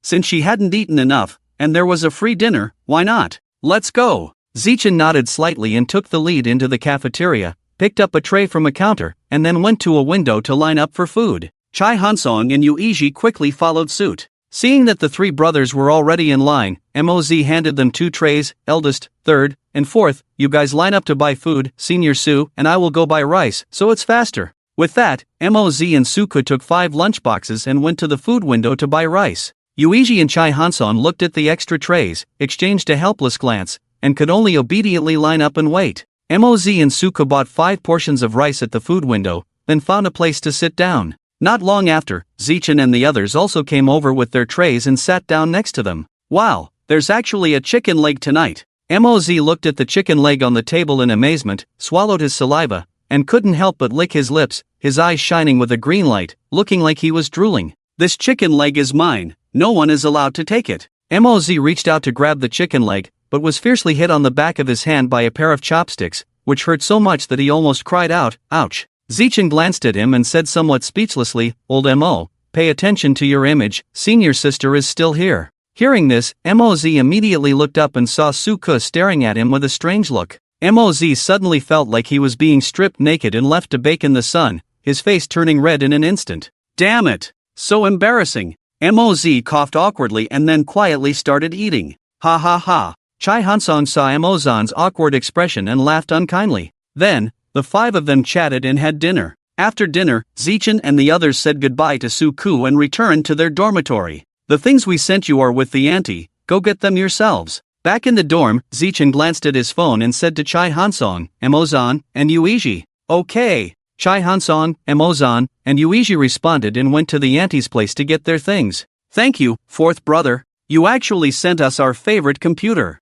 "Thanks, fourth brother." "Thank you, fourth brother." Mozan, Chai Hansong, and Yuiji happily said, "You're welcome. It's the least I could do. After all, you all helped me when I encountered trouble. As long as you don't mind the gifts I sent." Zeichin smiled slightly. "How could we? We're good brothers. Come on, fourth brother, give me a hug." Mozan opened his arms to embrace Zeichin. "Get lost. I'm straight." Zeichin dodged skillfully and gave a kick. "Ha ha ha." The other 2 laughed at his words. On the other side, Nangong Wan arrived at the address sent by Yulawaksu Yushir Wugwan. "Miss Nangong, you're here, my lady is waiting for you inside." When Nangong Wan arrived at the door, a middle-aged man in black tang suit was there to greet her. He respectfully bowed and led her into the martial arts hall. Nangong Wan nodded and followed the man into the interior of the martial arts hall. The martial arts hall was spacious, with 3 floors, each with various training rooms, individual practice areas, sparring areas, and places for teaching martial arts.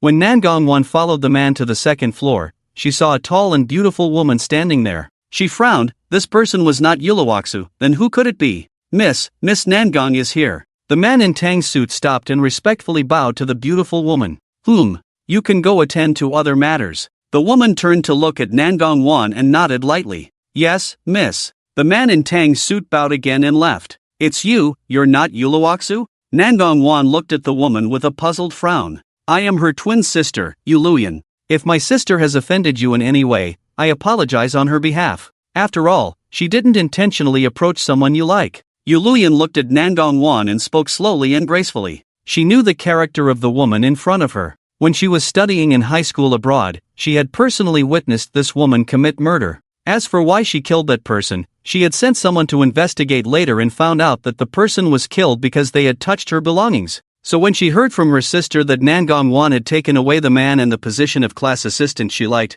she knew that Nangong would not let her sister go. She was afraid that Nangong would do something to harm her sister, so she invited her to meet here in her sister's name, to see if she could let her sister go. He. Nangong sneered twice, disdainfully looking at Yuluyan. You should know that I really dislike people touching my things. Her words made Yuluyan's expression stiffen for a few seconds, but she quickly regained her composure. What do you want? What do I want? Don't you people who have lived abroad know very well? Touch my things, or be noticed trying to touch my things, and you will die? Nangong narrowed her cold eyes and a cruel smile curved her lips. Yuluyan lowered her eyes and pondered for a moment, then raised them, staring at her sharply and asked in a deep voice, Do you really want to exterminate my sister? Humph. Since she wants to touch my things, she must bear my wrath. Nangong face suddenly became sinister and terrifying, her tone filled with a vicious and murderous air. I, Nangong, do not allow anyone to touch my things, especially Zichin. Nangong, have you ever thought that your actions will cause a feud between two families?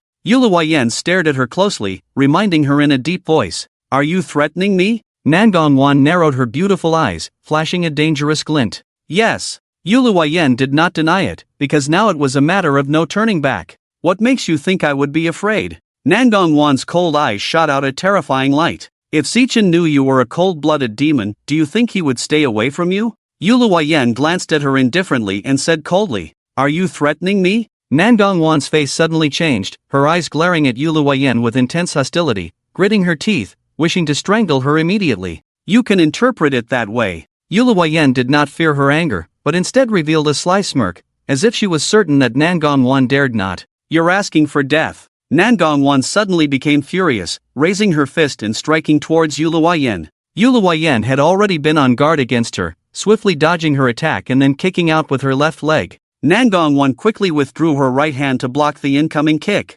Yuluyan took the opportunity to create a safe distance, coldly staring at her and said, If you don't want him to know your other side, then let go of my sister. If I kill you, no one will ever know. Nangong narrowed her eyes coldly like a snake, her tone chilling. Yuluyan sneered, If you kill me, I believe it will soon reach Madame Gong's ears. You also know that Zichin is Madame Gong's grandson. If she knows that a murderer likes her grandson, I'm afraid Madame Gong will never let you marry Zichin. After all, Zichin will still listen to Madame Gong's advice. Besides, Zichin doesn't like you now. Oh, I forgot to tell you that I am the future daughter-in-law of the Gong family. In that case, you are Zichin's aunt. Do you still want to kill me? Yuluyan lightly raised her eyebrows. Yuluyan, do you think that by mentioning Madame Gong, I won't dare to kill you? Nangong's face grew even darker. You can try. Yuluyan shrugged, innocently smiling, completely disregarding her threat, because she knew that although Nangong was a lunatic, she was a clever lunatic who knew what was more important.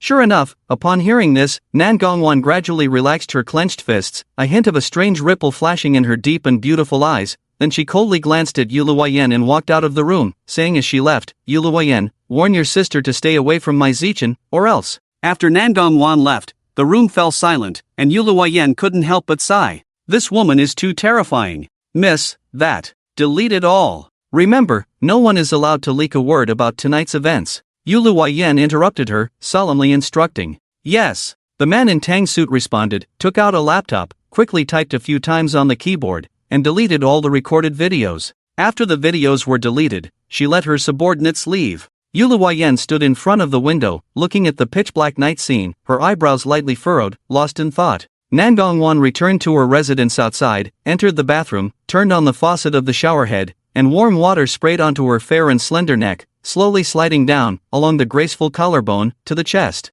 The bathroom was filled with mist, and the faintly visible, exquisitely delicate and translucent figure of the girl, with skin as clear and tender as jade, shimmered with a soft light under the illumination of the lamp. Nangong closed her eyes, feeling the warm water washing over her entire body, until her skin became moist, and then she stopped bathing, dried the water droplets on her body with a towel, put on a robe, and walked out of the bathroom. Then she entered the bedroom filled with portraits and photos of Zichin. Sitting on the edge of the bed, looking at the exquisite and lifelike oil paintings in the room, her fingers slowly caressed them, as if touching someone's skin. The hostility on her body gradually faded, her expression slowly calmed down, and her originally gloomy and terrifying black eyes also softened. Nangong Wan lowered her head, and her nose rubbed against the handsome face of the young man in the painting, murmuring, "Zichen, little brother. Zichen, little brother. Zichen, little brother. Ah Chio." Zichen, who was playing games in the dormitory, suddenly couldn't help but sneeze. "What's wrong?" Yuiji, seeing his strange expression, immediately asked with concern. "Nothing, I feel like someone is thinking of me." Zichen rubbed his nose and said, then continued playing the game. "Could it be senior sister?" Moz immediately teased. Zichen didn't say anything. Anyway, they wouldn't believe whatever he said, so he didn't bother wasting his breath, and focused on the game. Ah Chio! Ah Chio! Ah Chio! Another sneeze came. Zichen frowned. This time he actually sneezed 3 times. He scratched the back of his head in confusion and muttered, "Could it be someone cursing at me? Ha ha! I think you miss your senior sister, don't you?" Yuiji couldn't help but burst into laughter. "Get lost." Zichen glared at him. "Don't talk nonsense, I don't miss senior sister at all. Ha ha." All the roommates couldn't help but laugh out loud. Just then, Zichen's phone rang. He took out his phone and glanced at it. It was his mom calling. He gestured to his roommates, then walked to the sink and answered the phone. "Hello, Mom, what's up?" "Woo Zichen, you haven't called Mom for a long time. Mom feels so bad. I want to cry. I want to." There was a sound of Ganyuik's grievous sobbing on the other end of the phone. Zichen rubbed his brow, feeling a headache coming on. Every time he didn't answer the phone, didn't accompany her, it would always be like this. Sigh. Zichen sighed and comforted. "Okay, Mom, don't cry. After the military training is over, I'll come home to accompany you." "Okay, Mom, I'm hanging up." With that, he quickly hung up the phone, so as not to make his mother angry again. On the other side, seeing her son hang up the phone again, Ganyuik's face immediately darkened. Zichen, you're getting more and more disobedient. You didn't chat with Mom for a few minutes, and you hung up the phone. Do you know, you make Mom very upset, very painful?" Her face also became very sinister, her eyes full of gloom. "Stinking man, come in and tell your lackeys to bring my son back." Ganyuik shouted at the man outside the door. The man outside the door was stunned. This woman was going crazy again, couldn't help but sigh. He didn't know how many times he had said this. This woman simply didn't understand his words. Every time she would make him very helpless, but there was nothing he could do. Who told him to promise Z to take care of her well? "Ueka, I won't help you. I don't know how many times I've told you, the child has grown up, he should have his own life, you don't," the man once again earnestly advised. "Shut up," Gong Yu angrily shouted, "who do you think you are? If it weren't for you letting Z go to save you, he wouldn't have had the car accident, and I wouldn't have lost him." After speaking, she picked up the nearby vase and fiercely smashed it towards the door. With a bang, the vase instantly shattered into pieces. Fortunately, the door was closed, otherwise the man would have been hit by the vase. However, this loud smash woke up the little girl downstairs. She rubbed her sleepy eyes, yawned, pouted her rosy lips, got out of bed, walked barefoot on the soft quilt, and went to the door. She reached out her fair and delicate little hand, pulled the door handle, and then pushed the door open. Her big round eyes looked around, and finally locked onto the second floor. She moved her chubby little legs and ran straight to the stairs. "Daddy!" The little girl's voice was soft and sweet, with a milky fragrance. The man was stunned, followed the voice, and saw a little girl standing at the stairway, who bore a striking resemblance to Gongyu. The little girl was wearing a pink princess dress, with long shiny waist-length hair, a chubby round face, and a pair of watery big eyes that blinked, looking very adorable. Anyone who saw her would not want to bully her, and would even pour all their love onto her. "Shinshin, why are you up?" After a moment of surprise, the man showed a warm smile, quickly walked downstairs, and picked up the pink little girl. Shinshin hugged his neck, leaned against his broad and sturdy chest, and asked in a childish voice, "Daddy, I heard a noise like something falling in Mommy's room just now." "What happened to Mommy?" "It's nothing, your mom just accidentally broke a vase." The man smiled and shook his head, not wanting his daughter to worry. Shinshin blinked her big eyes, nodded as if she understood, and said, "Oh." Looking at his obedient daughter, he couldn't help but pinch her chubby cheeks, hoping that Shinshin wouldn't be like her mother in the future. Shinshin raised her clear and bright eyes like black obsidian, and said in a milky voice, "Daddy, let me tell you, Shinshin had a bad dream today." "What did Shinshin dream about?" The man raised his eyebrows. Shinshin tilted her little head in thought for a moment before saying, "I dreamt that my brother hid me, but he was taken away by a very beautiful big sister, and then I saw the big sister cut off my brother's legs and arms, and even whipped him, and said she wanted to drink his blood. It was so scary, I'm scared, woo-woo. Daddy, did something happen to my brother?" After speaking, Shinshin burst into tears. "It's okay, Shinshin, don't be afraid, it's just a dream. Your brother is fine, Don't worry, be a good girl, Shinshin. The man gently patted Shinshin's back to comfort her. Shinshin stopped crying, sniffed, and looked at him with teary eyes, choking, really? Is my brother really okay? Of course. The man touched Shinshin's little head. Shinshin, remember that dreams are not real, don't take them seriously, okay? Okay, Shinshin remembers. Shinshin nodded her little head obediently and said, Shinshin is so good. The man lowered his head and kissed his daughter's pink forehead, then carried her back to the bedroom. At Sunhai University, room 203 was still playing games. Zichen sat in a chair, his long index finger constantly clicking the mouse. On the screen, he was swiftly attacking the mid-lane defense tower with his hero. Suddenly, he heard Emozan's anxious voice through his headset. It's not good, the top lane defense tower is about to be destroyed, hurry up and support. Upon hearing this, Zichen quickly manipulated the character with the mouse to head to the top lane. Fourth, over here. Emozan's call came from afar. On the top lane, in the blue triangular grass, a group of players were surrounding the triangular grass to level up by killing monsters. Fourth, let's go steal the blue buff first, then we'll go support the third. Zichen nodded and immediately controlled the hero to enter the triangular grass, and sure enough, saw the wild boar king being cleared. So he controlled the character to go over and prepare to take down the wild boar king. Wait, fourth. Emozan quickly stopped Zichen and said, don't mind that wild boar, go protect the third has been hit 5 times. Zichen turned to the right as he heard this, and indeed, the health of the top lane defense tower was getting lower, and the number of enemy troops was increasing. Okay, Zichen said, then quickly headed towards the middle lane. You bunch of brats, how dare you come to ambush our leader's jungle? Emozan cursed, controlling his own hero, moving towards the middle lane to defend the line. While Zichen controlled the hero to rush to the middle lane, he began to think about how to clear the opponent's minions.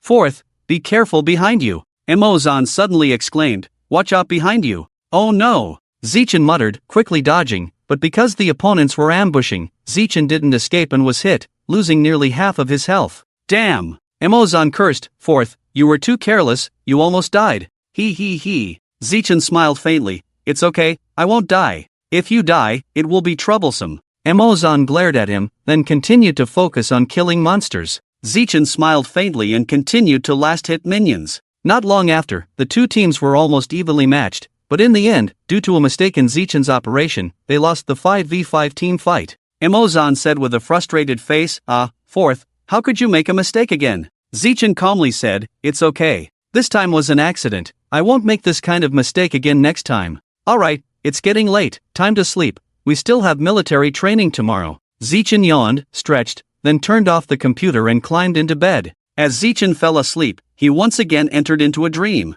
When he opened his eyes, he found himself standing on a mountaintop, and a few steps ahead was a cliff. The sound of the wind blowing through the leaves could be heard in his ears, and a cool breeze blew past him, making his clothes billow. He knew that he had entered a dream again. He was used to this situation. It's just that this time he wasn't tied up. Zichen looked up and saw 2 women standing at the edge of the cliff. One of them was Nangong, and he couldn't see the other clearly. But when he squinted and saw the face of the person who was tied up, his pupils suddenly contracted, a huge anger surged through his body. That person was none other than Zichen's mother, Gong Yueka. At this moment, Gong Yueka was tied up, her mouth was taped shut, and her hands and feet were tightly bound with ropes. A beautiful face was filled with fear, tears had already wet her delicate makeup. Nangong was holding a knife against her neck, her eyes cold, as if she would cut her fragile throat in the next second. Nangong, what are you doing? Let go of my mom. Zichen glared at her angrily. Nangong smiled, her smile as beautiful as a flower. Let go of your mom, sure, as long as you obediently listen to me, and stay with me, I promise not to harm your mother's life, otherwise. As she spoke, the sharp knife in Nangong's hand turned, the blade shining with a dazzling cold light under the dim sunlight, cutting through Gong Yueka's fair skin. Gong Yu let out a painful scream, a look of fear on her face. Mom! Zichen gritted his teeth and shouted, his forehead veins bulging. He wished he could rush up and tear Nangong into pieces, but he had to endure for now. How about it? Have you considered it? Nangong looked at him with a sly smile. As long as you promise your sister will never harm your mother. Zichen suppressed the surging anger in his heart and said as calmly as possible, fine, I promise you. But you have to let go of my mother first, and stay away from the edge of the cliff. No, what if you suddenly run away? Nangong coldly snorted. Then what do you want? Zichen furrowed his brow. He. Nangong chuckled lightly. with an especially enchanting smile, it's simple. She slowly approached Zichen with a dagger in hand. Just let me kiss your lips. No way. Zichen refused without hesitation. Are you sure? Nangong Wan raised her head slightly, a hint of a charming smile at the corner of her mouth. If you don't do as I say, do you believe I will kill your mother right away? Nangong Wan, how dare you? Do you think I dare? Nangong Wan sneered a few times, the dagger once again cutting across Gong Yu's delicate skin. Zichen suddenly felt weak all over. He clenched his fists, his nails digging into his flesh, gritting his teeth. He struggled to say a few words. I promise. You. Nangong Wan smiled satisfactorily. Good little brother, so obedient. After saying this, Nangong Wan lifted Zichen's handsome face and slowly leaned in. Zichen closed his eyes, allowing her to ravage his lips. His tightly clenched hands, knuckles turning white, veins bulging. Nangong Wan kissed him for a long time, as if she wanted to devour him whole, until she felt satisfied. Then she let go of Zichen. Little brother is so sweet, sister likes you. Nangong Wan licked her seductive lips, with a wicked smile. Zichen's breath was in disarray. Panting heavily, he lowered his head, his hands clenched into fists, suppressing the roiling anger inside him, forcing himself to calm down. He tried to adjust his emotions, then looked up at Nangong Wan and said, I have done as you asked. Now you must keep your promise and release my mother, right? Of course, sister, I always keep my word. After saying this, Nangong Wan turned and walked towards the edge of the cliff, saying, come here. Zichen, on hearing this, became more alert, slowly stepping towards Nangong Wan. When the distance to the cliff was only about a meter, Nangong Wan suddenly stopped, turned around and stared at him, saying, little brother, remember what you just said, otherwise, you can wait for your family's corpses. With that, Nangong Wan took a dagger and stabbed it towards her own heart, while raising a gun, aiming in Zichen's direction, then pulled the trigger. Bang! The bullet pierced through his chest. Zichen felt his vision darken, and instantly lost consciousness. Then, he suddenly sat up from the bed, drenched in sweat, breathing heavily. He wiped the beads of sweat from his forehead and looked out the window. The moonlight was bright, the stars twinkled, the Milky Way stretched out, and the moonlight shone into the bedroom through the window. Hiss! A sharp pain struck his heart. Zichen furrowed his brow, rubbed his temples, still not remembering what had happened in his dream. He threw off the covers, walked into the bathroom, and looked at his pale face in the mirror. He was stunned for a long time. Damn it! Why do I forget the scenes and events in my dreams every time I wake up? What kind of dream did I have? Zichen turned on the tap, scooped up a handful of water and splashed it on his face to wake himself up. After a while, he shook his long hair and looked at the clock on the wall. The hour hand happened to point at 3:30 in the morning, 2.5 hours before the morning training. He took a deep breath and decided to go back to sleep for a while. He yawned and lay back on the bed. Unconsciously, he gradually sank into sleep. He didn't know how long he had slept when he was awakened by his roommate. Hey, Lao Si, wake up, you're going to be late, his roommate urged, patting his shoulder. All right, I'm awake. Zichen opened his sleepy eyes and quickly got up to go to the bathroom. Of course, he didn't forget to check in. System, check in, Zichen said in his head. Check-in completed. Congratulations to the host for gaining 1,000 experience points and 500 points. Zichen raised his eyebrows. This time he was rewarded with 1,000 experience points. Previously it was only 100, 50, 30. Did the system finally have a conscience? Then, he checked his personal panel and dismissed the system. After washing up and changing into his military training uniform, Zichen and his roommate walked out of the dormitory together. Everyone, attention, at ease. First, stand in military posture for 30 minutes. Then start the rest of the class, the instructor commanded sternly. The students lined up in an orderly manner and began today's military training. Time passed, and the days went by one. The full 20 days of military training, accompanied by the start of the final day's military training performance, was about to come to an end. During these 3 weeks, apart from military training, Zichen was almost always accompanied by Nangong Wan. Since becoming a class assistant, Nangong Wan had basically occupied him during rest time, like a sticky toffee that he couldn't shake off, so Zichen just let her be. But he still felt some resistance. Zichen didn't know why, but whenever Nangong Wan touched him, his whole body felt like it had been electrified, uncomfortable and tingly.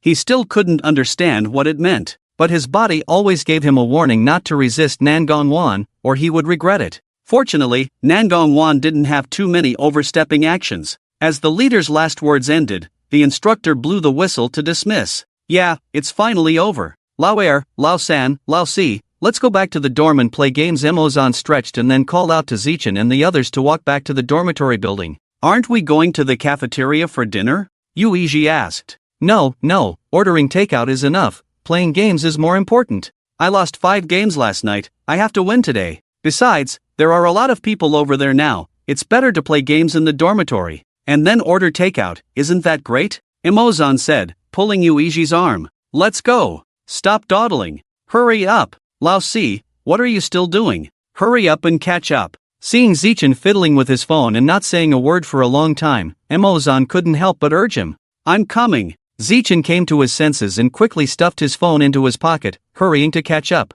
Were you waiting for the senior sister just now? Yuiji teased him with a smirk. No, I was dealing with stock matters. Zichin shook his head and said lightly. TSK, I don't believe it. For the past 10 days, whether it's breakfast, lunch, or dinner, or during rest and leisure time during military training, you've been almost inseparable. Even sometimes when standing in military posture, Nangong Daxioa would personally wipe your sweat. Emozan continued Yuiji's words. Tisk, it's really enviable. I. Zichin opened his mouth, wanting to explain, but hesitated, not knowing what to say. Did you win over the senior sister? Yuiji joked with a smile. It's nothing. Zichin shook his head. He didn't want to continue this topic, and he couldn't explain it to them. He had said it so many times already. Sigh, alright, don't tease Lao Si about this every time. Let's go. Back to play games? Chai Hansong timely intervened to stop the two from teasing further. Just as Nangong Wan was about to find Zichin for dinner, she watched his figure gradually disappear from her sight, her face immediately darkening, a hint of crimson flashing in her eyes once again. Zichin was hers. He was hers. These days, Zichin's younger brother had been very obedient. Why didn't he wait for her? She had only been called away by the teacher for a while, and Zichin's brother had left with his dorm mates. It must be those people in Zichin's dorm again. They must have incited Zichin's brother to leave. How infuriating. Nangong Wan clenched her fists. At that moment, she received a message from the organization, instructing her to lead a group of people to destroy a stronghold of power. She accepted the mission. Why? She just wanted to kill someone. She wanted to vent the sudden surge of hostility within her, otherwise, she really couldn't help but want to kill all of Zichin's dorm mates. Back in the dorm, after playing a few rounds of games with his dorm mates, having dinner, and taking a shower, Zichin climbed into bed to sleep. Tomorrow was the first day of classes at the university, and he couldn't be late. Before going to sleep, Zichin glanced at the stock trading page and saw that the stock was still rising. He couldn't help but breathe a sigh of relief. He estimated that the stock would continue to rise for a while, and when it reached a certain point, he could sell it and make a good amount of money. With that in mind, a faint smile appeared on Zichin's lips. Then, he sent a text message to Nangong Wan. I'm going to rest now, good night. He turned off his phone screen, closed his eyes, and fell asleep. Soon, he was once again immersed in a dream. Opening his eyes and seeing his limbs bound to the bed's 4 iron pillars, Zichin wordlessly tugged at the corners of his mouth. Here we go again. Can't it be a different dream for once? Damn it! Zichin cursed inwardly, struggling to free himself from the ropes. Then, instinctively, he lowered his head to look around, only to suddenly realize that he was in complete darkness, with only the faint moonlight shining through the window barely discernible. But with just this faint light, Zichin couldn't see anything at all. Awake now, Zichin little brother? Nangong Wan's lazy and enchanting voice came from beside his ear. Zichin raised his head and saw Nangong Wan sitting on the edge of the bed, looking down at him from above. She played with her hair with one hand and propped herself up on the bed with the other, her posture exuding a particularly charming and alluring air. Can you let me go? Every dream is like this, is it interesting? Zichin sighed helplessly. Hearing Zichin's somewhat complaining tone, Nangong Wan tilted her head full of question marks, blinked her eyes, as if not understanding why Zichin suddenly said such things. Zichin little brother, what do you mean by that? Nangong Wan looked at Zichin with a puzzled expression and asked. Nothing? I promise to stay by your side forever, but you have to promise me not to harm them. Zichin took a deep breath and said slowly. Hearing this, Nangong Wan was slightly stunned for a moment, then smiled softly. Zichin little brother, are you asking me for something? I guess so. Zichin shrugged and said. Okay, as long as you don't have any thoughts of running away, sister will naturally not harm them. Nangong Wan assured with a smile. So, can you let me go now? Zichin raised his eyebrows and looked around, then said. No, you can't. Why, when I've already promised you? Zichin frowned. Of course, it's to punish Zichin little brother. Who told you to be disobedient? Always thinking of running away, always wanting to leave, Sister Nangong Wan said, throwing a seductive glance at Zichen. Punishment? What punishment? Zichen frowned and asked, already guessing what Nangong Wan was going to do. Hey, this time, I will leave a mark on you, let everyone know that you are mine. Nangong Wan smiled brightly. A mark? Zichen widened his eyes, looking incredulous. You're crazy? Yes, I am crazy. Nangong Wan said, reaching out to touch Zichen's lips, the soft and warm touch making her want to savor it. Senior, calm down, can we not punish? Zichen swallowed and quickly said. No, if I don't punish you, you'll definitely try to sneak away when I'm not looking next time. So, I must punish you. Nangong Wan said, leaning down to kiss Zichen's lips and even biting him. Ouch, the pain made Zichen gasp. Damn, she's really a pervert. It's one thing to bite, but she's really biting hard. Does it hurt? Nangong Wan smirked, licking her lips like a little cat, licking the bloodstain on the corner of her mouth. It hurts. Are you a damn dog? Zichen glared angrily at Nangong Wan. This woman is definitely a dog. Otherwise, how could she be so cruel? Nangong Wan chuckled, be good on the bed, don't move. Sister is going out to get the punishment tools. Be good. Nangong Wan said, standing up and swaying her slender waist as she walked to the door. Zichen watched Nangong Wan's back, feeling a sense of unease. Could this woman really be planning to leave a mark on him? As he thought about it, Zichen couldn't help but tremble, silently praying in his heart. Wake up, wake up, wake up quickly. But it seemed like the heavens didn't hear his prayers. He was still in a deep sleep. Not long after, Nangong Wan came in pushing a small stove and a pair of specially made branding irons, system product. Come, Nangong Wan walked to Zichen's bed with a smile, handing the branding iron to him. Here, this is the mark Sister specially found for you. Mark. Zichen stammered, then swallowed, and looked at Nangong Wan with a terrified expression. Zichen, little brother, how do you like the mark Sister personally created for you? Do you like it? Nangong Wan smiled and walked to the bed with the unheated branding iron. I don't like it. Zichen shook his head, refusing. Don't like it? But Sister likes it very much. Look at the pattern on the branding iron. How beautiful. Nangong Wan waved the branding iron in front of Zichen a few times, then put it in the stove in front of him. Watching the branding iron gradually turn red, Zichen's heart was in his throat, and sweat beaded on his forehead. Zichen, little brother. Sister will help you take off your clothes first. Nangong Wan said in a sickly tone, then reached out to unbutton his shirt. Seeing the approaching hand, Zichen couldn't help but struggle, but with his hands and feet bound to the bed, how could he break free? Don't! Let me go! Tisk! Not obedient, Nangong Wan evilly leaned in close to him, blowing air in his ear. Let go! Zichen closed his eyes, stiffening all over. Be good. Nangong Wan chuckled and continued to unbutton his shirt. As the buttons were undone one by one, revealing the strong chest and perfect abs under the shirt, Nangong Wan's gaze became infatuated, and her breathing gradually became heavier.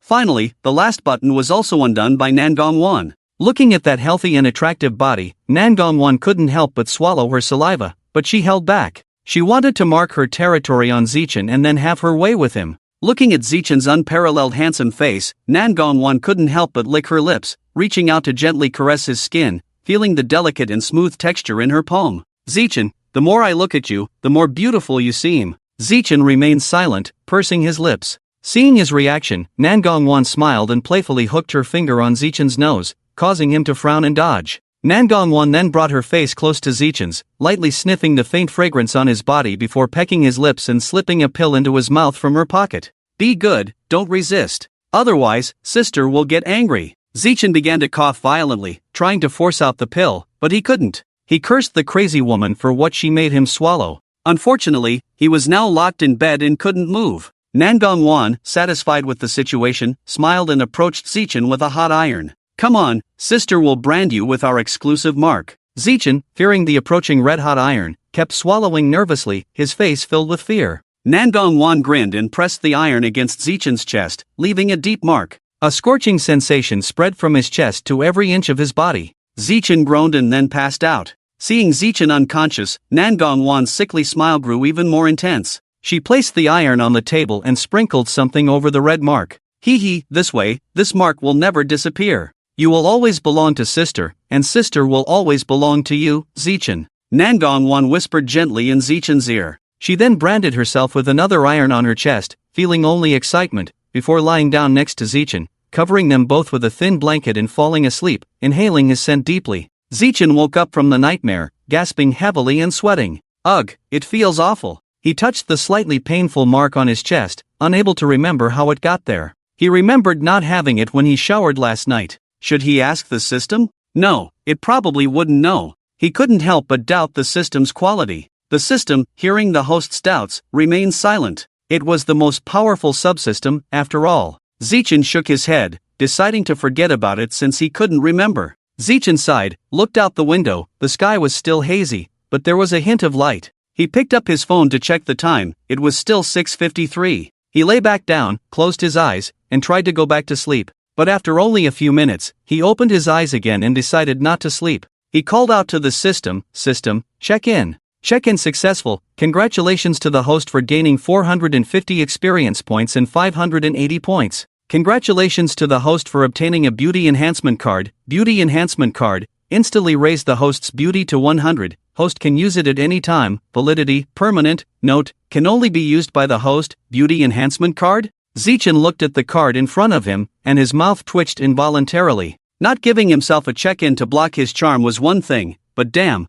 they actually gave him a beauty enhancement card. Isn't this a scam? How much higher can his beauty go? But fortunately, he can only use this card by clicking it himself. Zichen breathed a sigh of relief and put it back in his backpack. System, open the personal panel. Zichen ordered. Soon, the system panel appeared in front of him. Zichen looked at his data. Daily check-in system is currently at level 1. Experience points, 5840/10,000, still need 4,160 points to level up. Host, Zichen, age, 19, height, 182, beauty, 97, strength, 87, 60 is the passing line, combat power, 85, physical condition, healthy, personal assets, 1, 26 million, points, 3,700, ways to obtain points, daily check-in and random tasks, skills, intermediate mastery of cooking, divine level singing, divine level massage. Note, combat skills obtained cannot be used on the system's locked lever, permanently locked lever, hidden, Nangong 1, requires the system to reach level 6 to unlock, system backpack, a set of cosmetics, plush toys, a set of exquisite kitchenware, beauty enhancement card, submall system, not open, lottery subsystem, not open. So I still need over 4,000 points to level up. Zichen felt depressed. But fortunately, although his experience points are still low, he can slowly accumulate them, so there's no rush. But looking at his backpack and skills, Zichen couldn't help but feel a little annoyed. Then the system asked as usual, "Host, your points have reached 3,700. Do you want to upgrade your skills?" No. Zichen refused flatly. Upgrading these skills is just a waste. If he upgrades his cooking, his taste will also improve, and then it will be hard to swallow outside food, so it's better not to upgrade. He doesn't sing, so upgrading it is useless, and it will also bring him a lot of trouble. As for massage, he can upgrade it a bit. Then, he played a mobile game in bed and went to brush his teeth and wash his face. Of course, he didn't forget to wake up his roommates, otherwise, he didn't know when they would wake up. When he finished brushing his teeth and washing his face, his roommates finally woke up, still looking very sleepy. "Good morning," Lao Si Chai Hansong stretched lazily. "Huh, when did you get up? I feel like I only slept for 2 or 3 hours. Zichen, alright, get up quickly, it's already 7:20, we still have class later," Zichen urged. When Chai Hansong heard this, he suddenly woke up, quickly got up, and ran into the bathroom to brush his teeth and wash his face. The other two also woke up from their daze and followed suit, running into the bathroom to brush their teeth and wash their faces. After some commotion, it was already 7:40 in the morning. After a simple wash and breakfast, they headed to the classroom. When there were about 5 minutes left, I rushed to the classroom and found 4 seats to sit down, waiting for the teacher to arrive. The 3 of them were chatting about yesterday's game, while Zichen remained silent, not saying a word, and fiddling with the stocks on his phone, occasionally replying to Nangong Wan's messages. It wasn't until the bell rang for class that Zichen stopped playing with the stocks and put his phone in his pocket. Then, Zhao Jijun, dressed in a crisp white shirt and black pants, walked into the classroom from the door, step by step, making his way to the platform. When he reached the lectern, he placed his lesson plan on the table, looked around at everyone, and slowly began to speak. "Before we start the formal class, I want to inform you about a school notice. There will be a welcome party for the freshmen tomorrow night." Wow, the classroom immediately buzzed with excitement, and the students chattered, looking thrilled. Bang, quiet. Zhao Jijun forcefully tapped the lectern, reducing the noisy voices a bit. Then he continued, "Well, As usual, this party is usually performed by the sophomores and juniors, while you freshmen will be the audience. But this year, the school leaders have decided that each freshman class will have a performance to showcase the freshman style. Due to the tight schedule, there are no specific requirements for the performance. It can be individual or a small group. If you are interested, go to the publicity committee to sign up. Alright, let's start the class. Zhao Jijun then began to explain the content he was going to teach. After listening to a few words, the three roommates lay on the table and started to doze off. Lao Si, we played too late last night, remember to wake us up after class. Moz mumbled sleepily, then closed his eyes and fell asleep. Zichen nodded and replied, okay. In the girls' dormitory. Ruijia, where did you go yesterday? Why didn't you come back? Suka saw Nangong coming back from outside, blinked her watery eyes, and asked in confusion. She didn't tell her, but fortunately, Auntie didn't check the dormitory yesterday. I had some private matters to attend to yesterday. What's the matter? Nangong glanced at Suku and said calmly, oh, I see. By the way, Ruijia, I brought your package back for you. It's on your desk, Suka said with a smile. Nangong responded faintly and planned to go to the bathroom to freshen up. Seeing this, Suko quickly stopped Nangong. Hey, Ruijia, don't you want to open the package and see what's inside? Nangong hesitated for a moment, then turned to Suku and said calmly, I don't like others touching my things. Oh, Suku obediently nodded, but she was still curious about what was in the package. However, since Ruijia said she didn't like others touching her things, she tactfully didn't ask further. After freshening up and changing clothes, Nangong left the dormitory and headed to the classroom where Zichen was. As the bell for the end of class rang, the class teacher Zhao Jijun also finished the morning's teaching and left the classroom. Alright, get up, class is over. Zichen pushed the three people who were sleeping on the table. The three of them rubbed their sleepy eyes and stood up to stretch. I'm so hungry, let's go, first to the cafeteria to fill our stomachs, and then back to rest. Chai Hanson yawned lazily. Let's go. Let's eat. Pay attention to your image, you two, this is still a classroom. Zichen rolled his eyes speechlessly. He. Moz and Yuiji awkwardly touched their noses. So the group left the classroom, ready to have lunch in the cafeteria. At the moment they stepped out of the classroom door, a girl with black-framed glasses suddenly rushed over. Hey, wait, classmate, please wait. Ha! Chai Hansong, Zichen, and Emozan all frowned and looked at the girl at the same time. The girl had a sweet appearance, fair and tender skin, shoulder-length curly hair, and a very innocent and lovely look, especially her delicate and beautiful melon-seed face. She was wearing a light blue floral dress, giving off a clean and beautiful feeling, especially her lively eyes, which were now looking at Zichen. Classmate, do you have a moment? Zichen raised his eyebrows and politely asked the girl. Classmate, no one in our class has signed up for the performance. I wanted to ask you if you would be willing to represent our class on stage? Xianxingxi asked somewhat shyly, lowering her head and speaking softly, her eyes occasionally stealing glances at the handsome young man in front of her. Zichen was taken aback by her words, then shook his head and refused Xianxingxi. Xianxingxi widened her eyes, looking bewildered. I have no talent. Zichen shrugged, sincerely saying. He didn't want to stand out, he just wanted to live a low-key life. Besides, if he performed, he might not see the sun tomorrow. He didn't know why he felt that way, but that's how he felt inside, telling himself. Xianxingxi was speechless at his words. She had wanted to say that he was so handsome, spoke so well, and must sing well too,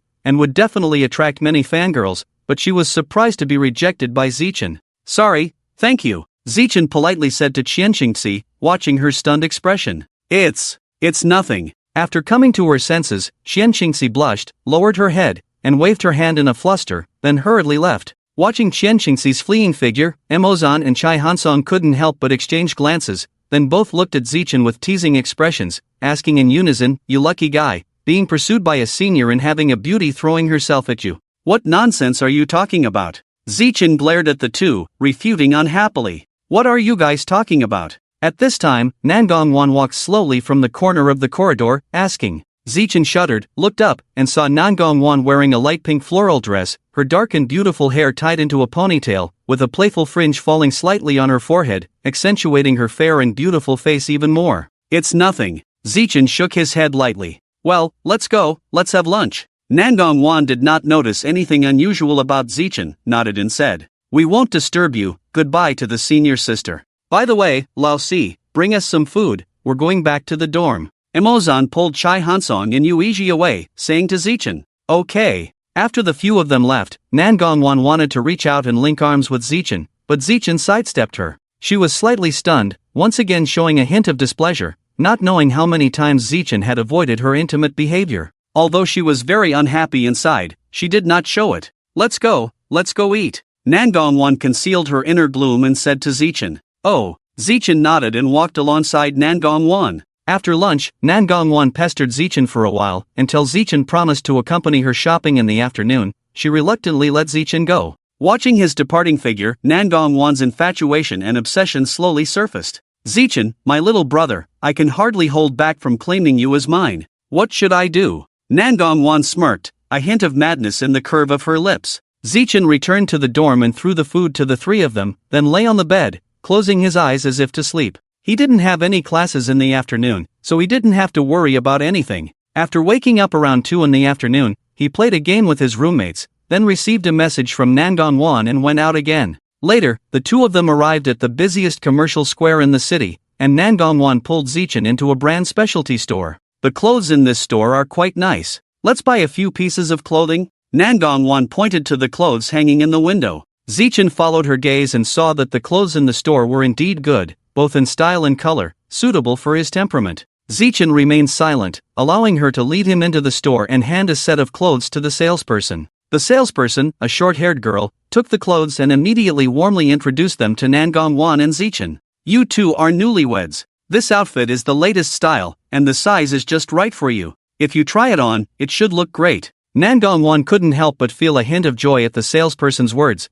but she remained calm on the surface, just pursing her lips slightly and nodding gently. When Zichen heard this, his mouth twitched. Damn, how can you see us as newlyweds? Don't talk nonsense, okay? Sir, do you need to try on this outfit? Zichen glanced at Nangong's expectant eyes. He wanted to refuse, after all, they were not a couple, and wearing couple clothes would lead to misunderstandings. But from that hopeful look, he saw a hint of sinister color, as if saying, if you don't try it, I'll be angry. Seeing this, Zichen silently took the clothes and walked towards the fitting room. When he walked out of the fitting room in the new clothes, Nangong was stunned, her eyes filled with even more infatuation. At this moment, Zichen, dressed in a set of off-white casual clothes, combined with his extraordinary handsome appearance, exuded an elegant and refined aura, like a worldly gentleman, making people unable to help but be captivated. Nangong stared blankly at the extraordinary man in front of her, and once again, the thought arose in her heart. She should confess as soon as possible. This way, he could live with her as Zichen's girlfriend, and she could keep Zichen by her side forever.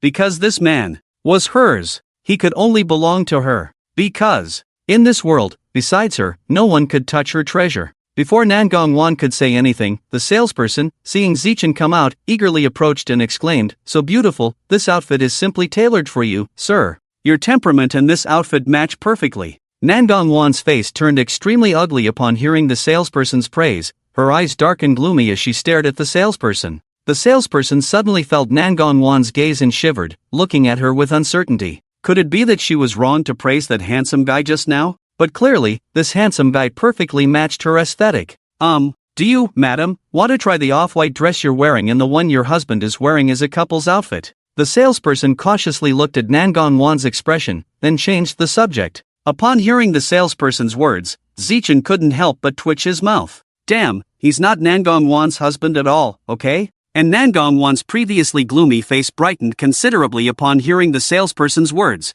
apparently finding them very useful. Then I'll try this one. With that, Nangong took a beige dress and went into the dressing room to change. After a moment, Nangong walked out of the fitting room. She was wearing a beige dress, the skirt flowing elegantly, the waist finely tailored, the neckline uniquely designed, adorned with lace at the chest, accentuating her graceful figure. The skirt cascaded and undulated, drawing a beautiful arc in the air, her waist slender, walking as if the wind was brushing the willow branches. The outfit clearly fit her well, and her long, black, silky hair cascading down her shoulders further highlighted her elegance. Nangong's fair skin, delicate features, and captivating charm made everyone around her pale in comparison. Oh my! So beautiful, the salesperson couldn't help but exclaim, filled with envy. Your wife is truly the most beautiful girl I've ever seen. The salesperson praised again. Zichen was speechless. He wasn't her husband, after all. Just as he was about to clarify, Nangong spoke first. Zichen, how do you think this dress looks? Nangong asked shyly. It looks very nice, Zichen nodded faintly. but his gaze didn't linger on her for even half a second. Although he admitted that the dress looked really good on Nangong, but later, they each went into the fitting room to change back into their own clothes, and then walked out again. Swipe the card, and pack up these 2 outfits for me. Nangong took out her bank card from her wallet and handed it to the salesperson. Sure, please wait a moment, I'll pack them up for you right away. The salesperson happily took the card and the clothes, then quickly ran to the cashier. Zichen wanted to stop her, but it was too late. The salesperson had already run to the cashier to pay, and soon returned with the card and the 2 outfits, handing them to Nangong. Thank you, you've been very helpful. Nangong reached out to take the card and the 2 bags of clothes, then left the store with Zichen. After finishing their shopping at the mall and having dinner, they drove back to the school. When they returned to the dormitory, the 3 roommates were still playing games. Seeing Zichen return, they all looked up, then continued playing. Zichen was speechless. After putting the dinner he brought back on their respective tables, he went to take a shower. After showering, Zichen dried his hair and lay down on the bed, closing his eyes to sleep. As he fell into a deep sleep, he entered a dream. It was a garden-style courtyard with ancient buildings, pavilions, carved beams, painted rafters, and a beautiful and pleasant landscape with green trees and fragrant flowers. Zichen stood in a pavilion by the lake, gazing at the shimmering lake. At this moment, a light drizzle was falling from the sky, and he felt the cool breeze, which seemed to reduce some of his restlessness, but his brow remained furrowed. Suddenly, footsteps approached, and Zichen turned his head. He saw Nangong walking towards him with an umbrella, wearing a blue and purple dress that accentuated her slender figure and full chest. Her skin was fair, and her delicate makeup perfectly complemented her cold and charming temperament, making her look like a celestial beauty descended to earth, indescribably beautiful and astonishing. Zichen, little brother. Nangong came to Zichen's side and called softly, her voice gentle and soothing.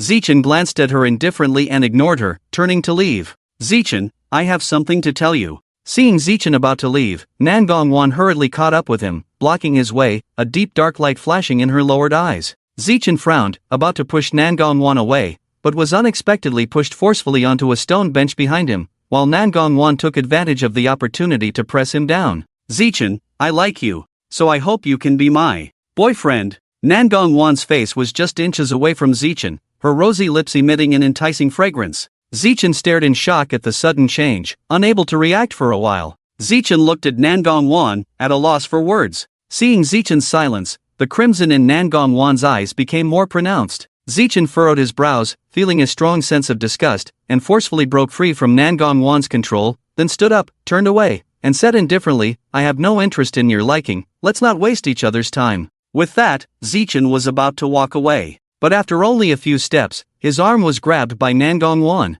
She pulled him back, holding him tightly, glaring at him with a fierce expression and said, Zichen, if you don't want to, then let's die together. Zichen's heart sank at her words, and he quickly tried to push her away, but found that he couldn't. Seeing Zichen's resistance, Nangong's smile became even brighter. She leaned close to his ear, exhaled, and said ambiguously, What's wrong? Can't move? Nangong, you're crazy. Let go of me. Zichen gritted his teeth, clenched his fists, his veins bulging. Seeing Zichen's angry expression, Nangong smiled sweetly, Am I crazy?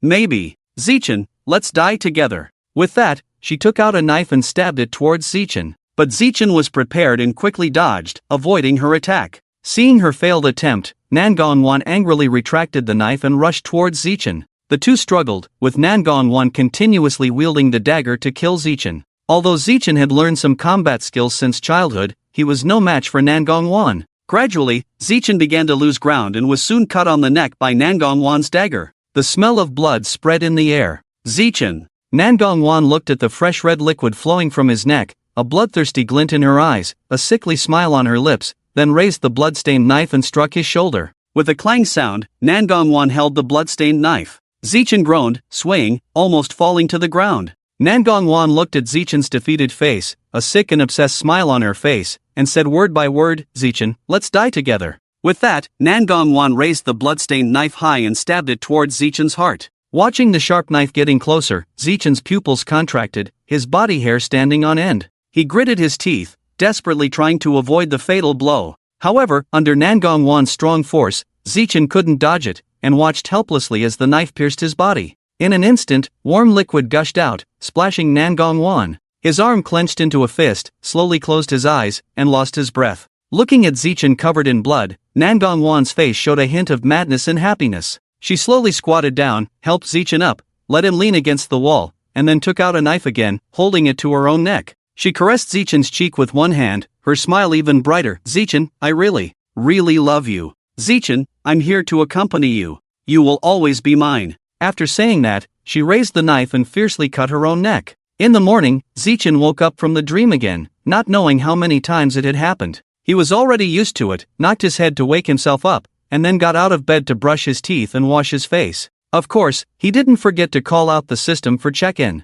Check-in successful. Congratulations to the host for gaining 300 experience points and 480 points. After brushing his teeth and washing his face, he woke up his roommate and went to class. After the morning classes, Nangong Wan found Zichin, who was about to return to the dormitory, and took him to the cafeteria for lunch. On the way to lunch, Nangong Wan casually mentioned, Zichin, at the freshman welcoming party, a senior confessed to you. Will you agree? Cough. Zichin choked, coughed violently a few times, then shook his head. Sorry, senior, I don't have any plans to date for now. Oh. After hearing Zichin's answer, Nangong Wan lowered her head, concealing a trace of gloom in her eyes. After lunch, Zichin separated from Nangong Wan. Nangong Wan watched Zichin's back. A faintly strange curve appeared at the corner of her lips. Zichin, since you rejected me, don't blame me for using some means. At 8:30 in the evening, the freshman welcoming party started on time. Because of the large number of people, the party was held on the playground. Zichin and his 3 roommates found their seats in their class and sat down. Their seats were on the left side of the stage, so they could clearly see the performance on stage. TSK TSK TSK. The female host looks pretty, her waist is really slim, and her butt is perky. And those breasts. Not small. MOZ looked at the beautiful woman on stage in a red dress, almost drooling. Chai Hansong and Yuiji also nodded in agreement. Zichin raised his head and glanced at the beautiful woman on stage, his expression still cold, not saying a word, and lowered his head to continue playing with the stocks on his phone. There were 2 hosts on stage. Besides the female host in red, there was also a man in a red suit. The female host in red looked at the audience and sweetly said, Please keep quiet, our party is about to begin. First, please enjoy the opening dance brought by the Student Union's art department. As the words of the female host in red fell, 2 women gracefully danced to the front of the stage. They were wearing black and white evening gowns, each with a pure appearance and a slender figure. Wow! Oh my god! What is this? So beautiful, isn't it? Simply too pleasing to the eye. Seeing the girls dancing on stage, the male students in the audience couldn't help but exclaim in surprise. Ha ha! I also find it quite pleasing. MOZ looked at the girls on stage and praised. Indeed not bad. Chai Hansong nodded in agreement. These 2 girls are indeed beautiful. Yuiji also nodded gently. Only Zichin still kept his head down, playing with the game on his phone, not paying attention to the scene on stage. Lao Si, why are you still playing games with your head down? Chai Hansong patted Zichin's arm and asked. Alright, Lao Da, don't disturb Lao Si. Maybe Lao Si is pretending to play games with his head down because he's afraid Nangong's senior sister will be jealous. Yuiji chuckled. Ha ha. Chai Hansong chuckled at the words, You two, get out of here. Zichin raised his head and glared fiercely at the 2 of them. TSK. Lao Si, you're just being sore. Yuiji teased. Chai Hansong nodded in agreement. Zichin rolled his eyes helplessly. After the 2 dancers on stage finished their performance, they stepped down. The female host in red and another male host in a red suit walked onto the stage and spoke. Respected leaders, teachers, dear students. They both said in unison, Good evening, everyone. Then, the red-dressed host and the other male host in a red suit continued with some welcoming words. Tonight, let's gather here to feel the true emotions through song and dance, and to convey friendship. Alright, I declare the official start of the 4716th Freshman Welcome Party of Shanghai University. With these words, the entire playground resounded with sharp whistles and applause, creating a lively and joyous atmosphere. Next, please enjoy a classical dance performed by Su Keisu, a sophomore from the finance department. After the host finished speaking, the audience below immediately erupted into excited cheers. The stage lights dimmed, leaving only a spotlight shining in the center. In that spotlight, a girl in a classical long dress stood gracefully on the stage. The girl had a slender figure, with black hair cascading over her shoulders, and a pair of bright, lively eyes that sparkled with an irresistible radiance. Her high, round nose and thin, sensual lips complemented her fair and delicate skin. At this moment, a perfect smile appeared on her sweet face as she bowed slightly to the audience below, then began to dance on stage. Her graceful and elegant movements exuded a sense of beauty and elegance, and although her dance was fast, it carried an ethereal charm. Most importantly, her dance was filled with a rich fragrance. The male students in the audience looked at the girl on stage with expressions of enchantment and infatuation. I can't believe it, Tsukasa not only has a good appetite, but also such dancing skills. Emozan stared at the girl on stage, his face filled with astonishment. Not only eating, but also sleeping. Yuichi squinted his eyes and slowly uttered these words as he looked at the girl on stage. Upon hearing Yuichi's words, Emozan and Chai Hansong turned their gaze to him. "Hey, Lao-san, what do you mean by that?" Chai Hansong raised an eyebrow and asked. "Just what it sounds like." Yuichi shrugged and pursed his lips. "Wait, how do you know she can sleep?" Emozan suddenly realized. Ahem. Yuichi cleared his throat a few times, pondered for a moment, and then said, "Well, I took a few days off during military training and went home, right? When I returned to school and was about to go to military training, Tsukasa dragged me to organize some files." "And then?" Emozan asked. Yuichi paused and continued, "So I was organizing, and she sat at the table playing with her phone. When I finished, I saw her lying on the table asleep. I tried to wake her up, but couldn't. I had to wait for her to wake up, and she didn't until 5 in the afternoon." "Are you making this up?" Emozan frowned and looked at him skeptically. "Believe it or not, it's up to you." Yuichi shrugged. Emozan ignored him and focused on watching the dance on stage. On the stage, Suka's dance had already ended, and she bowed towards the audience. Clap, clap, clap, clap. There was another round of enthusiastic applause from the audience. Suka straightened up from her bow and walked towards the backstage. Then, the hostess in red walked to the center of the stage again. "Thank you for the wonderful performance by Senior Su," the hostess in red said. "Next, let's continue to enjoy the poetry recitation brought to us by the Chinese department. Let's give them a round of applause." After the hostess in red finished speaking, she walked to the side. The reciter went on stage, and the music started playing.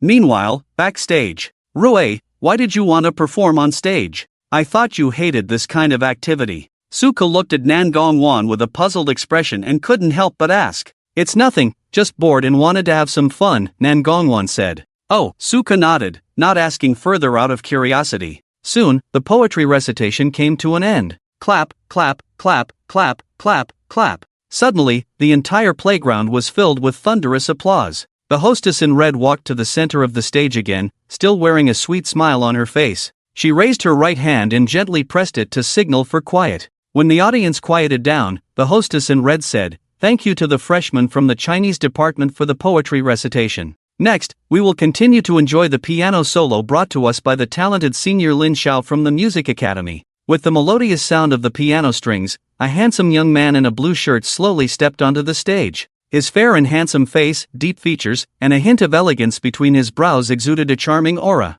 He placed his hands on the black and white piano keys and effortlessly played beautiful music. "Wow, it's Senior Lin Xiao. It seems that Senior Lin Xiao's piano skills are also amazing. Wow, this piano performance is fantastic. I love you," the audience below exclaimed in amazement. Lin Xiao was one of the pursuers of the school flower Nangong. Many girls had secretly admired him, but unfortunately, Lin Xiao only had eyes for Nangong and didn't notice the existence of other women. After finishing the piano performance, Lin Xiao didn't leave the stage. Instead, he walked straight towards the direction where Zichen was sitting. Everyone was surprised to see Lin Xiao's actions and couldn't understand why he suddenly walked over in this direction, and even more so, directly to a male student. Did these two know each other? Everyone was guessing. Lin Xiao's gaze lingered on Zichen for a moment, and a faint smile appeared on his lips. He nodded slightly to Zichen and said, "Hello, I'm Lin Xiao, a pursuer of Nangong. I heard that Junior Zichen plays the piano very well. Can I ask for some guidance?" The whole scene was in an uproar. It turned out that Lin Xiao had come to challenge Zichen. As a piano genius, Lin Xiao was also well known in the country. His piano skills were excellent, and today he came to challenge Zichen. Everyone felt that Lin Xiao was sure to win. After all, Zichen was just an ordinary student. How could he compare to Lin Xiao, a piano genius? Zichen glanced at the man standing in front of him, then lowered his head to continue playing the game in his hands. He didn't bother to pay attention to this sudden and nonsensical challenge, feeling somewhat speechless. Damn it, was he the male lead? Or the antagonist? Besides, if you want to pursue Nangong, go ahead and pursue her. Why do people always come to bother him? It's really annoying. Zichen felt very depressed. Seeing this, Lin Xiao's expression stiffened for a moment, but soon he returned to his original state. I just wanted to exchange pointers with Junior Z-Chen. If Junior Z-Chen is afraid of losing face, then forget it, Lin Xiao shrugged, looking helpless. After speaking, Lin Xiao was about to pretend to leave, but Z-Chen still showed no sign of looking up. Upon seeing this, Lin Xiao gritted his teeth and said, "Z-Chen, are you backing down?" "Yes, I am, so you can leave." Z-Chen finally raised his head and looked at Lin Xiao, speaking without any politeness. Lin Xiao's face instantly changed upon hearing this. He angrily glared at Z-Chen, clearly not expecting Z-Chen to dare to humiliate him like this. Z-Chen snorted, turned his head, and continued playing with his phone. Lin Xiao clenched his fists tightly and stared fiercely at Z-Chen. At this moment, Nangong Wan heard that something seemed to be happening ahead. Then, she looked at the situation ahead, her beautiful eyes narrowing slightly, flashing a dangerous light. Someone was bullying her younger brother Z-Chen. She made a mental note of this. Lin Xiao clenched his fists and then took a few deep breaths, forcing himself to calm down. He turned and left, while the two hosts continued to host the upcoming evening program. With one program following another, the evening finally came to a close. At this moment, the host once again stood in the center of the stage. "Next, let's warmly welcome our school's most beautiful student, Nangong Wan, to the stage with enthusiastic applause," the host announced. "Wow! I didn't expect that the goddess Wan would actually perform on stage. My goddess has finally appeared. Wan goddess, go for it." Amid the excited voices of the crowd, Nangong Wan walked slowly from behind the stage to the center of the stage. Nangong Wan's figure was graceful, her face extremely beautiful. As soon as she appeared, she successfully captured the hearts of many male audience members below the stage. Her beauty was enough to enchant anyone of the opposite sex, let alone these innocent young men. At this moment, they had long forgotten the news that Nangong Wan had someone she liked. "Fourth, stop playing with your phone, senior sister is about to perform." Mo Zan pushed Z-Chen's arm and said. Z-Chen put down his phone and looked towards the stage. At this moment, Nangong Wan was standing in the center of the stage in a purple-red evening gown, swaying gently. The light shone on her, making her seem as if she were bathed in divine light, beautiful and dreamlike, like a fairy. Nangong Wan stood on the stage, her gaze sweeping around, finally stopping at Z-Chen. Seeing Z-Chen, Nangong Wan's lips curved into a gentle smile. Seeing Nangong Wan smile on the stage, Z-Chen couldn't help but be stunned, reminding him of what Nangong Wan had said to him at lunch today. "Z-Chen, will you accept my confession at the freshman welcoming party?" At that time, Z-Chen just thought Nangong Wan was joking, and besides, he had refused. But now, seeing Nangong Wan smile, he suddenly had a bad feeling. Could it be that Nangong Wan was serious? Z-Chen furrowed his brow. At this moment, Nangong Wan had already picked up the microphone and began to sing. Nangong Wan's singing voice was extremely ethereal, like a celestial melody, intoxicating and captivating. Her clear and distant voice was so mesmerizing that people couldn't help but be immersed in it. The audience below the stage was all captivated by Nangong Wan's singing, falling into a trance. "Wow, this is simply a celestial voice. So beautiful, my goddess is so outstanding. Wan goddess is truly beautiful. I'm going to die." Wan goddess sings so beautifully, sob sob sob. Nangong Wan's singing voice echoed throughout the entire field, lingering for a long time. Amidst the waves of admiration and envy, Nangong Wan finally stopped singing. Just when everyone thought Nangong Wan was about to say a closing remark, they saw her holding the microphone and slowly walking towards Z-Chen. Everyone was stunned, thinking, could it be that Wan goddess was going to confess to Z-Chen in public? Z-Chen looked at Nangong Wan walking towards him, his pupils suddenly contracting. He now knew that Nangong Wan was trying to force him to accept her confession through this public opinion, but how could he possibly agree to it? The resistance in his heart had never disappeared. He wanted to get up and leave, but for some reason his legs felt like they were filled with lead, unable to move an inch, and he could only sit blankly in the chair, waiting for Nangong Wan to approach. Under the astonished gazes of the crowd, Nangong Wan came to Z-Chen's side. "Z-Chen, I like you." Nangong Wan's voice was soft and alluring, making people's bones go weak. This sentence immediately caused a sensation in the whole room. Oh my god, is the goddess Wan really confessing to Z-Chen? Damn, this is too explosive. Oh my god, how can the goddess Wan do this to my junior Z-Chen? Woo, my heart is broken. No, I can't take it. Wan goddess is my goddess, whoever tries to steal her from me, I'll cut him down.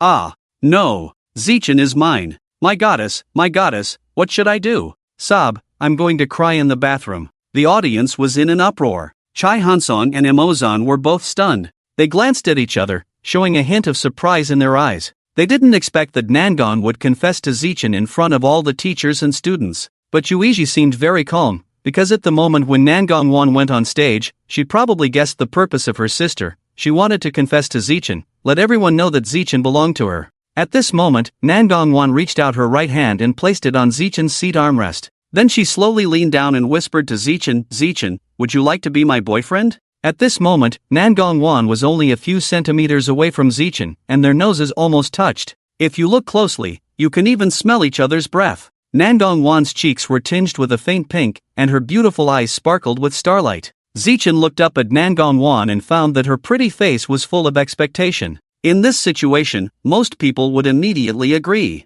However, Zichin hesitated. It's not that he didn't want to, it's just that he always resisted deep down. At this time, Emozan couldn't help but interject, "Fourth, why are you standing there foolishly? Hurry up and agree." Chai Hansong echoed, "Yeah, fourth, don't just stand there. Hurry up and agree." Zichin glanced at the two of them and ignored them. "Zichin, do you dislike me? Or do you hate me?" Nangong Wan lowered her eyebrows, looking aggrieved. This move made Zichin stunned. "Sister Wan, you misunderstood, I don't mean to dislike you." Nangong Wan still maintained that aggrieved look. "Since you don't dislike me, why won't you be my boyfriend?" "Well, Sister Wan, I'm sorry, I don't have any plans to date for the time being." Zichin frowned slightly and said in a gentle tone. Although he did not explicitly refuse, he used a tactful tone to tell Nangong Wan that he currently had no plans to date. Most of the boys around him were furious when they heard this, glaring at Zichin, wishing they could tear him to pieces immediately. "Damn it! What right does this waste have to refuse our goddess?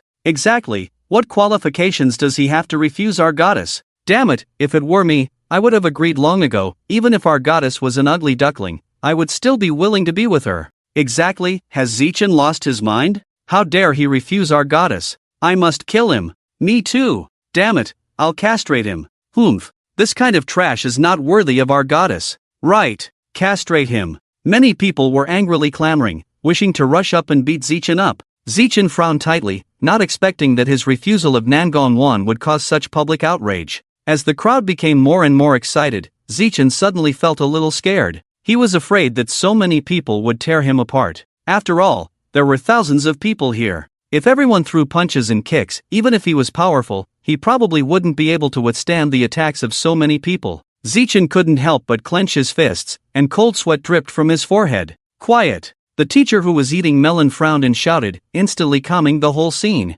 "Zichin, why don't you agree to me?" Nangong Wan bit her lip, her eyes gradually turning red. "Wan, we really aren't suitable. You're a good girl and deserve a better guy." After saying this, Zichin felt a pang in his heart for some reason, enough to make him ignore it. He then stood up from his seat and left the playground. "Zichin!" Nangong Wan hurriedly chased after him, but Zichin's pace was fast, and he soon shook off Nangong Wan. "Zichin!" Nangong Wan called out a few times from behind, but Zichin didn't stop, instead speeding up and leaving. Watching the figure gradually disappear from his sight, Nangong Wan's eyes darkened, and a sickly smile appeared on her lips. "Zichin, you can't escape," Nangong Wan muttered to herself. At this time, Emozan and a few others couldn't bear it any longer. Seeing the situation, they walked up to Nangong Wan. "Nangong, don't worry, we'll help you persuade Lao Si." After speaking, the three of them ran towards the distance, trying to catch up with Zichin. However, Zichin walked too fast, and it was only after a while that the three of them barely caught up with Zichin's pace. "Lao Si, why did you reject Nangong? Don't you know that by doing this, you're breaking Nangong's heart? We can clearly see that Nangong really likes you. Why don't you agree?" Emozan said with a look of disappointment. "Lao Si, you shouldn't hurt someone who truly loves you." Chai Hansong patted Zichin's shoulder and said with a heavy heart. Hearing this, Zichin sighed helplessly. He also understood Nangong Wan's feelings, but he always had a sense of resistance in his heart. That made it impossible for him to accept Nangong Wan's feelings. Sigh, Emozan and Chai Hansong sighed at the same time. Although they didn't know what secrets Zichin was hiding in his heart, they believed that Lao Si had his own reasons. Emozan continued, "Lao Si, since Nangong Wan likes you so much and has confessed to you, why don't you give her a chance?" Chai Hansong added, "Yes, Lao Si, it's hard to find a girl as beautiful and kind as Nangong Wan these days. Don't miss out." Yuiji also nodded and said, "Lao Si, Nangong Wan is the best girl I've ever seen. You should cherish her." Zichin remained silent. Seeing that Zichin didn't refute them, the three of them thought they had convinced him, so they all showed relieved smiles. "Let's go, back to the dorm," Emozan called out to the other three. The four of them walked towards the dormitory building together. Since the freshman welcome party ended, various discussions spread throughout the campus, especially the rejection of Nangong Wan's confession to Zichin, which made many male students furious. Whenever Zichin appeared, the male students in the campus would look at him with strange eyes, and even whisper and point as if he were an unforgivable villain. Zichin simply stayed in the dormitory at all times except for classes, avoiding trouble from those male students. Nangong Wan hadn't come to find Zichin in the past few days, as if she had given up. But this is also good, Zichin thought to himself. 3 days later, in the dormitory. Lao Si, hurry up and eat, let's play games. Mo Zan kept urging Zichin. Okay, I'm coming. Zichin quickly took a few bites of his meal and then logged into his own gaming account. At that moment, his phone suddenly rang. He picked it up and saw that it was an unfamiliar number. Zichin hesitated for a moment, but ultimately chose to answer the call. A voice on the other end urgently said, "Hello. Zichin, it's me, Su-ku. Hurry to the hospital, 1. She cut her wrist." Su-ku anxiously said. Cut her wrist? Zichin hesitated for a moment and then said, "Su Senior, isn't that none of my business? How is it not your business? Wan did it because you didn't agree to her confession, and now she's unconscious," Su-ku said in frustration. Listening to Su-ku's angry voice on the phone, Zichin fell silent for a moment. After a while, he sighed and asked softly, "Su Senior, which hospital?" "City Central Hospital," Su-ku urgently replied with the name of the hospital. After hanging up the phone, Zichin put his phone in his pocket and walked towards the dormitory door. "Hey, Fourth, why did you stop? Where are you going?" Moz asked in confusion. "I have something to take care of, so I might be back late," Zichin said. "Ah, what's so urgent? Do you need me to accompany you?"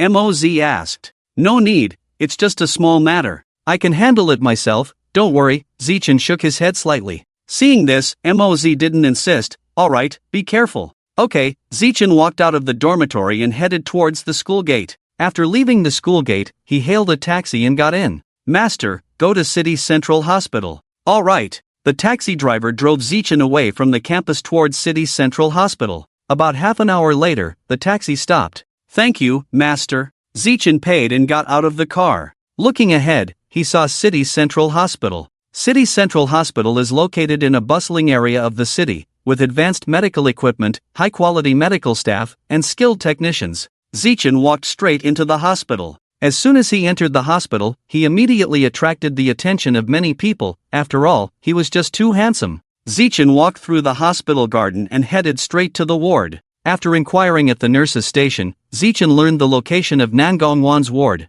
Soon, Zichin arrived at the door of Nangong Wan's ward. Through the glass window, he could clearly see Nangong Wan lying on the bed, pale and bloodless, with cracked lips, as if she had lost too much blood. Sitting next to Nangong Wan was a beautiful girl in a pink dress, her expression a bit haggard, obviously having cried for a long time. This girl was Su-ku. At this moment, she was lowering her head, holding Nangong Wan's cold hands, tears streaming down her beautiful cheeks. "Su Senior." Zichin pushed open the door and walked in. "Junior." Su-ku immediately stood up, wiping the tears from her face. "You finally came? 1. How is she?" Zichin asked. "She was just rescued. The doctor said it was fortunate that she was brought in time, otherwise it would have been dangerous," Su-ku said dejectedly. "Okay," Zichin nodded. He walked to Nangong Wan's bedside and quietly looked at her pale and haggard face, lost in thought. Seeing Zichin silent, Su-ku couldn't help but persuade, "Junior Zichin, although Wan acted recklessly, she likes you. Give her a chance." "I really don't suit her," Zichin said slowly. "Why not?" "You haven't been in a relationship before," Su-ku said. Zichin paused at her words, then said, "Feeling." "What do you mean by feeling?" Su-ku frowned. "Feeling is feeling, forcing it together will only end in tragedy." Zichin said calmly, Well.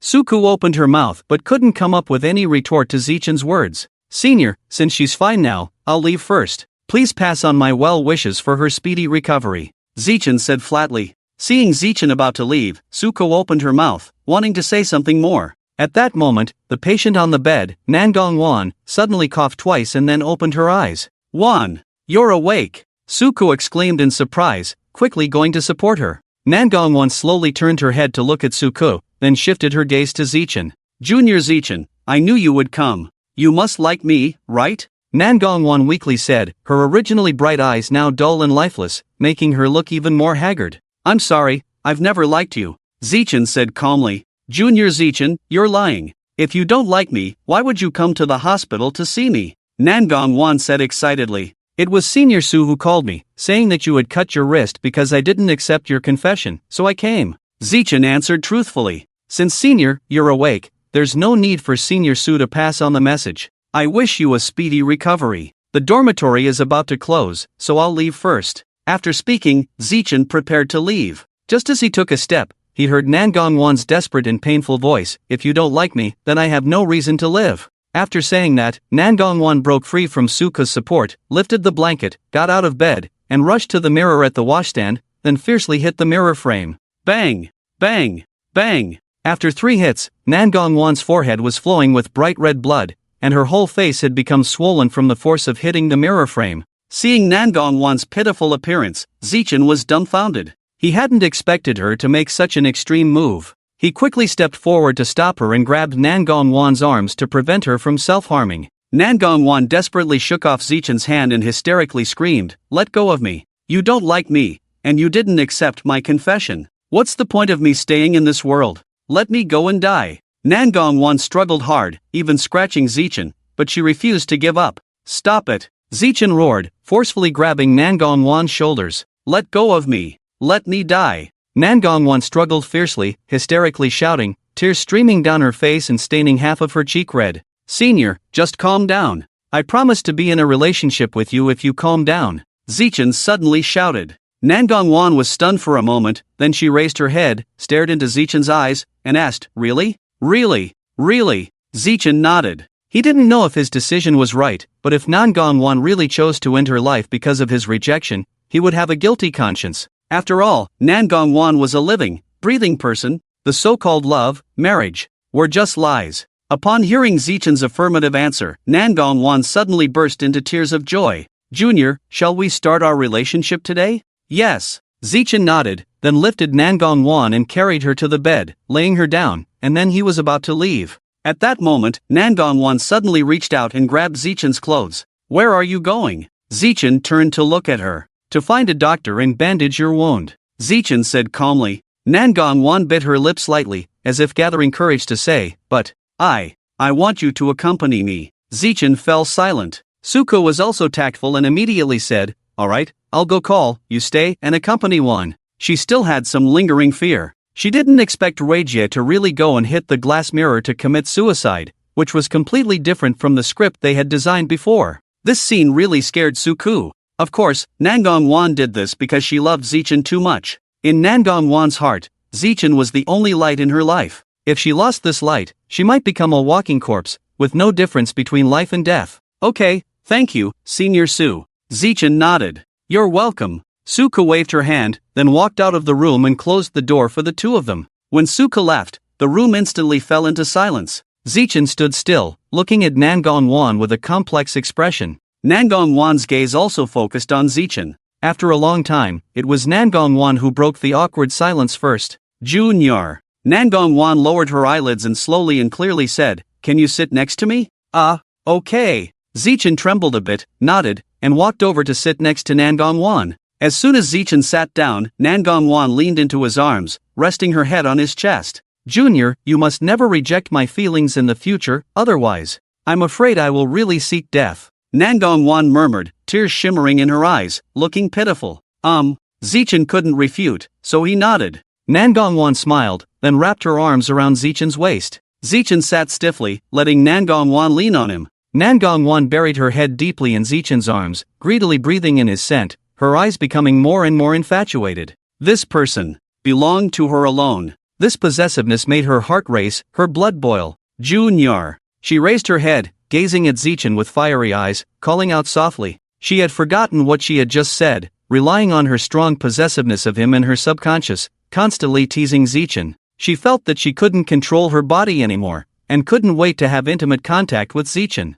Zichen was unnerved by Nangong Wan's fiery gaze, couldn't help but swallow his saliva, and cleared his throat. "Senior, why are you looking at me like that?" Zichen asked nervously, beads of sweat forming on his forehead. He had never been in a relationship before, and didn't know how to interact with girls, especially with Nangong Wan, whom he was somewhat resistant to. Nangong Wan's gaze was too intense, as if she wanted to melt Zichen. He was a little flustered, and couldn't help but look towards the door of the ward, hoping that Suko would appear soon and rescue him from this situation. I want, Nangong said. But before she could finish, Zichin interrupted her. Hey, strange, why hasn't the doctor come yet? Senior, just wait a little longer, I'll go see if Su Senior has found the doctor? Zichin said seriously. Oh, okay. Nangong pouted, although she was reluctant to be separated from Zichin. She also understood that she couldn't be too hasty, and that she had to take it step by step. You go, I'll wait for you, okay? Zichin nodded, then got up and walked towards the door.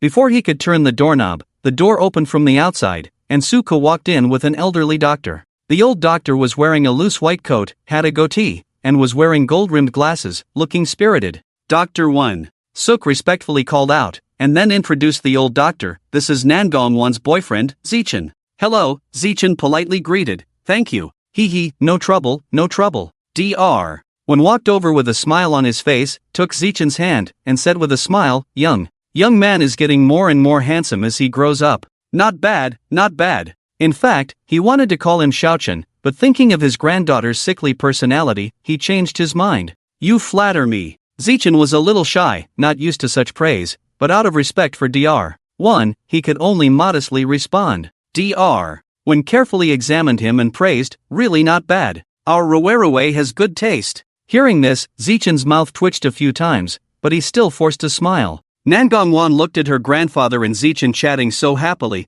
and couldn't help feeling jealous and resentful, but thinking of her grandfather who had accompanied her since childhood, she pouted and said, Grandpa, why are you so fond of him? Ha, because our Ruwerue likes him. Dr. 1 kindly patted Nangong's head, like father, like daughter, since Zichin is so outstanding, our Ruwerue must be too. Yuck, Grandpa. Hearing the conversation between her grandfather and Zichin, Nangong's heart felt sweet, her cheeks blushing, and she coquettishly said. Zichin was a bit helpless, but he didn't say much, just quietly listened to them talk. They chatted for a while, and then Suko reminded, Dr. 1, why don't you check on Wan first? Oh, right. Dr. 1 suddenly realized, and then went to the bedside to examine Nangong's injuries. It's nothing serious, just some superficial skin abrasions. Dr. 1 said, taking out cotton swabs and ointment, and handing them to Zichin. Zichin, you help her apply it. Except for you, my girl won't let anyone else touch her. Okay. Zichin hesitated for a moment, took the cotton swab and ointment, and carefully wiped the abrasions on Nangong's cheek, asking her where it hurt. It's nothing, just some scratches, not painful. Nangong shook her head and smiled. Well, then I'll continue applying the ointment. Zichin nodded, took another bottle of ointment, and gently applied it. Dr. 1 stood at the foot of the bed, watching the two of them, stroking his snow-white beard, hoping that his granddaughter and Zichin would not engage in self-harm or hurt others after being together, and then left the ward. As his footsteps receded, the ward returned to tranquility. Suko looked at Nangong, then at Zichin, and silently left the ward. After seeing Suko leave, Nangong suddenly reached out and hugged Zichin's neck tightly, whispering in his ear, Zichin, will you sleep with me tonight? Her warm breath sprayed on Zichin's earlobe, causing his whole body to tremble as if he had been electrocuted, and his ears turned red. Senior sister, I didn't ask for leave. If Auntie finds out that I'm not in the dormitory, I'll be punished. I'll go back to school first, and I'll come to see you tomorrow morning. Zichin, are you rejecting me? Or was it a lie when you promised to be my boyfriend? If so, I might as well die, it doesn't matter whether I live or not. She cried, tears welling up in her eyes, looking at Zichin with a pitiful and extremely aggrieved look. Looking at Nangong in this state, Zichin was truly speechless. He sighed, put down the cotton swab and ointment, and helped Nangong to lie down. Don't cry, rest well, I'll stay with you. Then he sent a message to the group of 4 people in the dormitory. I'm not going back. I've encountered some tricky things here. Please help me deal with Auntie. Thanks. After seeing this message, the 3 people in the dormitory were shocked and sent messages asking for the reason. Zichin briefly explained and then put away his phone. Seeing Zichin compromise, Nangong finally smiled through her tears, nodded obediently, and closed her eyes to sleep. Watching Nangong's peaceful and beautiful sleeping face, Zichin couldn't help but reach out and smooth her eyebrows. Her long eyelashes, straight nose, and plump lips formed a beautiful curve. Even her smooth long hair scattered on the pillow showed a hint of laziness, giving off an inexplicable charm. Zichin withdrew his gaze, covered her with the blanket, and then sat on the chair beside the bed, leaning against the wall, slowly closed his eyes, and began to rest. The night fell silent in the ward. Nangong opened her eyes, sneaked a few glances at Zichin, and found that he was still asleep, so she quietly lifted a corner of the blanket. She quietly got out of bed, barefoot on the cold floor, quietly sneaked to Zichen's side, squatted beside him, propped her chin with her hand, and gazed at him infatuatedly, as if he were the most precious treasure in the world. Nangong Wan looked a little intoxicated. She reached out to touch Zichen's handsome face, but was afraid of disturbing him, so she hesitated in the air for a while before gently placing her index finger on his lips and caressing them.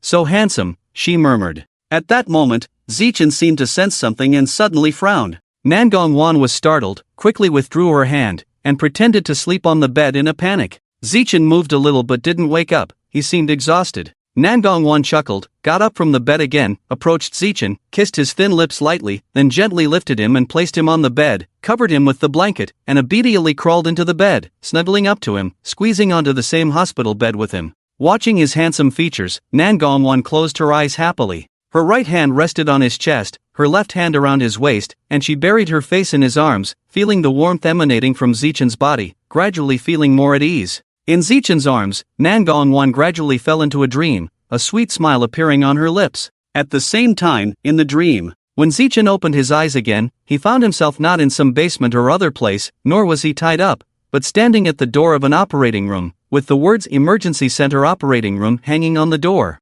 Zichen's pupils suddenly contracted, and his nerves tensed up. He didn't know why, but he felt a surge of fear in his heart. Could it be that she? Suddenly, an image of Nangong Wan disappearing in his arms flashed through his mind. Zichen's breath instantly stopped, and his heart felt as if it had been gripped by someone. His body uncontrollably rushed towards the operating room, but he was stopped at the door. "Sir, hello. We are currently in surgery. Please wait a moment. Thank you for your cooperation." The nurse stopped him, politely said, and then pushed him out of the operating room, locking the door. Outside the operating room, Zichen was anxious and restless. He wanted to break open the door and rush in, but his efforts were in vain. After some time, the lights in the operating room went out. Zichen hurried over and grabbed one of the doctors in white clothes, wearing a mask and gloves, asking, "Doctor, how is she?" His voice trembled, sounding very worried and afraid. The doctor took off his mask, sighed, and shook his head, saying, "I'm sorry, Mr. Zichen, we did our best." Zichen's heart sank instantly. He was stunned for a moment, then his whole body swayed, almost falling. The doctor quickly steadied him and advised, "Mr. Zichen, please accept my condolences. Your wife has passed away. Please accept it." Accept it? How could he accept her passing? "No, Wan, you won't leave me, absolutely not." Zichen clenched his fists tightly, trembling all over, his eyes quickly turning red. The doctor sighed and patted his shoulder, comforting him, "Mr. Zichen, don't be too sad. Everyone will die eventually." "No, Wan will be fine. She's just unconscious, she'll be fine." Zichen muttered to himself, his expression filled with extreme pain, his heart feeling like it was being pricked by needles. Seeing this, the doctor sighed again, not knowing what to say, and quietly left them, leaving the space to them. After all, every year, so many relatives passed away from illness, and these doctors were also powerless, only able to try to reduce the mortality rate. Zichen walked dazedly to the operating table, looking at Nangong Wan, who showed no signs of life. His eyes were bloodshot, and he reached out with his slender index finger, gently touching Nangong Wan's eyebrows. "I'm sorry, it's all my fault. If I had discovered your illness earlier, maybe you wouldn't have died. It's all my fault. Wan, I'm sorry, I didn't take care of you." Zichen choked, "I'm sorry, Wan." He kept apologizing, as if he were repenting. He kept apologizing, crying until his heart was torn apart, unable to speak. Nangong Wan, the girl he loved the most, he had promised to protect her forever, but he hadn't done it, and she had left. "Wan, I'm sorry. If there is a next life, I will let you do anything you want, even if it costs my life, as long as you live well." The next morning, Zichen woke up from his sleep, staring blankly at the ceiling, touching the traces of tears on his face, feeling confused for a long time. Finally, he came to his senses. He cried last night? But he didn't know why he cried. Oh well, maybe he strained his eyes too much yesterday, so he woke up with sore eyes this morning? Then Zichen realized something. Wait, why am I in bed? I remember. Last night, I was sitting in a chair against the wall. How did I end up lying in bed? Could it be I sleepwalked last night? Zichen suddenly pulled back the covers and found that he was still wearing his clothes, which relieved him. This action also woke up Nangong Wan, who was sleeping next to him. She rubbed her sleepy eyes and yawned, looking at Zichen. "Zichen, what's wrong?" Zichen stared at her blankly for a long time, then suddenly asked, "Sister, how did I end up in bed last night? I clearly Clearly. Nangong Wan blinked a few times, tilted her head in confusion. I don't know either. Yeah, Zichin, how did you end up in my bed? Nangong Wan asked innocently. Zichin. He suddenly felt that maybe he really sleepwalked last night, so he had a dream and ended up on the bed? Otherwise, he couldn't explain how he ended up on the bed. Zichin, why aren't you saying anything? Nangong Wan looked at him puzzled. Nothing. Zichin stammered. He couldn't tell Nangong Wan that he sleepwalked to her bed, right? Oh, Nangong Wan nodded. Zichin, you don't have class this morning, right? Zichin slowly reacted. Huh? No class. Then let's sleep a little longer, okay? Later, Nangong Wan pulled Zichin to lie down and hugged him, saying, Junior, don't worry, Senior won't have any ill intentions towards you. Zichin. Senior, Zichin wanted to speak, but Nangong Wan covered his mouth and stopped him. Shub, don't make a fuss, let me hold you for a while. Nangong Wan murmured, closing her eyes and deeply inhaling his scent, a sickly smile appearing on her lips. Zichin stiffened, not daring to move, just staring blankly at the ceiling. Their current position. Isn't it too ambiguous? He wanted to break free, but Nangong Wan held him tightly, and he couldn't escape. In the end, he had to compromise and obediently let Nangong Wan hold him without moving. Junior Zichin, you smell so good. I really like it. Nangong Wan shyly nuzzled against Zichin's neck. The warm breath sprayed on Zichin's skin, causing him to shiver, his body tensing, feeling a surge of electricity running through him, making him weak and his breathing erratic. Senior, he struggled to speak. What's wrong? Nangong Wan didn't understand. Nothing, I just wanted to remind you, my neck. It's itchy. Oh. Nangong Wan raised her head, stuck out her tongue, and mischievously said, Sorry, Junior, I didn't mean to. Zichin. I won't tease you anymore. After saying this, Nangong Wan rested her head on Zichin's chest, listening to his heartbeat, a smile on her lips, gradually falling asleep. Senior? Zichin tentatively called her, but the girl in his arms didn't respond, still sweetly asleep. Zichin sighed and moved her away from his embrace, gently covering her with the blanket. He looked at the time, it was already 9:30. Zichin got up and went to the bathroom. After washing his face and brushing his teeth, he sat by the bedside to check the stock market. According to his vague memory, the stock market should be closing today. When Nangong Wan woke up from her nap, it was almost noon. She turned over and found the other bed empty. She furrowed her brow and muttered, Where's Junior Zichin? Just as she was about to start overthinking, the door opened, and Zichin walked in with a meal box. Seeing that Nangong Wan was awake, he quickly placed the meal box on the small table by the bed and said, Senior, you're awake. Let's eat first. Nangong Wan responded and sat up, and Zichin immediately handed her the chopsticks, helping her pick up the food. Thank you, Junior Zichin. She picked up the chopsticks and ate slowly. Hearing this address, Zichin trembled slightly, and the chopsticks almost fell to the ground. Why did Senior call him that? Why did this address give him an indescribable feeling? Junior Zichin, what's wrong? Don't you like this address? Nangong Wan seemed to notice his unease and asked, tilting her head. No. Zichin shook his head and quickly waved his hand. It's nothing, as long as Senior likes it.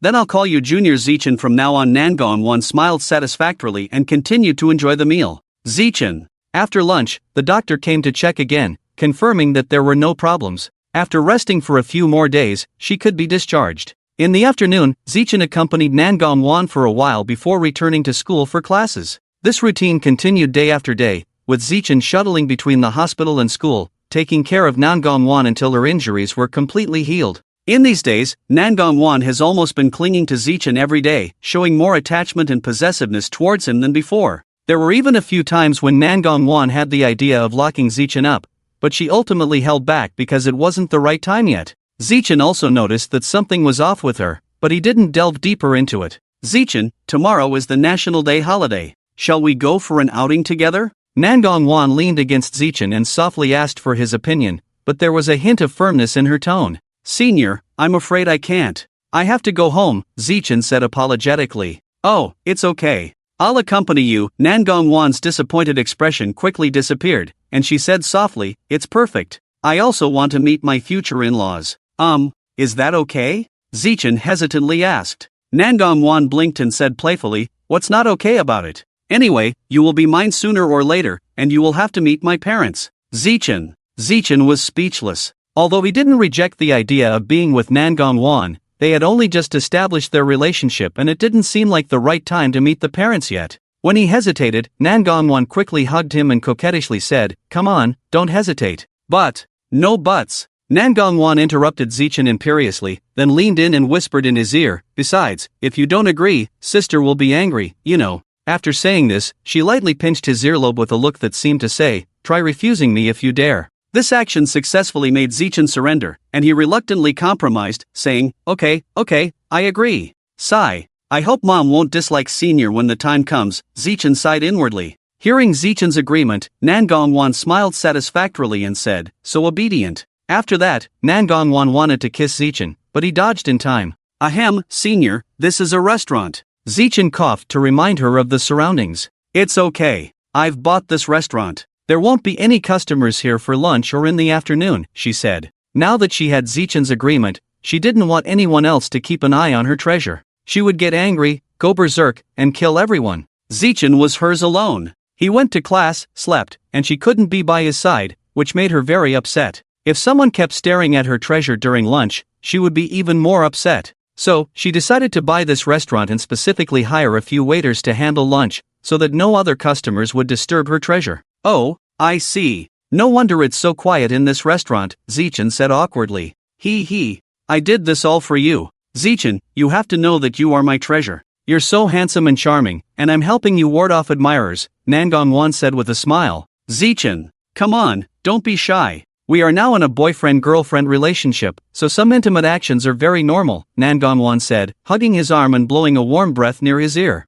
Zichen suddenly felt goosebumps all over his body, and his handsome face turned red, even a faint blush appeared on his neck. "Son. Senior." He stammered for a while before finally speaking. "Ha. Zichen, you're still so innocent. But I like it," Nangong said happily, hugging Zichen tightly and pressing her face against his chest, listening to his strong and steady heartbeat. "Study. Senior sister, stop messing around." Zichen's face turned even redder. "How am I messing around?" Nangong raised her head, looking at him in confusion. "Senior sister, let's go eat quickly. The dishes will get cold." Zichen urgently changed the subject. Nangong pouted, muttering somewhat unwillingly, "Fine." Zichen breathed a sigh of relief. After lunch, the two drove back to the school. After parking the car at the school gate, Nangong leisurely walked towards the dormitory while holding Zichen's arm. This scene was naturally seen by passing male students, who felt resentful but helpless. Of course, their desire to win over Zichen's heart remained unchanged. After sending Nangong back to the dormitory, Zichen felt that the resistance he had towards Nangong had diminished. He couldn't help but sigh, lingered for a few minutes, and then walked towards the male dormitory. Zichen, little brother Nangong's call came from behind, causing Zichen to stop immediately and turn to look. "What's wrong?" Zichen asked as he turned around. "Take these two things, remember one goes on the bedside, and the other on your desk, don't forget, or sister will be angry." Nangong handed the two items she had received from Suka back to Zichen. These two items were decorations. Zichen nodded, indicating that he understood. Goodbye before leaving, Nangong didn't forget to plant a kiss on his cheek.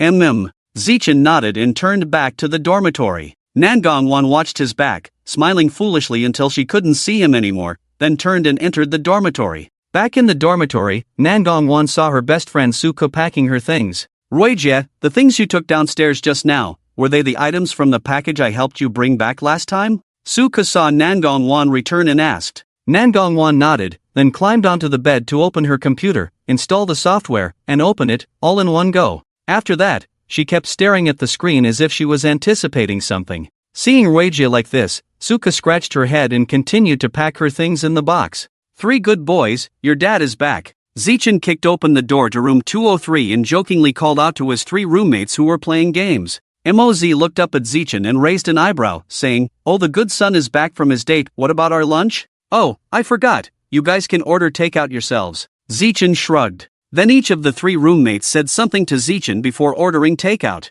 "Lao Si, log in, we'll help you rank up." Moz patted Zichen's shoulder. "Okay, right away." After responding, Zichen placed the items Nangong had given him, one on the bedside and one on the desk, and then turned on the computer. "Hey, Lao Si, who gave you these things? And you even put them on the desk and bedside on purpose?" Moz pretended not to know and teased. "Lao Si, you didn't abandon senior sister and find a new one, did you?" Yuiji followed with a joke. "What nonsense are you guys talking about?" Zichen gave them a look, These are gifts from Nangong Wan. I'm in, invite me. Zichin typed on the keyboard and logged into the game. Okay. The three roommates all agreed in unison. This time, Lao Si, play support, don't pick an APC hero for me. Moz instructed seriously. Why? I'm the best at playing APC. I'm a killing machine. Zichin protested unhappily. He.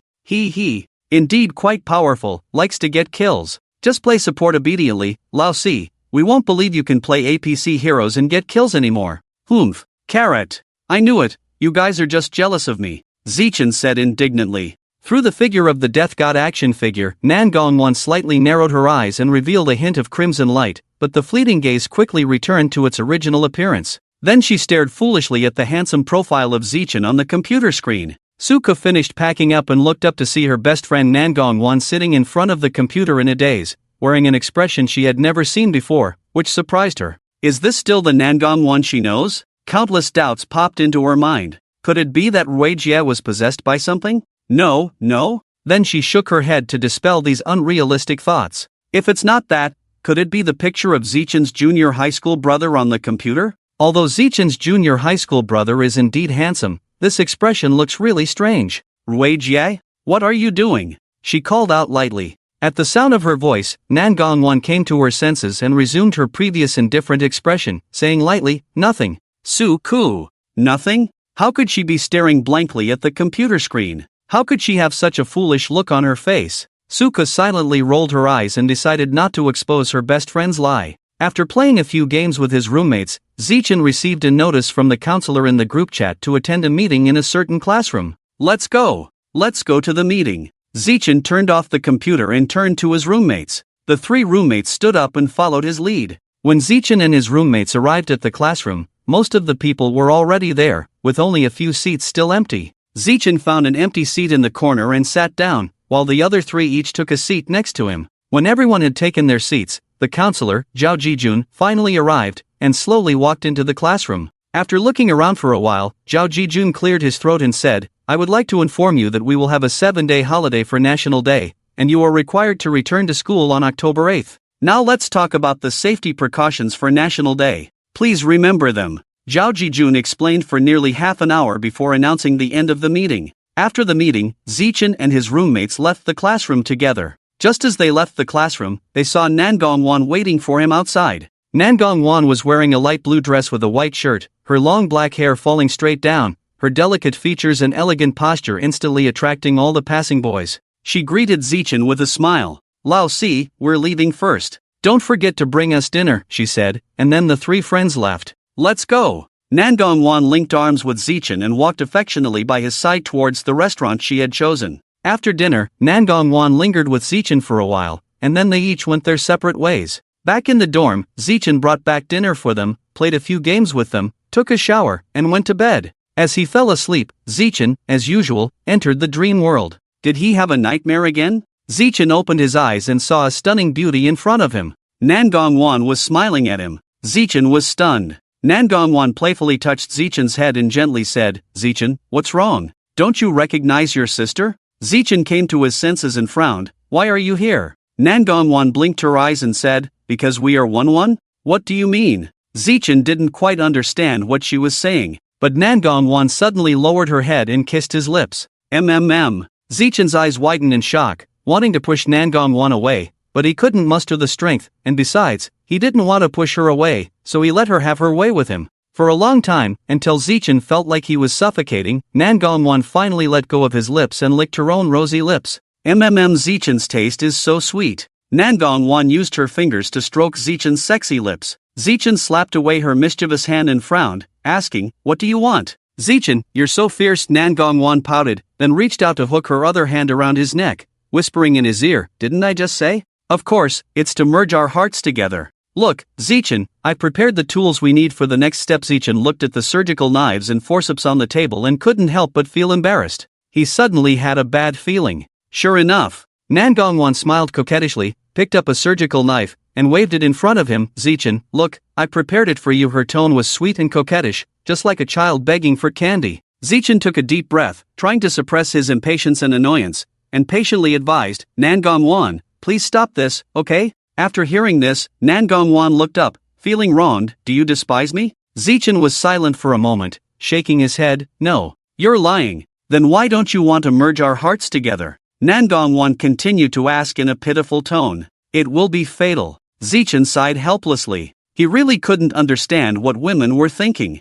Nangong bit her lip and said, no, if you put your heart into mine, you won't die. Zichen. What on earth was going on? Zichen was about to refuse again, but Nangong approached him once more. She hugged Zichen's waist and whispered, good brother, obedient brother. Please agree with sister, okay? Zichen stiffened and quickly broke free from her embrace, retreating 2 meters away from her, keeping a wary eye on her. Nangong was not angry. Are you trying to escape from sister, Zichen? Sister won't be happy. As she spoke, her eyes flashed, revealing a dangerous signal. Zichen pressed his lips tightly, vigilantly staring at Nangong. Good brother, I really like you. Shall we give it a try? A sickly flush appeared on Nangong's face as she gazed at Zichen, slowly approaching him. Startled, Zichen quickly took a few steps back, avoiding her. Nangong, don't come any closer. I'll call the police if you do. Sure, go ahead and call the police. Nangong seemed indifferent, completely unaffected by his threat. She continued to advance towards him, seemingly confident and in control. The more she did so, the more uneasy Zichen felt. He warned again, if you come any closer, I'll really call the police. Nangong laughed, do as you please, and quickened her pace. As the distance between them closed, in his panic, Zichen tried to take out his phone from his pocket, only to find it empty. Oh no! The phone was gone. Zichen, what are you looking for? Do you need sister's help? Nangong asked with a sinister smile, already close to him and grabbing his arm to stop him from searching his pockets. Zichen struggled hard. Let go. I won't. Unless you promise to merge our hearts together. Nangong said coldly. After speaking, she grabbed Zichen's throat with one hand, making it difficult for him to breathe, and pressed her leg on his knee. Nangong squinted her eyes and ordered in a slow and deliberate manner, do you promise or not? Cough, cough, cough. Zichen struggled violently. Nangong gradually increased the pressure on his throat. Do you promise or not? Zichen closed his eyes in pain and said with difficulty, I promise you. Hearing this, Nangong let go of his hand, turned around and straddled his waist, and said with a smile, then lie down obediently, sister will take your heart tonight. Cough. Zichen coughed violently, cough, cough. Nangong changed her previous coquettish tone and said seriously, remember, you are only allowed to cooperate with me, not resist. Zichen nodded while gasping for breath. Nangong smiled satisfactorily, then leaned down and affectionately whispered in Zichen's ear, little brother, you smell so good.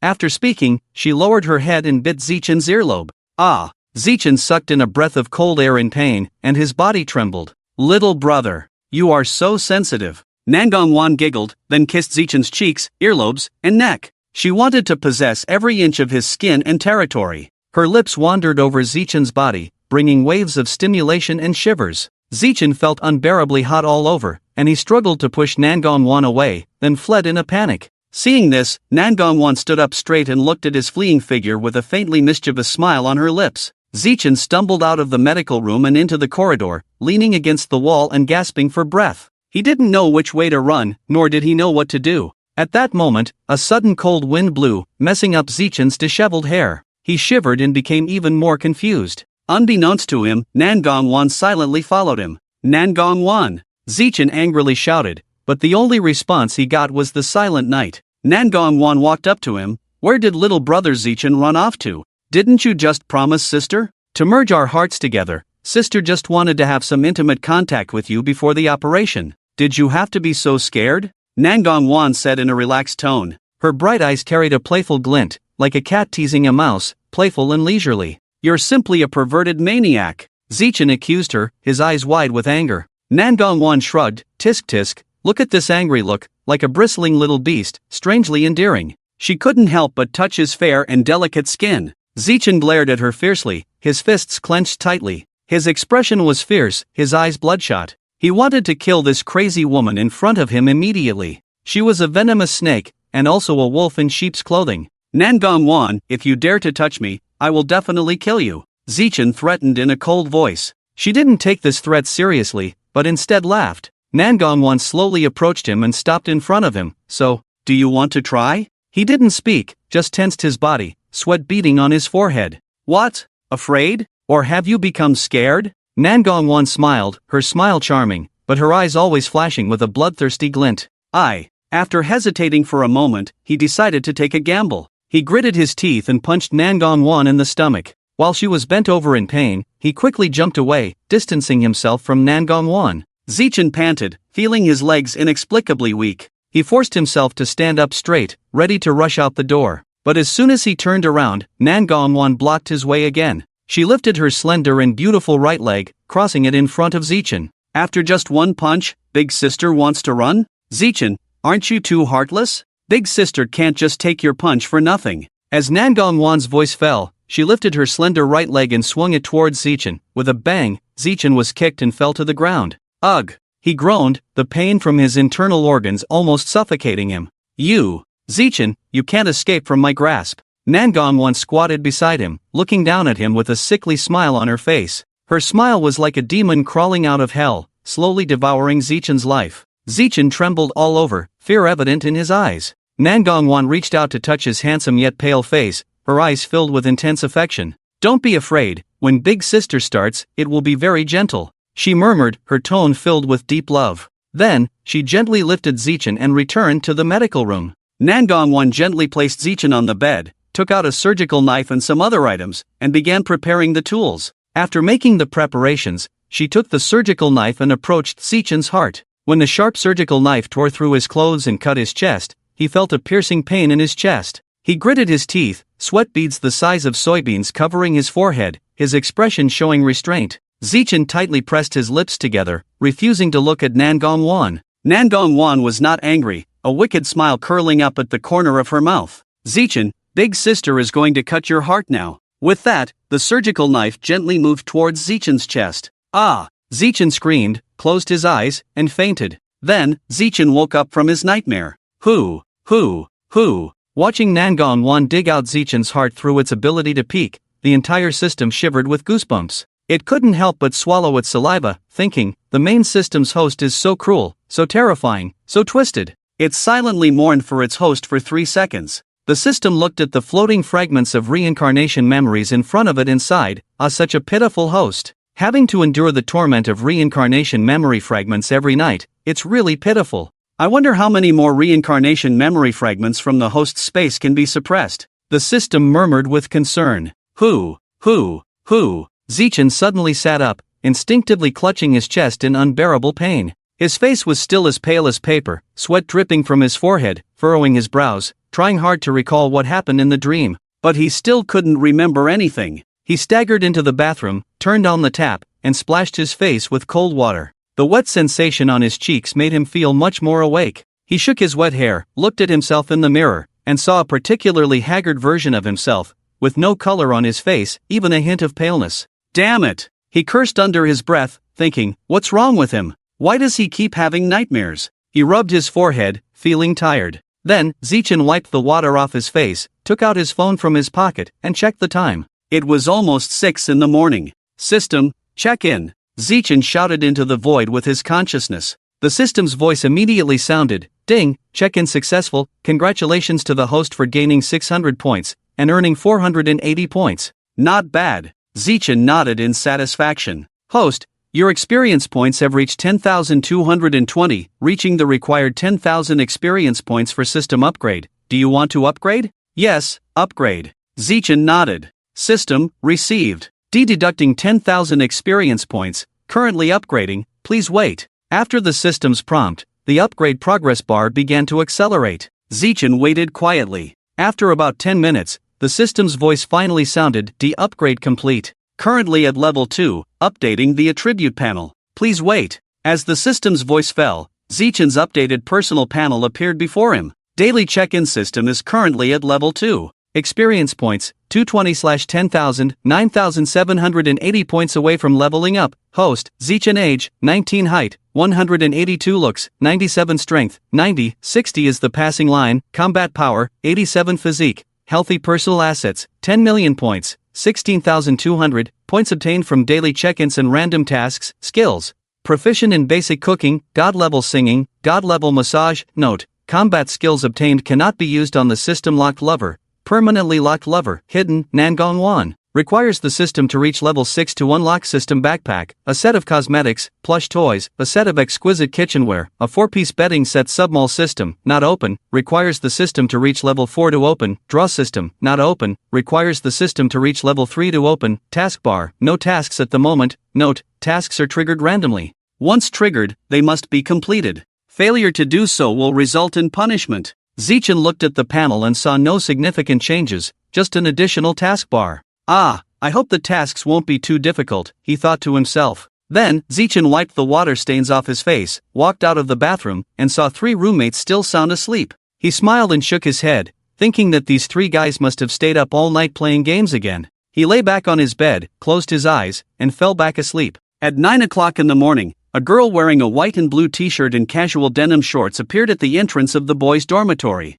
Her long hair danced in the wind, and her slender, fair legs glistened in the sunlight, her exquisite features resembling a masterpiece crafted by the gods. As Nangong Wan appeared, almost all the passing boys turned their heads. Goddess Wan, who are you looking for in the boys' dormitory? Who else could it be? The one who stole our goddess. Although their voices were low, Nangong Wan heard them. She glanced at the boys indifferently, then walked slowly towards the boys' dormitory. The boys fell silent, not daring to speak, because Nangong Wan's gaze was extremely cold, sending shivers down their spines, and they quickly dispersed. Nangong Wan went to the dormitory supervisor and showed her the student union's tag, indicating that she was a member of the student union. Only then did the supervisor let her in. As she entered the dormitory building, she headed straight to room 203 and knocked on the door. Knock knock knock. Coming. Yuichi finished packing, opened the door, and saw Nangong Wan standing outside. He was a little surprised, then politely greeted her. Good morning, Senior Nangong.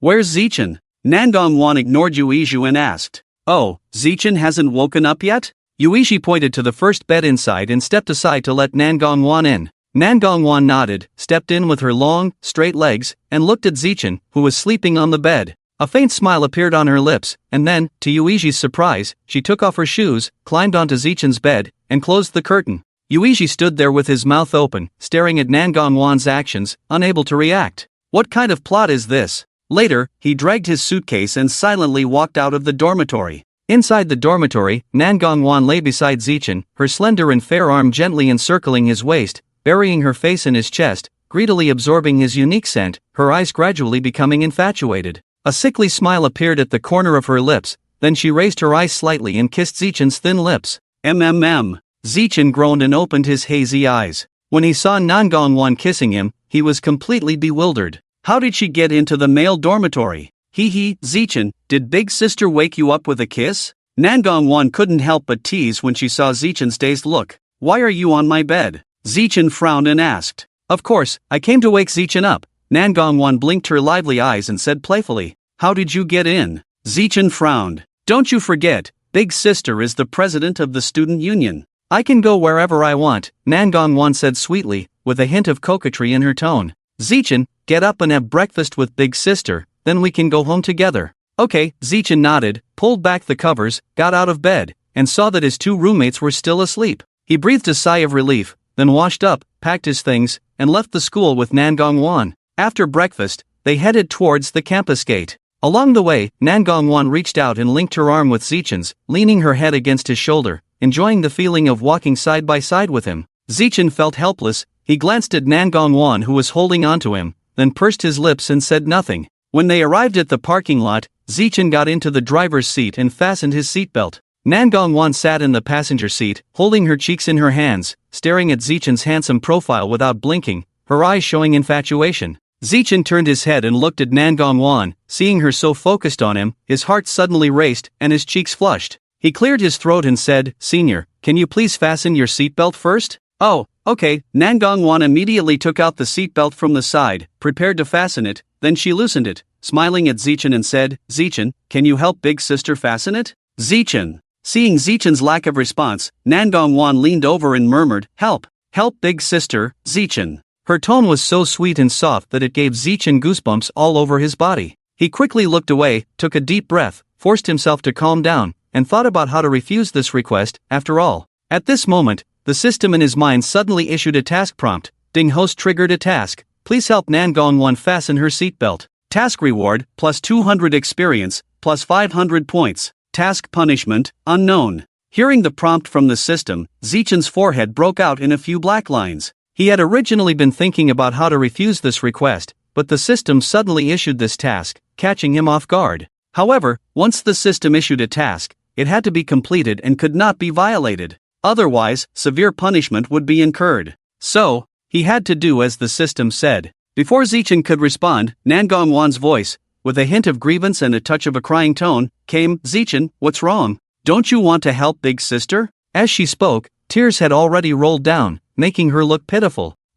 No, senior, I didn't say I wouldn't help you fasten your seatbelt, Zichen explained, then reached out and took the seatbelt Nangong Wan had placed aside, carefully fastening it for her. The process of fastening the seatbelt, Zichen inadvertently touched the soft skin of Nangong Wan, and his heart seemed to skip a beat. He lowered his eyes to conceal the unusual color in his eyes, and then continued to fasten Nangong Wan's seatbelt. When fastening the seatbelt, the two were very close, and Nangong Wan could smell the fragrance coming from Zichen's body. She couldn't help but take a few more sniffs, her eyes becoming more bewitching, her breathing slowly becoming heavier. Her hand quietly touched Zichen's waist, then slid down and caressed his chest. Zichen grabbed Nangong Wan's mischievous hand, then looked at her with clear eyes. "Senior sister, stop messing around." "I'm not messing around, Zichen, little brother," Nangong Wan smiled coquettishly, her eyes captivating, and then forcefully pushed Zichen onto the car seat, her red lips close to Zichen's ear, exhaling like orchids, saying, "Zichen, little brother, I want to play something exciting with you." Zichen's ears tickled, and he couldn't help but shrink his neck to avoid Nangong Wan's teasing. But Nangong Wan seized the opportunity, one hand around Zichen's neck, the other hand reaching under Zichen's clothes, tracing along his firm and powerful abdominal muscles. Zichen widened his eyes, grabbed Nangong Wan's misbehaving hand. "Nangong senior sister, stop it, take your hand back." "Zichen, little brother," Nangong Wan coquettishly called out, then buried her face in Zichen's neck, exhaling warmly, her breath spraying on Zichen's neck, tickling and tingling. Zichen felt a surge of heat rapidly rising, burning his internal organs. He clenched his teeth, trying to control himself from losing control. He took a deep breath, calmed the heat in his body, then gently pushed Nangong Wan away, quickly fastened her seatbelt, and then sat up straight. "Okay, the seatbelt is fastened." Then he inserted the key into the lock and started the car. He stepped on the gas pedal, the car roared and sped away. On the other side, at the villa. "Daddy, brother, is he coming back today?" Xian looked at the man with her big watery eyes and asked, her long eyelashes fluttering like butterfly wings, "Very beautiful."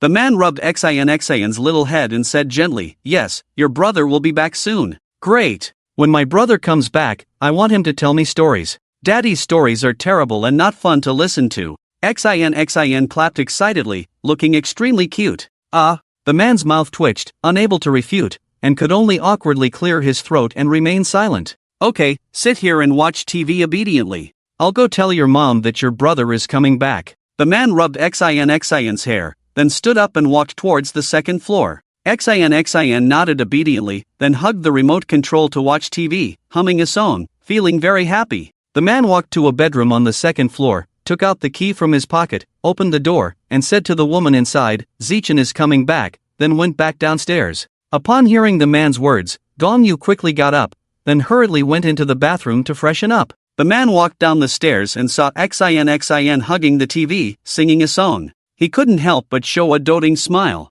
Xian's singing stopped, she turned her head to look at the man, sweetly smiling. "Daddy, brother is back, let's go welcome him." With that, she jumped off the sofa and ran outside with her two little legs. "Oh, Xian. The man looked at Xian's back, sighed helplessly, and then followed. Xian ran to the door and saw a white sports car slowly approaching. She tiptoed and stretched her neck to look. "Wow, brother is back. I miss you so much, brother." She waved her chubby little arms and legs, trying to get her brother's attention. The sports car approached and eventually stopped at the entrance of the villa. The driver's door opened, and a tall and slender figure appeared in Xinshin's eyes. Brother Xinshin excitedly rushed over, wanting to jump into Zichen's arms. Zichen bent down, caught Xinshin steadily, then squatted down and lifted her up.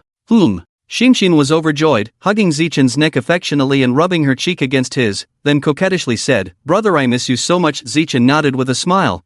Brother misses Xinshin too. Seeing this scene from the passenger seat, Nangong Wan's eyes flashed with a hint of hostility, but it was just a momentary flash. Then, she put on an elegant smile and walked to Zichen and Xinshin. "Zichen, who is this? Zichen, who is she?" Her gaze fell on Xinshin, dressed in a pink princess dress, making her look even more beautiful and lovely. Her eyes blinked, with clear and transparent black pupils, fair and tender skin, long curly eyelashes flickering like butterfly wings, lively and cute. This is my sister. Zichen briefly introduced Xinshin to Nangong Wan, then introduced Nangong Wan to Xinshin. Xinshin, this is brother's girlfriend, Nangong Wan. You can call her sister Wan. Zichen hesitated for a moment before saying girlfriend. Xinshin blinked, then looked at Nangong Wan, and tightly hugged her brother's neck, saying in a coquettish tone, brother Xinshin doesn't like this sister. Hearing this, Nangong Wan's eyes showed a hint of gloom, but she quickly concealed it, and then maintained an elegant smile. Xinshin, can you tell sister why you don't like her? Xinshin tilted her head, pondered for a few seconds, shook her head. I don't know, I just don't like her, no reason, just intuition. After speaking, she wrinkled her nose and pouted. Zichen patted Xinshin's round head and said to Nangong Wan, sorry, Xinshin is young and doesn't understand, so she speaks incoherently. I hope you don't mind. Nangong Wan put away the previous gloom, then smiled gently at Zichen. It's okay. It's normal for Xinshin to feel uncomfortable when meeting for the first time. Hee, thank you for your understanding. Zichen smiled faintly, politely thanked her, then held Xinshin's hand and walked towards the villa. Nangong Wan watched Zichen's departing figure, her eyes becoming dark. She lowered her gaze, and intense hatred and jealousy emerged in her eyes. Clenching her fists, biting her lips, she suppressed the surging hatred and jealousy in her heart, slowly returning to her original gentle and graceful appearance. She gently wiped off the bloodstains at the corner of her mouth, then followed Zichen and Xinshin. Godfather Zichen arrived at the entrance, changed his shoes, and then walked in. He saw a man walking towards them and respectfully greeted him. The man was wearing a gray casual suit, with handsome and deep features, and a hint of gentleness in his narrow phoenix eyes. He smiled, nodded, then looked at Nangong Wan beside Zichen, squinting his eyes, feeling that this girl was somewhat familiar, as if he had seen her somewhere, but couldn't remember for a moment, so he asked, who is this? Nangong Wan's face was filled with a faint smile. Hello, uncle, I am Zichen's girlfriend, Nangong Wan. Nangong? The man widened his eyes in surprise. No wonder he felt that Nangong Wan's eyes were familiar. It turned out that she was Nangong Yun's daughter. However, what he didn't expect was that these two children were still together. It's really fate. But Zichen's mother. Sigh. Thinking of Zichen's mother's personality, the man couldn't help but sigh lightly. Godfather, what's wrong? Zichen saw the man sigh and immediately asked. It's nothing. The man shook his head. You two go to the living room and sit for a while. The meal will be ready soon. Okay. Zichen responded, then took Xinshin to the living room, followed closely by Nangong Wan. In the living room, Zichen was playing with Xinshin. His expression was always gentle and doting, while Xinshin nestled in his arms, her smile radiant. Nangong Wan, on the other hand, silently watched everything, her heart filled with jealousy and anger. She clenched her hands, her nails almost digging into her palms. She absolutely would not allow any woman to take away what belonged to her, whether it was a person or an object. Zichen seemed to feel Nangong Wan's gaze on him. He turned slowly and looked at Nangong Wan. Senior sister, what's wrong? He always felt that Nangong Wan's eyes were somewhat strange, but he couldn't pinpoint what was strange about them. Nangong Wan concealed the unusual look in her eyes, shook her head, and smiled. It's nothing. Then she turned her gaze to Xinshin and looked at her sweet and lovely face. Nangong Wan showed a loving smile and asked softly, Xinshin, right? How old are you today? Xinshin tilted her little head for a moment, then answered, I'm 3 years old. 3 years old? So cute. Nangong Wan wanted to reach out and pinch Xinshin's cheek, but Xinshin dodged. She pouted and said unhappily, don't pinch Xinshin. Xinshin pouted, if you touch Xinshin again, Xinshin will hit you. With that, Xinshin even made a gesture of waving her little fist. Watching Xinshin's cute appearance, Zichen chuckled, then reached out and rubbed her little head. Okay, Xinshin, be good, don't hit people. Only then did Xinshin nod in satisfaction and then handed her small hand to Zichen. Zichen smiled and held Xinshin's small hand, then placed it on his lap. Nangong Wan's gaze fell on their clasped hands, and her pupils shrank. What did Zichen mean by this? He actually took the initiative to hold another woman's hand? No! Zichen is mine. Mine. No one can take Zichen away. If anyone dares to take my Zichen away, I will kill her. Nangong Wan's face instantly turned pale, her eyes reddened, and she exerted all her strength to control her impulse. Xiao Chen. Suddenly, a clear and loud female voice came from the stairs, followed by a plump and graceful woman walking out. She was wearing a black lace skirt with a purple wide belt around her waist, outlining her slender waist and curvy hips. Her chest looked full, her hips were raised, her skin was crystal clear and fair, her ankles were slender, and she was wearing silver diamond-studded high heels of about 10 centimeters. The woman had a tall and graceful figure, with a delicate and charming face matched with a black tight-fitting dress, simple and generous, yet exuding a mature temperament, making people unable to help but be fascinated by her graceful and seductive figure. When Gong Yueka walked out, she noticed Nangong Wan standing next to the sofa, frowned, and thought to herself, why is Qingxi here? Could it be that she came to compete with her for her son? Thinking of this, Gong Yueka's face immediately became gloomy. Aunt Gong, long time no see. Aunt Gong, long time no see. Nangong Wan raised an elegant and dignified smile, then walked up to Gong Yueka, politely and distantly greeted her. Gong Yueka snorted coldly and ignored Nangong Wan, just turned her head to look at Zichen. Xiaochun, how many times have I told you not to bring other girls home? Although her tone was stern, in reality, she was just worried that Zichen would be taken away by this woman. Zichen's brow twitched upon hearing Gong Yueka's words, but he still explained, Mom, Wan is not just any girl, she is my girlfriend. It seemed that he still had some resistance to admitting that Nangong Wan was his girlfriend. Upon hearing Zichen's words, Nangong Wan felt very happy. She lowered her eyes, a smile playing on her lips. Indeed, Zichen's little brother had ultimately chosen her. Gong Yueka's expression turned even uglier upon hearing this. Her face darkened as she glared at Nangong Wan. When did Zichen start dating? Why didn't he tell his mother? Zichen helplessly said, we just confirmed our relationship a few days ago, I forgot to tell you. He knew that his mother still disliked him interacting with other girls and had often found various excuses to prevent him from doing so. What do you mean you just confirmed your relationship a few days ago? Gong Yueka frowned, then took Zichen upstairs, saying, come to my room, Mom has something to tell you. Zichen helplessly followed Gong Yueka upstairs, leaving Nangong Wan alone in the living room. Ha! Nangong Wan chuckled softly. She looked up towards the direction of the stairs. Little brother Zichen, you are mine, forever mine. Xinshin raised her head, watching Zichen disappear around the corner of the second floor. She bit her tender lower lip, a look of grievance appearing on her small face. Mom was trying to take her brother away from her again. How mean. Xinshin sat on the sofa, sulking, pouting her tender pink lips, then reached out to hug her teddy bear, letting out a soft sigh. In a bedroom on the second floor, Gong Yueka locked the door, turned around, and instantly put on a pitiful expression. Zichen, Sob Mom has told you so many times that you're still young, only 19 years old, it's not suitable for you to be in a relationship yet. Sob, why don't you listen to Mom? Mom is so heartbroken. Seeing her own mother put on that pitiful expression again, Zichen couldn't help but support his forehead. Mom, I've grown up. Gong Yueka cried, Sob, I know you've grown up. You're only 19, you haven't even graduated from college, and you're so eager to be in a relationship, is that right? This is not okay, absolutely not okay. Zichen said helplessly, Mom, please don't cry, your eyes are not good. Then listen to Mom and break up with that girl. Gong Yueka continued to cry, Mom is doing this for your own good, you're still young, what if you meet a woman who is scheming? I can't harm you, Zichen. Zichen rubbed his sore temples and said, Mom, you're overthinking, she's not that kind of person. How do you know? Women are deceitful, women are much more complicated than men, you don't understand women at all, how do you know she's not that kind of person? Gong Yueka became more and more agitated as she spoke. I don't care, anyway, you must promise Mom to break up with that girl. Gong Yueka had a stern expression, speaking with absolute determination, showing no room for negotiation.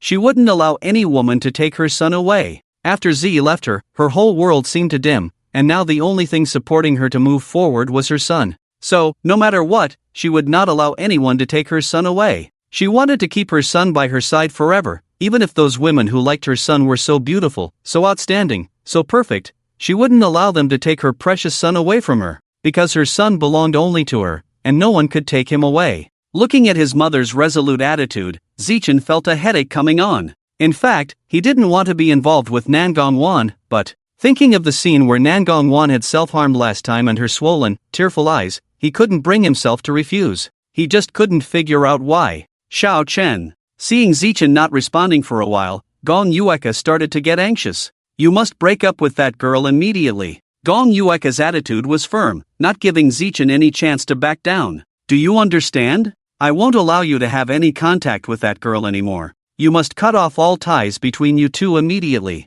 Zichen fell silent for a moment, then said, Mom, I don't want to break up for now. What did you say? Say it again to Mom. Gong Yueka looked at Zichen with anger. How dare you defy Mom's orders? With a smack, Zichen felt a sharp pain on his left cheek, his ears ringing, and his mind blank. Gong Yueka saw herself slap Zichen, and tears flowed down her face. Xiao Chen, Mom didn't mean to hit you. Don't ignore Mom, don't be angry. Her hand trembled, her eyes filled with regret and guilt. Xiao Chen, I'm sorry. Gong Yueka choked up, tears falling, covering her chest, and asked sadly, Mom, did I hurt you just now? Zichen touched his hot cheek and shook his head, then said, it's okay. He didn't blame his mother, and he knew she didn't mean to hit him. Zichen looked at his mother crying, feeling a slight ache in his heart. He reached out to wipe the tears from Gong Yueka's face and said softly, don't cry. Woo Gong Yueka cried even harder. Okay, don't cry, be good. Zichen comforted Gong Yueka, then took out a tissue to wipe her tears.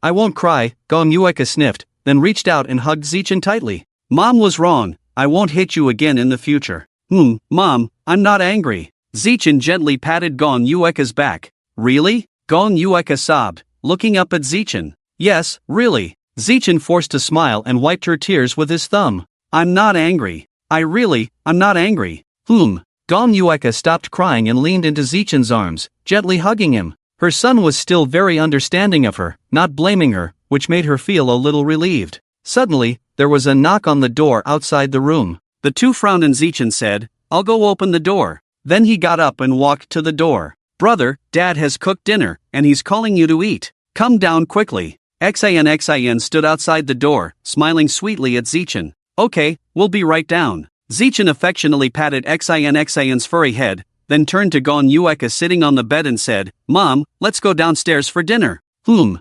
Yueka composed herself, then stood up and followed Zichen and Xin downstairs. Brother, Carrie. Xin raised her little head and coquettishly reached out her arms to Zichen. Okay, come here. Zichen bent down and carried Xin into his arms, walking towards the stairs. Brother is so good. Xin happily rubbed her cute face against Zichen's handsome face. Brother is the best, I love brother the most. Gongyu followed behind the two, glanced at the daughter nestled in her son's arms, and stared at her gloomily for several seconds. Although Xinshin was her own flesh and blood, Gongyu detested her intensely. This daughter was an accident. Initially, Gongyu had intended to use her own body to revive her beloved with the DNA of Z, but it turned out to be a blunder. The female nurse mistakenly used the wrong material, and that's how Xinshin came to be. As the three descended the stairs, they saw a man carrying a tray walking towards the dining table. Xiao Chen, Xinshin, Yueka, it's time for dinner, the man said with a faint smile, his gaze softening as it fell on Xinshin in Zichen's arms.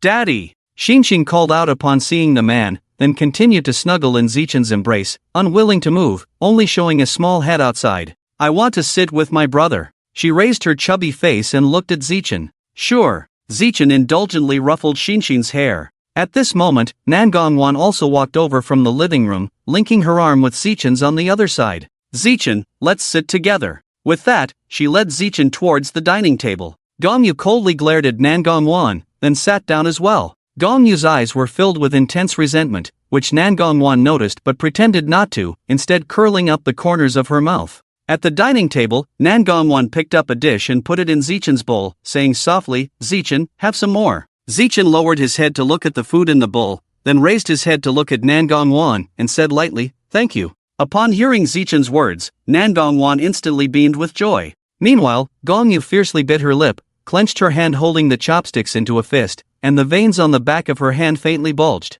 The man seemed to sense the anger emanating from Gongyu, and turned to look at her. Seeing that she had lowered her head to eat, he breathed a sigh of relief. Gongyu glanced at the man, her expression calm and unruffled, though her heart was already in turmoil. She resisted the urge to reveal her true nature in front of her son. She couldn't let Zichen see her ugly side, she absolutely couldn't. Mom, have some food. Seeing that Gongyu didn't look well, Zichen served her a bowl of soup and handed it to her. Gongyu took the soup and took a sip before starting to eat slowly. Gongyu's movements were elegant and noble, exuding an air of nobility in every gesture, as if she were naturally born to be so noble. This was the upbringing of a wealthy heiress. Brother, I want to eat that dish. Xinshin reached out her hand, wanting Zichen to serve her the dish. Before Zichen could do so, Nangong immediately took the initiative, serving the dish Xinshin liked into her bowl. Xinshin pouted unhappily, not wanting her bad sister to serve her, she wanted her brother to. Then, she looked at Zichen.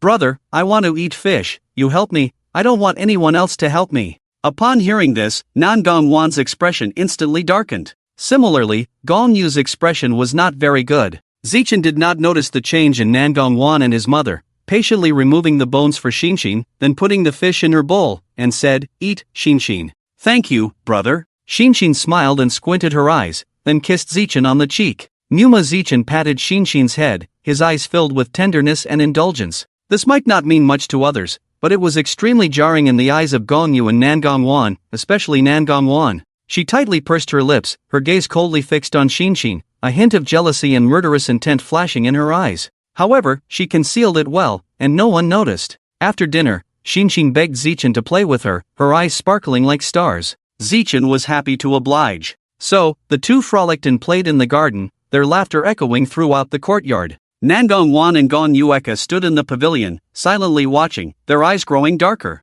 It wasn't until Xinshin and Zichen ran off that Gon Yueka turned to Nangong Wan and said, "Nangong Wan, leave my son. I will not allow you to be together." Nangong Wan sneered and mockingly laughed, "Oh, why? Because I am Zichen's biological mother." Gon Yueka said coldly, "So what? If Nangong Yerue wants something, she must have it. Anyone who dares to stop me, I will kill them." Nangong Wan's voice suddenly turned cold, and the air around them dropped several degrees, sending shivers down their spines. If Gong Yueka wasn't Zichen's mother, she would have killed her long ago. "You." Gong Yueka's eyebrows furrowed, her eyes filled with shock and anger. She hadn't expected Nangong Wan to be so arrogant. "Auntie, I advise you not to interfere in our affairs. Otherwise, don't blame me for disregarding the fact that you are Zichen's mother," Nangong Wan warned, glancing at Gong Yueka before leaving. Watching Nangong Wan's back, Gong Yueka's palms clenched slightly. Her Zichen, she would not allow anyone to take him away. As the night grew deeper, the moon and stars shone faintly. "Brother, Xinshin has finished bathing. Can you tuck her in?" The bathroom door opened, and Xinshin, wearing a white cartoon pajama, with wet hair draped over her shoulders, walked up to Zichen, arms outstretched for a hug. "Xinshin, be good. Let me blow dry your hair before you go to sleep," Zichen said, taking out a hairdryer to dry her hair before lifting her up. Xinshin nestled into Zichen's arms, coquettishly rubbing against him. "Brother, Xinshin loves you the most." "Brother loves Xinshin too," Zichen said, planting a kiss on her pink forehead. He. Xinshin happily closed her eyes, leaning against Zichen's chest. Seeing this scene, Nangong Wan was almost driven mad by jealousy and possessiveness, but she forced herself to hold back, because she knew that if she lost control, the consequences would be severe. So, even though she was filled with hatred and dissatisfaction, she had to endure it. She took a deep breath, forced herself to calm down, said a word to Zichen, and then returned to the guest room prepared for her. After returning to her room, she locked the door, then jumped out of the window, relying on her childhood memories of playing with Zichen to quickly find his room. Then, she quietly sneaked into Zichen's room. Zichen carried her back to her room and let her sleep peacefully. Of course, before going to sleep, Xinshin asked Zichen to tell her a fairy tale. Zichen sighed helplessly and sat at the edge of the bed, earnestly telling Xinshin a fairy tale. Listening to Zichen's deep, magnetic voice, Xinshin sweetly smiled, then closed her eyes and fell asleep. Seeing Xinshin asleep, Zichen took out the doll from the system space and placed it by her bedside, then turned off the light and quietly left. "Godfather, why aren't you resting yet?" Zichen had just walked out of the bedroom when he met a man walking towards the stairs and was instantly stunned. "I can't sleep, so I'm going for a walk," the man said lightly, giving Zichen a glance before continuing on. "I'll accompany you," Zichen hurriedly followed. "No need, you go rest," the man stopped, turned to the side, and said lightly. "Okay, Godfather, you should rest early too," Zichen nodded and did not insist. Later, he remembered something and stopped the man again. "By the way, Godfather, I have 8 million here, take it to give to your brothers. After all, your organization hasn't received any work, and you need money for daily expenses." With that, Zichen handed the bank card to the man. "No need," the man shook his head, reached out and patted Zichen's shoulder. "I appreciate your intention, godson, but I will keep this money for myself. I heard that they recently took on a big contract and made 1 million. Zichen frowned. "What kind of contract is it? It's not those contracts for killing and arson, right? They just got out of prison." "No, someone hired them to protect a wealthy businessman, whose identity is quite complicated. I don't know the specific details. Besides, I promised your father that I wouldn't do anything illegal," the man added. Hearing this, Zichen finally felt relieved. "But, Godfather, you should still take this money, it can be used for emergencies." Before the man could refuse, Zichen had already handed the card to the man and then walked towards his own room. The man watched Zichen leave with a helpless sigh. This child. Sigh. Zichen returned to his room, habitually locked the door, then took a shower, changed into a set of pajamas, and came out. He lay on the bed, watched some videos, played some games, then turned off the lights and went to sleep. When Zichin was completely asleep, Nangong finally walked out of the closet, then slowly walked to the bedside and sat down, staring at Zichin's handsome face for a few seconds, then leaned in to peck his lips a few times. Seeing no sign of Zichin waking up, she smirked, then lifted the covers and climbed in. Her movements were very gentle, as if she was afraid of waking him up. Lying down next to Zichin, she raised her right hand to hold his waist, burying her head in his neck, enjoying the unique scent of Zichin's body, a greedy enjoyment. A strange curve appeared at the corner of her lips, her eyes became even colder. Her body pressed against his, feeling Zichin's strong and steady heartbeat. Nangong closed her eyes in satisfaction. The next morning at 6 o'clock, Nangong opened her eyes and saw Zichin's warm and handsome face. At this moment, he had his eyes closed, long eyelashes covering his eyelids, straight nose, slightly pursed lips, looking particularly tempting, making people unable to resist wanting to kiss him. Nangong stared at him infatuatedly for a long time, then slowly lowered her head, wanting to touch Zichin's lips, but found that Zichin's lips were tightly pursed, as if resisting something. Nangong was stunned for a moment, then she reached out and pinched Zichin's chin, forcing him to slightly open his mouth. Zichin suddenly woke up from a nightmare and opened his eyes. Zichin! Nangong didn't expect him to wake up, and was startled. Senior sister? Zichin stared at her in shock. Nangong smiled charmingly. Zichin furrowed his brows and pushed Nangong who was pressing on him, but because he had just woken up, he was weak and couldn't muster any strength, let alone push Nangong away. Senior sister, you should get up first. Zichin frowned. He. Nangong giggled coquettishly. How did you end up here? Zichin frowned. Wasn't this woman supposed to have gone to bed early last night? How did she end up in his bed? And his clothes were obviously stripped off. Could it be? Nangong leaned close to Zichin, teasing him ambiguously, guess senior sister. Zichin tried to speak, but was silenced by Nangong's kiss. Nangong kissed very passionately and fiercely, like a long-starved snake, tightly entwining Zichin, making it impossible for him to escape. In the end, he couldn't break free from her restraints. Nangong. Zichin gasped, struggling to call her name. After a long time, Nangong finally released Zichin's lips, burying her head in his chest, greedily smelling his enticing scent. Zichin gasped, wanting to pull Nangong away, but she clung to him like a sloth, refusing to budge. Why are you here? Zichin asked. Of course, I climbed in through the window, Nangong replied, lifting her head with swollen, glossy lips that looked very tempting. Zichin fell silent for a moment, then became speechless. Nangong looked at Zichin's handsome face, suddenly reached out to hold his cheek, lightly bit his lip, and mischievously smiled. Zichin, you're so beautiful. Sister, please get up first. Zichin pushed her away, helplessly furrowing his brow, not knowing what to say to this woman who had secretly climbed in through the window. No, I just like holding you. Nangong acted spoiled. Please get up. I won't. Nangong continued to act spoiled. Sister. Call me wife. Nangong pouted in Zichin's arms. Downstairs in the living room, Gong Yueka sat sipping tea,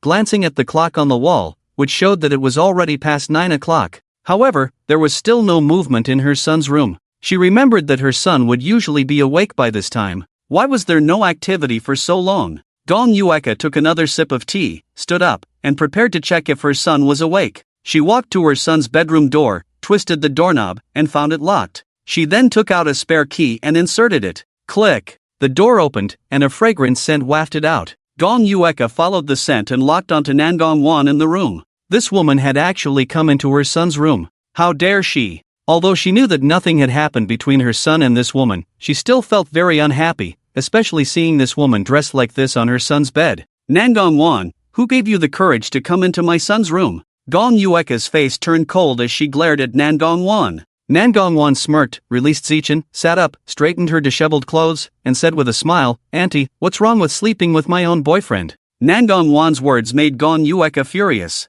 I didn't agree to you being together. Oh, so what? Just because you don't agree, does that mean I can't be with Zichin? Nangong disdainfully glanced at Gong Yueka and continued to tidy her clothes. Gong Yueka's face turned as dark as the bottom of a pot. She took a few deep breaths, telling herself not to act impulsively, absolutely not to act impulsively. Otherwise, she would lose Zichin, so she had to stay rational and not act impulsively. Zichin, watching the scene in front of him, felt a headache coming on. At this moment, Cindy also walked out of the adjacent room and, seeing her mother arguing with her bad sister, couldn't help but frown in confusion. What was going on? Why were they arguing? Seeing Cindy walking over, Zichen felt somewhat relieved. He quickly lifted the blanket, got out of bed, and walked towards Cindy. Come on, Cindy, let's go brush our teeth, wash our faces, and have breakfast. Okay, Cindy obediently nodded and followed Zichen out. Seeing Zichen holding Cindy's hand and leaving, both women's faces turned very dark, and they didn't speak, each doing their own thing.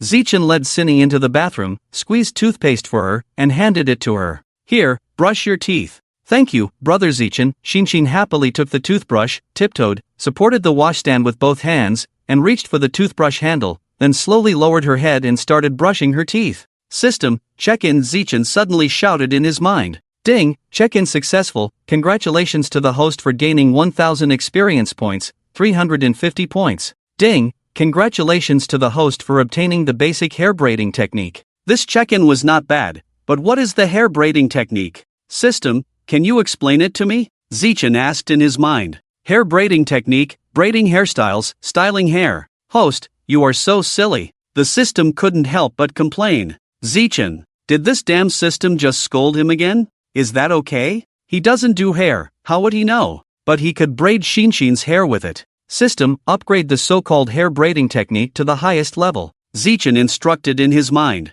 Ding, deducting 3100 points, successfully upgraded the hair braiding technique to the highest level. Zichen, damn it, is this a scam? Isn't upgrading skills only supposed to cost 100 points? System, upgrading should only cost 100 points, why did you deduct 3100 points from me? Are you deliberately trying to scam me? Zichen questioned the system in his mind. This system does not, host, don't slander the system, okay? Upgrading from basic to intermediate requires 100, while from intermediate to advanced requires about 1000, and from advanced to the highest level requires around 2000, so, host, please do not falsely accuse the system. The system retorted firmly. Zichen was speechless. Brother, what's wrong? Shinshin finished brushing her teeth and saw Zichen standing in front of the mirror in a daze. Hearing Shinshin's voice, Zichen came to his senses, smiled and shook his head, and patted her furry head, saying, nothing. Shinshin, does brother want to braid your hair? Wow, brother can braid hair?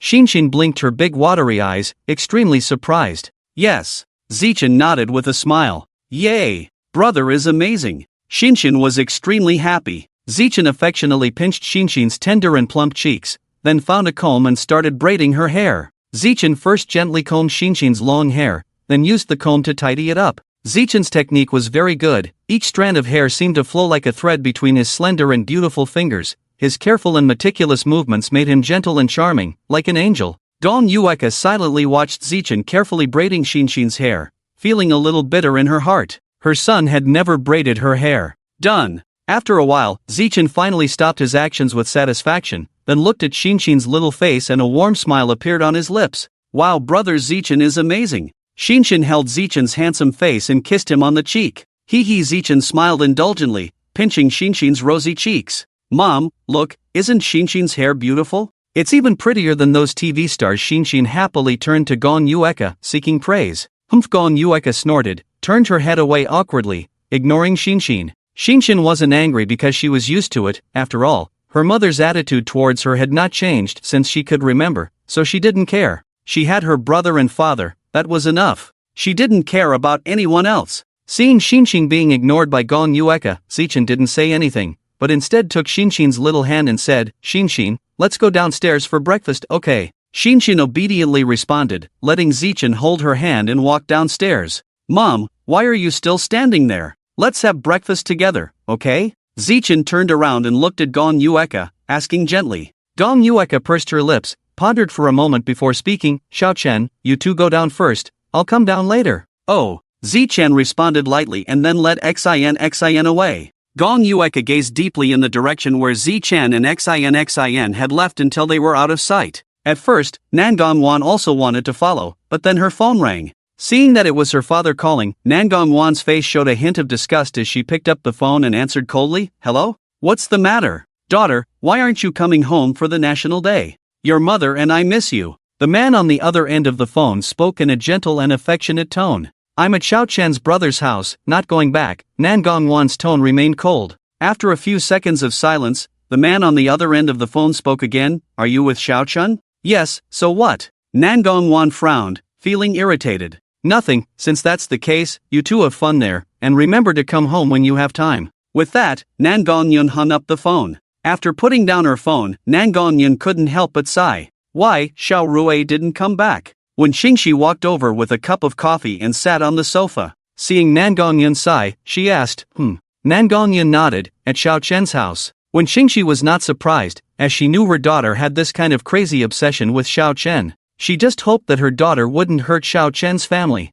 Our daughter chased after Xiao Chen? Yes. Nangong Yun nodded. After breakfast, Zichen took Xin to the amusement park, and Nangong Wan followed. Brother, Xin wants to ride the Ferris wheel. Xin leaned on Zichen's shoulder and coquettishly said, kicking her little legs. Okay, Xin can do whatever she wants. Zichen indulgently rubbed Xin's head, then took her towards the Ferris wheel. Nangong Wan followed behind Zichen, watching the intimate interaction between Zichen and Xin, and she lowered her eyes, concealing her jealousy and resentment. She kept telling herself that Xin was just Zichen's little sister. Nangong Wan tried hard to suppress the anger and hatred surging in her chest, and followed Zichen to the Ferris wheel. Today, she deliberately wore a dress, a black and white dress that showcased her entire aura. After Zichen bought the tickets for Xin, he and Xin entered the cabin, and after hesitating for a moment, Nangong Wan also followed in. As soon as Nangong Wan entered, Zichen reached out and embraced Xin, holding her in his arms, while Nangong Wan could only sit in the opposite seat. Nangong Wan bit her lip in frustration. She was also helpless because Xin didn't want her to hold her. As the Ferris wheel slowly ascended, Xin's heart beat rapidly. She nervously grabbed Zichen's arm. Brother Xin is scared. Xin was afraid of the height, so she held onto Zichen's neck tightly. Xin, don't be afraid, you won't fall. Zichen lightly patted Xin's back to comfort her. Nangong Wan looked at Zichen comforting Xin, her eyes becoming more sinister, her fists clenched, her nails digging into her palms without realizing it, because the pain had already numbed her. Zichen, you belong to me. Nangong Wan closed her eyes, and when she opened them again, she regained her composure, showing a gentle smile on her face, as if nothing had happened. The Ferris wheel slowly stopped. Zichen carried Xin out of the cabin, and Nangong Wan also got off the Ferris wheel. Xin looked up at Zichen and said with a smile, Brother, Xin wants to go to the aquarium. Okay, let's go now. Zichen smiled, rubbed Xin's head, and then carried her towards another exit. Nangong Wan hurriedly followed. The three of them took a car to the largest aquarium in the city center. The aquarium is very large, with many exhibition halls in various areas such as the Dolphin Pavilion, Beautiful Sea Turtles, and Coral Pavilion. Each area is designed beautifully and delicately. As soon as they entered the aquarium, Xinxin broke free from Zichen's embrace and ran to admire the beautiful dolphins. Zichen shook his head helplessly and followed her, accompanying her to admire these exquisite and lovely marine creatures. Wow! Suddenly, Xinxin exclaimed, turned around, and happily shouted to Zichen, Brother, look! Following her pointing finger, they saw a group of beautiful and captivating jellyfish. Zichen smirked and patted Xinxin's furry head. Yes, they are very beautiful. Yes, I also think they are very beautiful. Xinxin smiled even more happily. At that moment, his phone suddenly rang. Zichen took out his phone, glanced at the number, and saw that it was from his grandmother. I need to take this call, please watch over my sister for me, Zichen quietly instructed Nangong Wan. Okay, Nangong Wan responded, her gaze falling on Xinxin not far away. Her eyes darkened for a moment, but then she quickly concealed her fierce look and replaced it with a gentle and calm appearance, quietly watching Xinxin. Xinxin was still focused on the beautiful jellyfish in the fish tank in front of her. Thank you, senior sister, Zichen said as he walked to the side to answer the phone. Nangong Wan's gaze remained fixed on Zichen until he answered the call and then moved away. Grandma, what's wrong? Zichen's tone carried a hint of confusion. He remembered that his grandmother rarely called him, so why was she calling him now? Ah, Chen, have you forgotten that today is your grandmother's birthday? Why haven't you come over yet?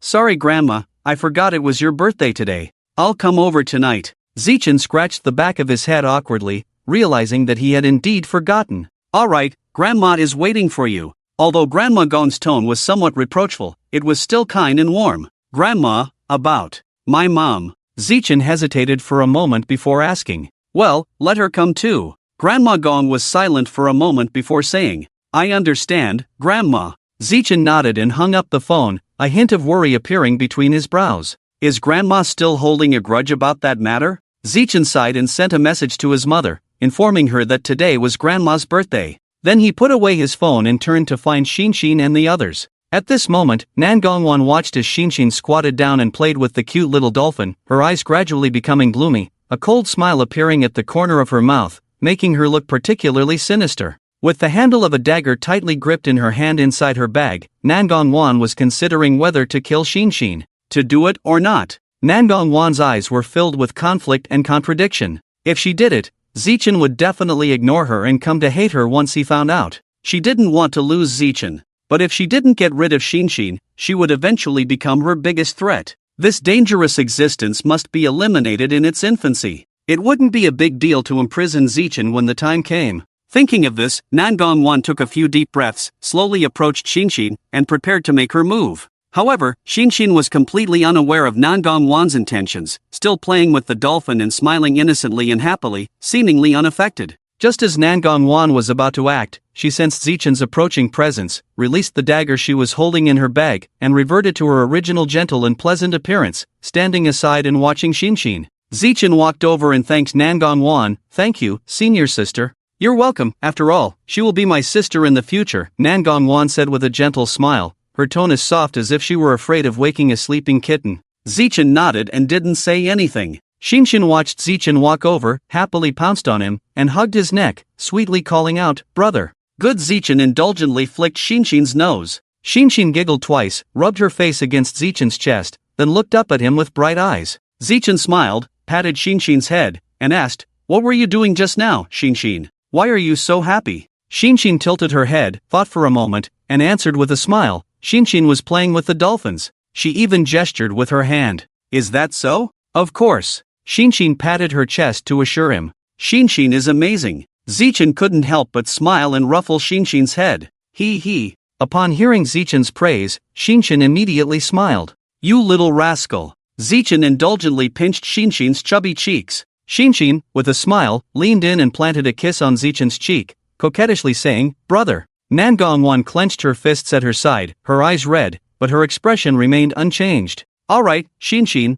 let's go pick a gift for Grandma. Today is Grandma's birthday." "Okay." Shinshin nodded and led Zichen out. She couldn't wait to give Grandma her birthday present. Seeing them about to leave, Nangong quickly followed. "Zichen, little brother," she called out to Zichen. Zichen stopped and looked at Nangong, waiting for her to continue. She reached out and held his hand. Zichen frowned slightly but did not refuse. Nangong lowered her head, her long eyelashes covering her eyes, making it difficult to discern her expression. Shinshin looked at Nangong, blinked, and then asked her brother to pick her up. Zichen held Shinshin with one hand and held Nangong's hand with the other, and the three of them went to the mall together. When they arrived at a store specializing in antique paintings and antiques, it was filled with various ceramic vessels. Each seemingly ordinary ceramic item represented significant value. Curiously, Shinshin leaned on the glass counter to watch the ceramic items inside. Seeing this, Zichen explained, "Shinshin, that's cloisonné, this is a bronze tripod, this is a purple clay teapot, and this is a jade carving. Of course, these are all replicas," Zichen added. "Oh." Shinshin nodded. Then, Zichen carefully explained the antiques to Shinshin. Shinshin listened with great interest, occasionally expressing surprise and admiration. Nangong stood by, watching them happily interact, feeling like she was the one who was superfluous. "Do you have calligraphy and paintings here, boss?" Zichen remembered that his grandmother liked calligraphy and paintings, so he asked the boss who was welcoming guests. "Ah, calligraphy and paintings? Of course, I'll take you to see them." The boss quickly agreed. "Please lead the way." Zichen politely smiled. "Ha ha." The boss laughed and then led Zichen and the others to the second floor. The decoration style of the second floor was completely different from the first floor. The walls were white, adorned with various exquisite murals, including portraits of famous figures and folk paintings, creating an artistic atmosphere. "How about this one? Take a look." The boss took down a painting from the wall and handed it to Zichen. Zichen carefully examined the painting,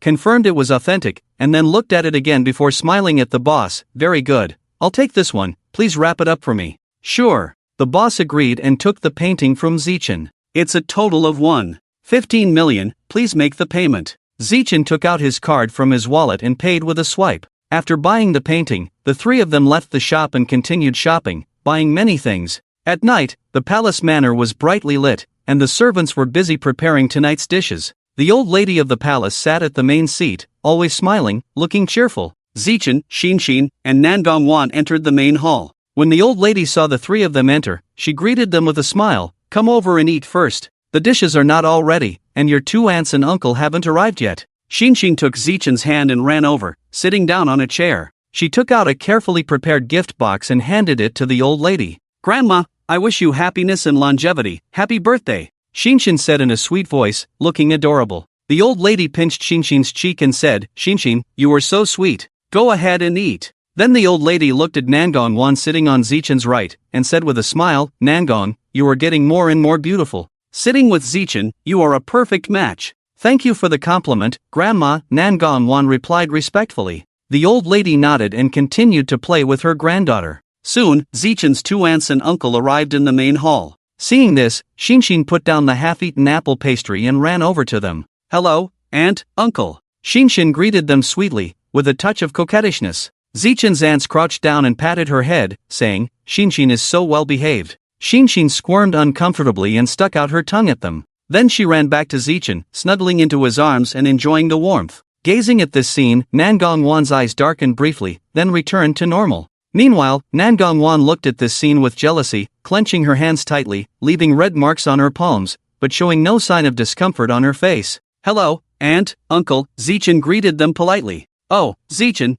Aunt hasn't seen you in a long time. You've become even more handsome." A well-dressed, well-preserved woman in her 40s praised Zichen with a smile. She had a few faint wrinkles on her cheeks, but they did not detract from her beautiful appearance. She was Gongyang Yelan, Gongyang Yewei's second sister. The other woman in her 40s was Gongyang Yewei, Gongyang Yek's eldest sister. Gongyang Yewei had a more gentle and pure appearance, with waist-length black hair, fair skin, a straight nose, and luscious lips. She wore a black cheongsam that outlined her perfect figure. The last person was Gongyang Yewen, a man in his mid-30s, Zichen's uncle, and the youngest son of the Gongyang family. Gongyang Yewen was a handsome and elegant young man, well-dressed and graceful, exuding a gentlemanly demeanor. Despite his age, he showed no signs of aging, but instead exuded a sense of maturity and authority. Zichen looked at the three amiable elders in front of him, gently lifting the corners of his lips and speaking respectfully, "Auntie, you're too kind. I've just changed a little." "Oh, you're so modest, Zichen.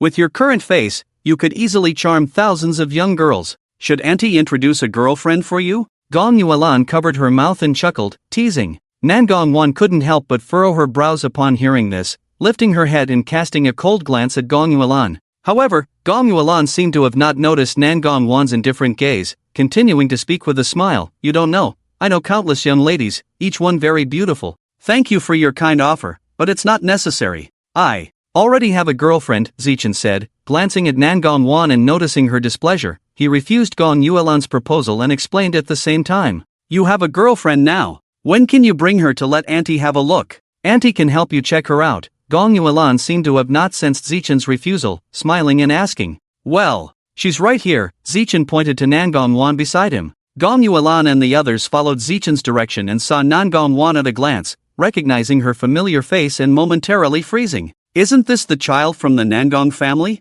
On the other hand, Gong Yueka sitting opposite wore a gloomy expression, glaring fiercely at Nangong Wan. "You're Zichen's girlfriend?" Gong Yuelan restrained her surprise, slowly approaching Nangong Wan, carefully observing her face and nodding continuously. "Yes, she's good, worthy of our Zichen," Gong Yuelan said kindly, reaching out to hold Nangong Wan's hand, patting the back of her hand and saying, "In the future, remember to visit often. We are family." "Thank you, Auntie." Nangong Wan smiled and thanked, lowering her head, making it difficult for others to discern her expression. "You're welcome. In the future, we are all family, so why be so distant?" Gong Yuelan patted Nangong Wan's hand and exchanged a few words with Zichen's mother, Gong Yueka. At the signal of Elder Gong, the three of them took their seats and the dinner began. As today was Elder Gong's birthday, everyone was quite lively. The men drank at the table, while the women chatted, creating a very harmonious atmosphere. Only one girl sat quietly, not saying a word, occasionally picking up some food with her chopsticks and putting it in her bowl. "Brother, I want to eat shrimp." Xinshin pouted, looking at Zichen, blinking her watery eyes with a pleading expression. Zichen immediately peeled the shrimp for her, doting on her. "Okay, eat shrimp, eat more meat." Then, he picked up a piece of meat and handed it to Xinshin's mouth. Xinshin happily took a bite of the shrimp, chewed and swallowed, then continued to look at Zichen, Brother, feed me. Shinshin, be good, eat by yourself. Zichin shook his head, looking at Gon Yueka who had been staring at them, and said, Mom, I just peeled this shrimp, eat it while it's hot. Okay. Gon Yueka took the shrimp with a smile and enjoyed it. Brother, I still want to eat. Shinshin pouted again, looking at Zichin, continuing to plead. Zichin looked at Shinshin's pitiful appearance and softened, peeling another shrimp for her, coaxing her as he peeled. Shinshin, be good, don't eat too much shrimp, or you'll feel uncomfortable later. Brother is bullying me. Shinshin just wants to eat shrimp. Shinshin puffed her cheeks, dissatisfied. Zichin chuckled, you. And then picked up another piece of shrimp and put it in Shinshin's bowl. Shinshin immediately smiled, happily eating the shrimp Zichin had peeled, occasionally acting cute and coquettish, making everyone laugh. Gon Yueka across from them watched Shinshin eat the shrimp Zichin had peeled, a hint of resentment flashing in her eyes. Subin, who was feeding Shinshin, felt the gaze from Nangong Wan and couldn't help but turn his head to look at her. Seeing this, Nangong Wan's originally cold eyes gradually softened, and she raised a sweet smile at him, with a hint of charm in her eyes, causing a stir in the man's heart. Gon Yueka, watching their interaction, was so jealous that she almost crushed the chopsticks in her hand. Clenching her fists, the veins on her forehead bulged, clearly unable to contain her anger. Gon Yulan noticed her unusual behavior, turned to look at her, and, seeing her fierce expression, was startled. She quickly grabbed her arm and asked, Kiki, what's wrong? Are you feeling unwell? It's nothing. Gon Yueka took a deep breath, trying to calm the surging anger inside her, and forced out a smile. Second sister, don't worry, I'm fine. Gon Yulan sighed, reproaching, You're always like this, clearly unhappy but refusing to show it, it's very tiring. Gon Yueka tugged at the corner of her lips, her smile still somewhat forced, but much calmer than her initial anger. Second sister, don't worry, I'm fine. After Gon Yueka finished speaking, she glanced at Nangong Wan, who was sitting next to her son, and then looked away. Nangong Wan glanced at Gon Yueka, a slight curve appearing at the corner of her lips, then withdrew her gaze and focused on the food on the table. After the dinner, Subin and the others chatted with the elderly for a while and were about to leave when they were forcibly detained by Madame Gong, who insisted they stay the night at the old house and leave in the morning. Unable to resist Madame Gong, they had to agree. After all, the old lady was old and not in good health, and they couldn't bear to upset her. So, after Madame Gong arranged for them to be taken to their respective rooms, she told them to rest early, then squatted down to look at Shinshin, who was playing with her brother, and gently said, Shinshin, will you sleep with Grandma tonight? But Shinshin wants to sleep with her brother. Shinshin raised her head, looked at Subin beside her, pouting, feeling conflicted. Subin looked at Shinshin, patted her little head, and comforted her softly. Shinshin, be good, go to sleep with Grandma, and tomorrow, brother will take you to the zoo, okay? Really? Shinshin's eyes lit up instantly, looking at Subin expectantly. Yes, of course, it's true. When has brother ever lied to Shinshin? Subin smiled gently, rubbed her little head, and coaxed softly. Okay, good. Shinshin nodded eagerly, hugged Subin's neck, and affectionately rubbed against his chest, saying softly, Brother, good night. Subin bent down, kissed Shinshin's forehead, good night. Shinshin smiled contentedly and then turned to follow her grandmother upstairs to rest. Gon Yueka stood on the second floor, watching Subin and Shinshin embracing at the corner of the stairs, a fierce look in her eyes, her hands clenched into fists, the knuckles turning white. Kiki, why are you still standing there? Gon Yulan walked up and looked at her sister standing absent-mindedly on the second-floor corridor. Nothing. Gon Yueka came to her senses, quickly hiding the gloom in her eyes, and smiled, shaking her head. Oh, come on, we sisters haven't been together for a long time. Let's go, let's sleep together. Gon Yulan pulled Gon Yueka and Gon Yue's hands, walking into her room, closing the door, and lying down together.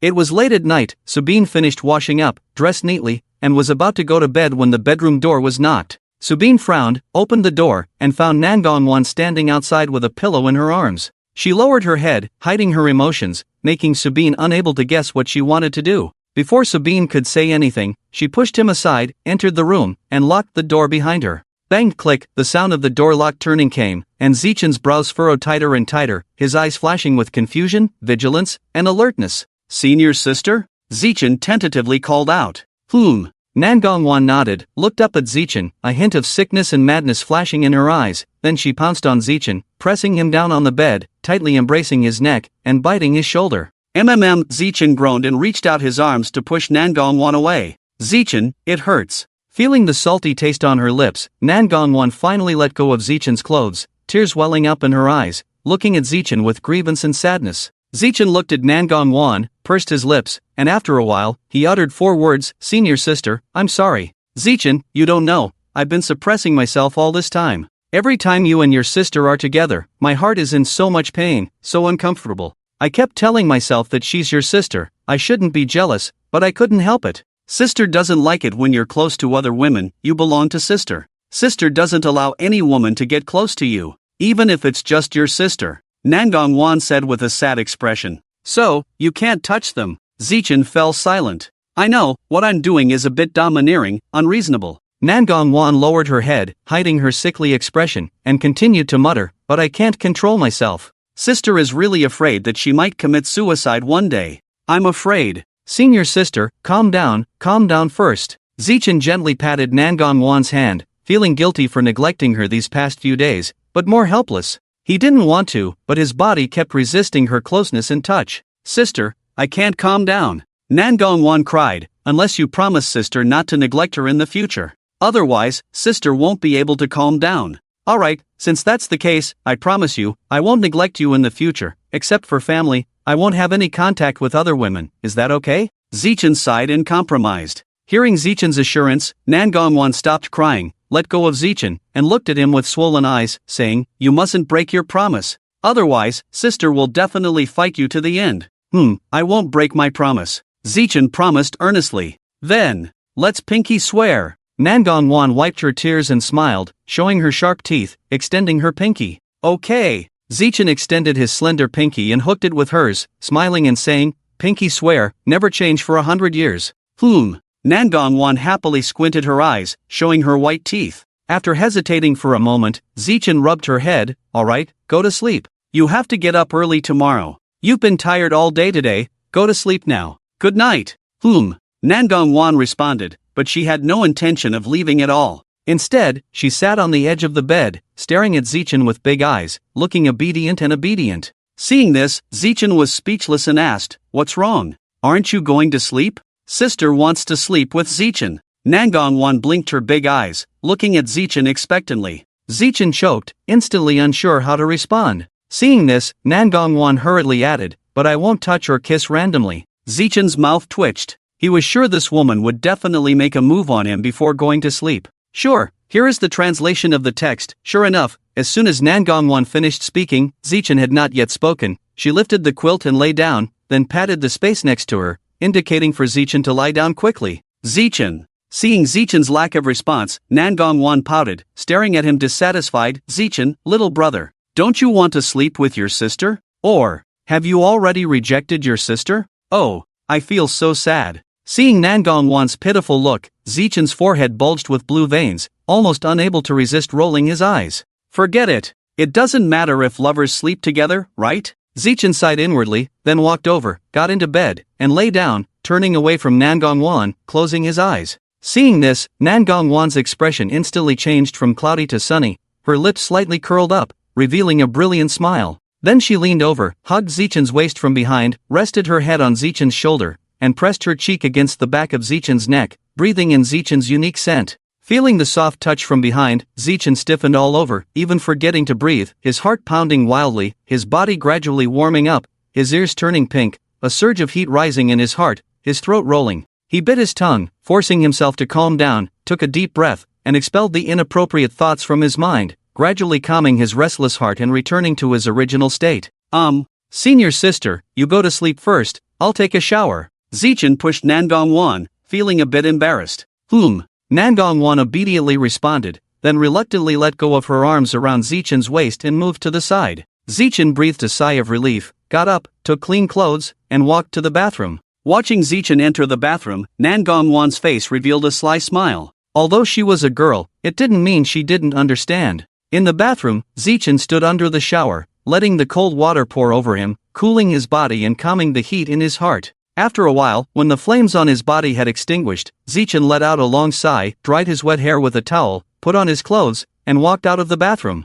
Senior sister, why? Haven't you slept yet? As soon as Zeichin came out of the bathroom, he saw Nangong Wan sitting on the bed, propping her chin and looking at him, swallowing his saliva, stuttering, his heart beating uncontrollably. "Waiting for you. Otherwise, sister can't sleep," Nangong Wan said coquettishly, then propped her chin with her hand, blinked her eyes, and looked at him with a smile. Had ha. Zichen's mouth twitched, silently complaining in his heart, I only believe you have a ghost. How did you fall asleep for the first 20 years? Are you trying to fool me? Clearly, you just want to have your way with me. Carrot, however, even though he thought so in his heart, Zichen couldn't say it in front of Nangong, he didn't have the courage.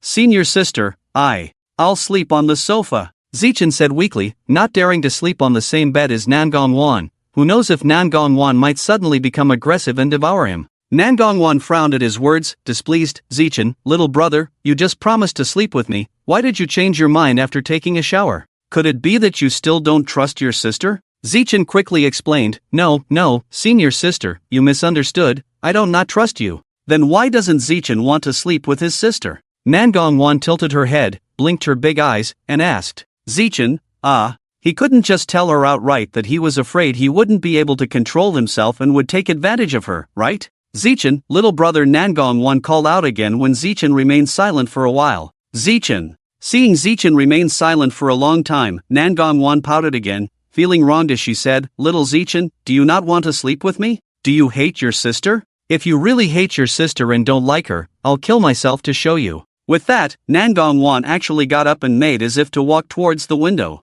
Seeing this, Zichen supported his forehead in speechlessness, quickly grabbed Nangong, and said helplessly, Stop making a scene. Where did I ever dislike you? Since you insist, then let's sleep together. With that, he lay down on the other side, creating some distance between them. Watching Zichen create distance between them, a hint of disappointment flashed in Nangong's eyes, but it quickly dissipated, and she instead became joyful. She reached out and hugged Zichen's arm, acting coquettishly as she snuggled against him, then sweetly fell asleep in his embrace. Zichen was stiffened by her actions, his heart hanging in the air, unable to sleep at all. In the end, he sighed lightly, closed his eyes, and forced himself into a dream. That night, Nangong had many beautiful dreams, such as being affectionate with Zichen, and even their wedding night, while Zichen continued to have his nightmares. In his dream, Zichen had just opened his eyes and saw Nangong and his mother, Gong Yueka, facing off, both holding guns at each other. Gong Yueka coldly warned, Stay away from my son. Xiaochen is mine.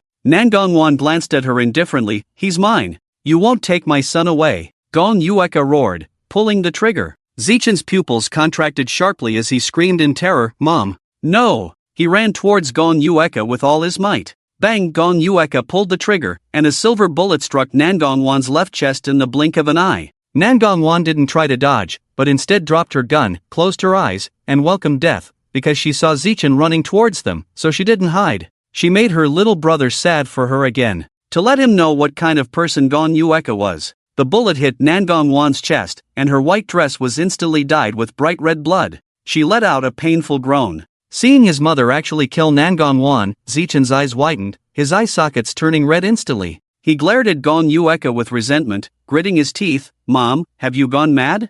He couldn't understand why his usually gentle and kind mother would kill Nangong, which completely overturned his understanding of Gong Yueka. Xiaochen, Xiaochen, Seeing Zichen rushing to pick up Nangong's body, Gong Yueka panicked and tried to explain, but before she could finish, she was silenced by Zichen's fierce and gloomy gaze. Mom, why did you kill her? She just likes me, and I promised you that I would break up with her later, Zichen said with deep sorrow. Zichen couldn't believe that his usually gentle and kind mother would kill his girlfriend. Hearing Zichen's questioning, Gong Yueka's face turned pale. She murmured in defense, She wanted to take you away from Mom, so that's why Enough! Zichen suddenly raised his voice, hysterically roaring, tears streaming down uncontrollably. You've disappointed me too much. Dad died early, leaving you alone to raise me, and now you want to kill my girlfriend. Am I really that unbearable in your eyes? Gong Yueka looked at Zichen's sorrowful appearance and couldn't help but feel guilty. She was wrong, she was too extreme and sensitive, afraid of her son leaving her, and couldn't even tolerate someone who liked her son. She took a deep breath, suppressing the pain in her heart, and walked slowly towards Zichen. She reached out and grabbed Zichen's arm, whispering, I'm sorry, I wrongly accused you. I was just so afraid of losing you. That's why Zichen pushed her arm away, picked up the cold body of Nangong, and left without looking back. Yuka caught up with Zichen and grabbed his clothes. Zichen, won't you forgive Mom? Won't you take care of Mom? Zichen paused for a moment, turned his back to Yuka, and said softly, Mom, take care of yourself and turn yourself in. Turn myself in? Yuka shook her head, no, absolutely not. Mom can't leave you. Zichin. You did something wrong, so you should be punished, Zichin interrupted Yuka. Hearing Zichin's words, Yuka's face suddenly turned fierce, and she roared with all her strength, impossible. Absolutely impossible.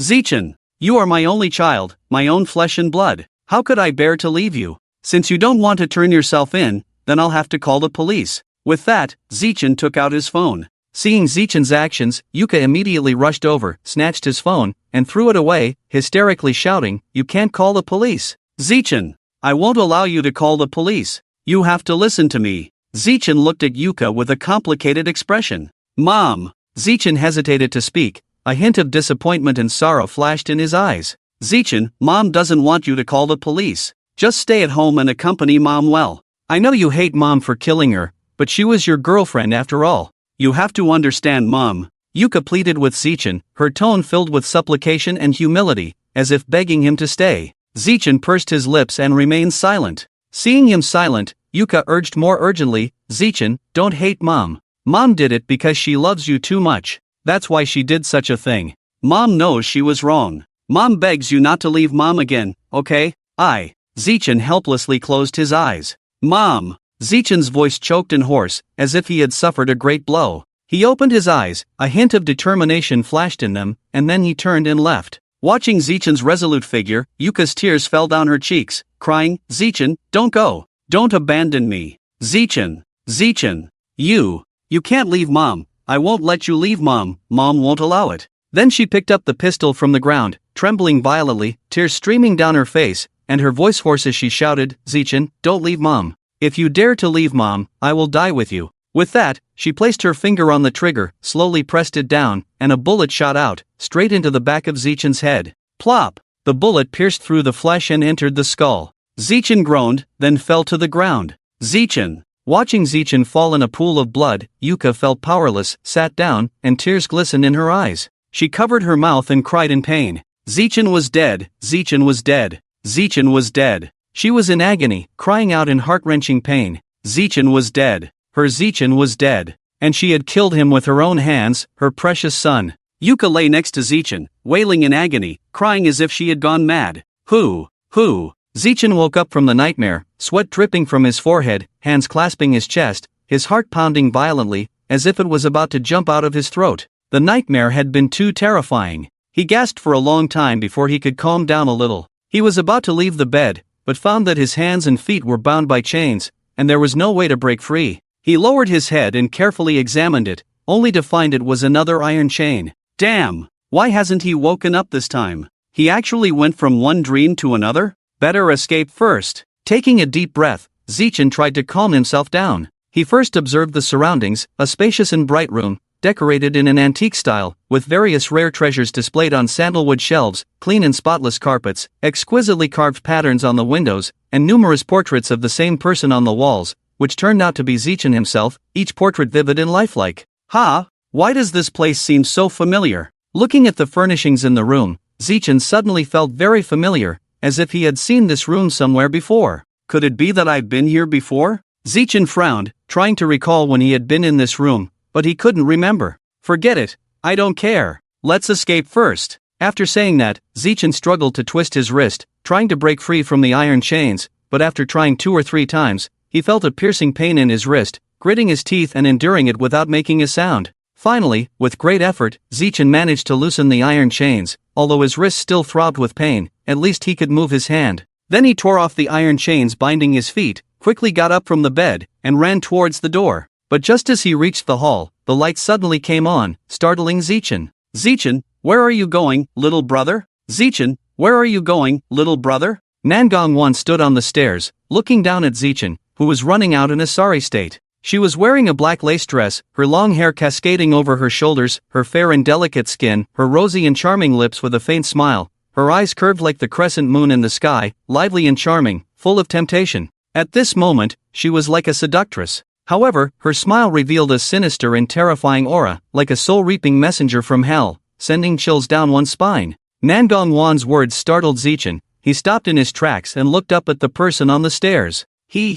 Seeing Zichin standing still, Nangong chuckled softly, walking down slowly, stopping in front of Zichin, reaching out her slender jade hand to pinch Zichin's handsome chin, and said with a charming smile, "Zichin, Where are you going, little brother? Didn't you promise to always accompany your sister? How could you forget so soon? Her tone was playful, but it sent shivers down Zichen's spine. Zichen stared at Nangong Wan with a wary and puzzled look, silent. Zichen, what are you thinking? Seeing Zichen ignoring her, Nangong Wan's expression gradually became sinister. She leaned in close to Zichen, sniffing the faint fragrance on him. Smelling the faint scent on Zichen, she closed her eyes and indulged in it, as if she were in a world of beautiful elegance, with blooming flowers, fluttering butterflies, and soaring cranes, a world of beauty and elegance. Ah, so comfortable, she murmured, her voice light and pleasant, sounding very enjoyable. Hearing Nangong Wan's murmur, Zichen felt a surge of disgust, and he suddenly pushed Nangong Wan away, angrily saying, "Don't touch me." Hee, Zichen, you're really heartless.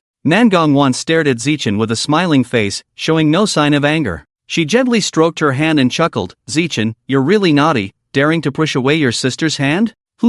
Shouldn't you be punished?" She raised her gaze, her eyes scanning Zichen's waist. "Get lost." Zichen glared at Nangong Wan angrily and coldly. He detested the hypocritical appearance of Nangong Wan. TSK.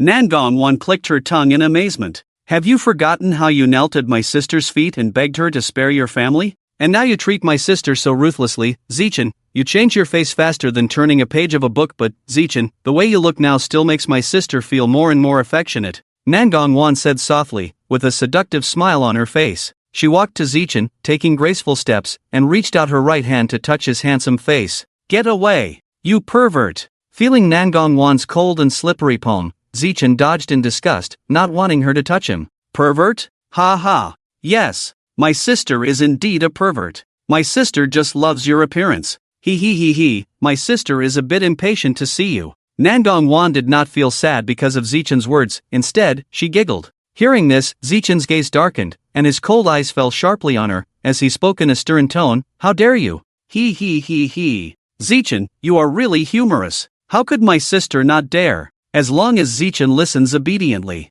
My sister guarantees that you won't get hurt. My sister has 108 ways to torture people." Nangong Wan licked her lips, coquettishly saying, "Don't believe it? You can try it." My sister is waiting for Zichen's love. There was a hint of anticipation in Nangong Wan's eyes, as if she was longing for something. Zichen squinted his eyes and looked at Nangong Wan dangerously, saying each word deliberately, "I'm telling you, I will never let you touch me. I would rather die than let you succeed, unless I'm dead." The smile on Nangong Wan's face disappeared, replaced by a cold smile. "Zichen, my dear brother, I can't bear to kill you. You are my darling." Zichen pushed her arm away forcefully, retreating several meters warily to keep a safe distance from her. Nangong Wan seemed not to notice Zichen's aloofness. Instead, she took a step forward and approached Zichen again, saying, "Zichen, what's wrong with you?" Nangong Wan blinked her watery eyes, pretending to be puzzled. "Nangong Wan, I advise you not to provoke me," Zichen threatened coldly. TSK Zichen, you are really rude. "I'm so scared." Nangong Wan made a frightened expression and then put on a seductive and tempting look, saying, "But I just want to provoke you.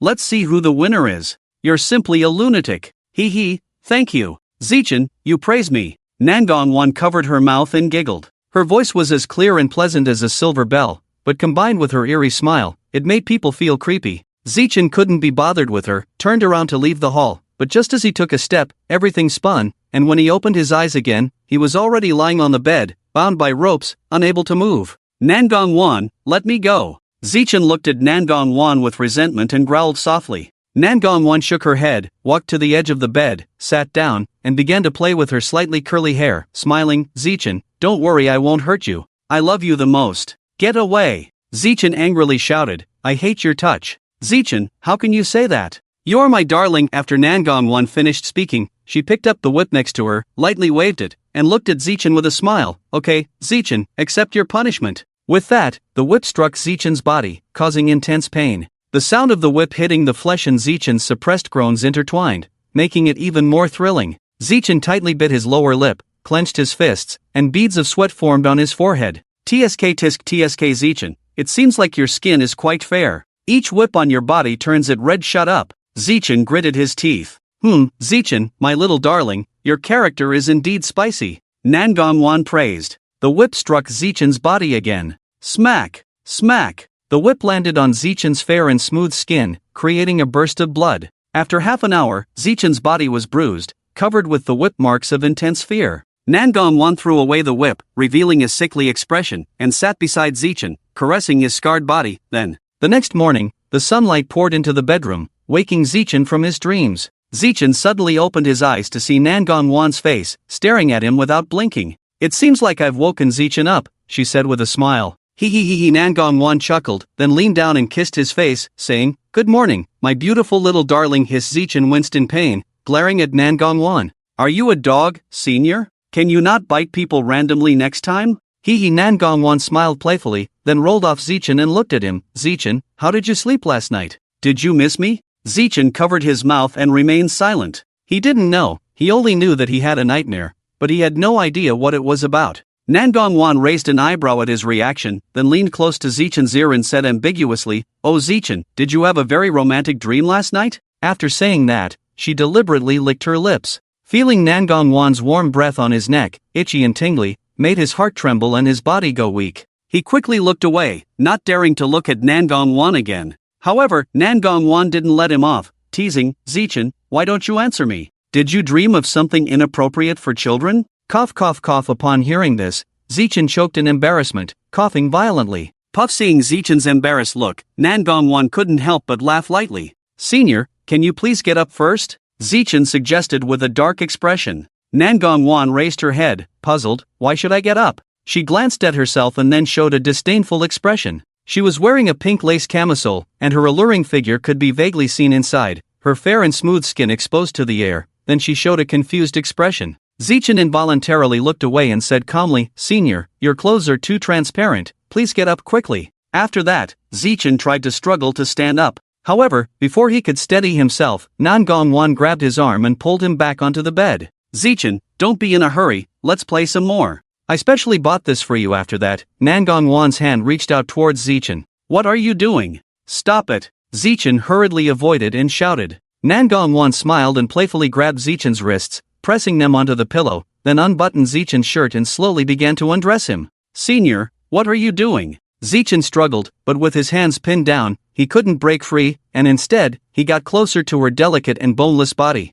"Zichin, what do you think?" Nangong said coquettishly. Zichin frowned and said, "Senior sister, please don't do this." Nangong looked at Zichin with silky eyes and said, "Oh, Zichin, you're so bad, rejecting sister's love." With that, she leaned in and kissed Zichin on the lips. Zichin's eyes widened in disbelief as he watched the woman so close to him. She actually kissed him again. Zichin tried to push Nangong away, but no matter how hard he tried, it was in vain. Instead, Nangong took the opportunity to invade his territory, passionately plundering his sweetness. Nangong lingered on Zichin's lips, as if savoring the most delicious food. After a long time, Nangong reluctantly left Zichin's lips, licked the glistening liquid at the corner of her mouth, squinted her eyes into a slit, and said with a smile, "Zichin, you're so sweet." "You." Zichin glared angrily at Nangong, wishing he could eat her. "Zichin, I'm your girlfriend, how can you be so mean to me?" Nangong blushed and murmured, "Okay, let's get up. I think Grandma and the others are awake. Let's go out quickly." Zichin took a deep breath, calmed his inner turmoil, and said to Nangong, "Okay." Nangong obediently replied, then got up from the bed and wrapped herself in a robe. Zichin glanced at her, then lifted the blanket covering him, got out of bed, and walked to the bathroom. He needed a cold shower to cool off. Otherwise, he would suffocate. After washing up, Zichin changed into a clean casual outfit, signed in, and then went downstairs. Just as he walked downstairs, a small figure ran towards him, constantly saying, "Brother Xan," hugged Zichin's leg, looked up, blinked her bright eyes, and asked, "Brother, good morning." Zichin squatted down and patted Xan's head, indulgently saying, "Good morning, Xan, brother. You woke up later than Xan today." Xan thought brother was going to sleep in today. Xan laughed happily, then held his hand and acted coquettishly. Because something delayed me, so I woke up late." Zichin touched his nose and explained somewhat awkwardly, "I see, no wonder." Xan nodded in realization. "By the way, brother, you said you would take me to the zoo yesterday." Xan suddenly remembered the agreement she had with her brother yesterday, so she quickly reminded Zichin. Zichin paused for a moment, then nodded, "Okay. After breakfast and talking to Grandma, I'll take you to the zoo." After that, he ruffled Xan's soft long hair and said with a smile, "Yay, that's great, thank you." Brother Xan jumped for joy, then bounced towards the dining room. She was starving. Not long after they sat down, Nangong also came down. By now, she had already freshened up and changed into a white fitted dress that reached her knees, revealing her slender legs. Her waist was slender and graceful, her black hair cascading down, her delicate features exquisitely beautiful. Every smile and frown was enchanting, like a fairy in a painting, intoxicating and untouchable. "Grandma, good morning." Nangong greeted Grandma, then sat next to Zichin. Grandma smiled and nodded, saying, "Wan, how is it? Do you like the dress Grandma prepared for you?" Nangong smiled sweetly at Grandma and said, "Of course, Grandma's chosen clothes are all so beautiful." "Ha, as long as you like it." Hearing Nangong's praise, Grandma's smile became even brighter. During the meal, everyone enjoyed themselves, except for Nangong's various attempts to flirt with Zichin under the table. The rest of the people seemed very normal, as if they hadn't noticed anything at all. After breakfast, everyone lingered with the elderly for a while before leaving the old mansion of the Gong family. Gong Yuka wanted to leave with his son, but was dragged away by his sister to go shopping. Helpless, Gong Yuka could only let his sister drag him away.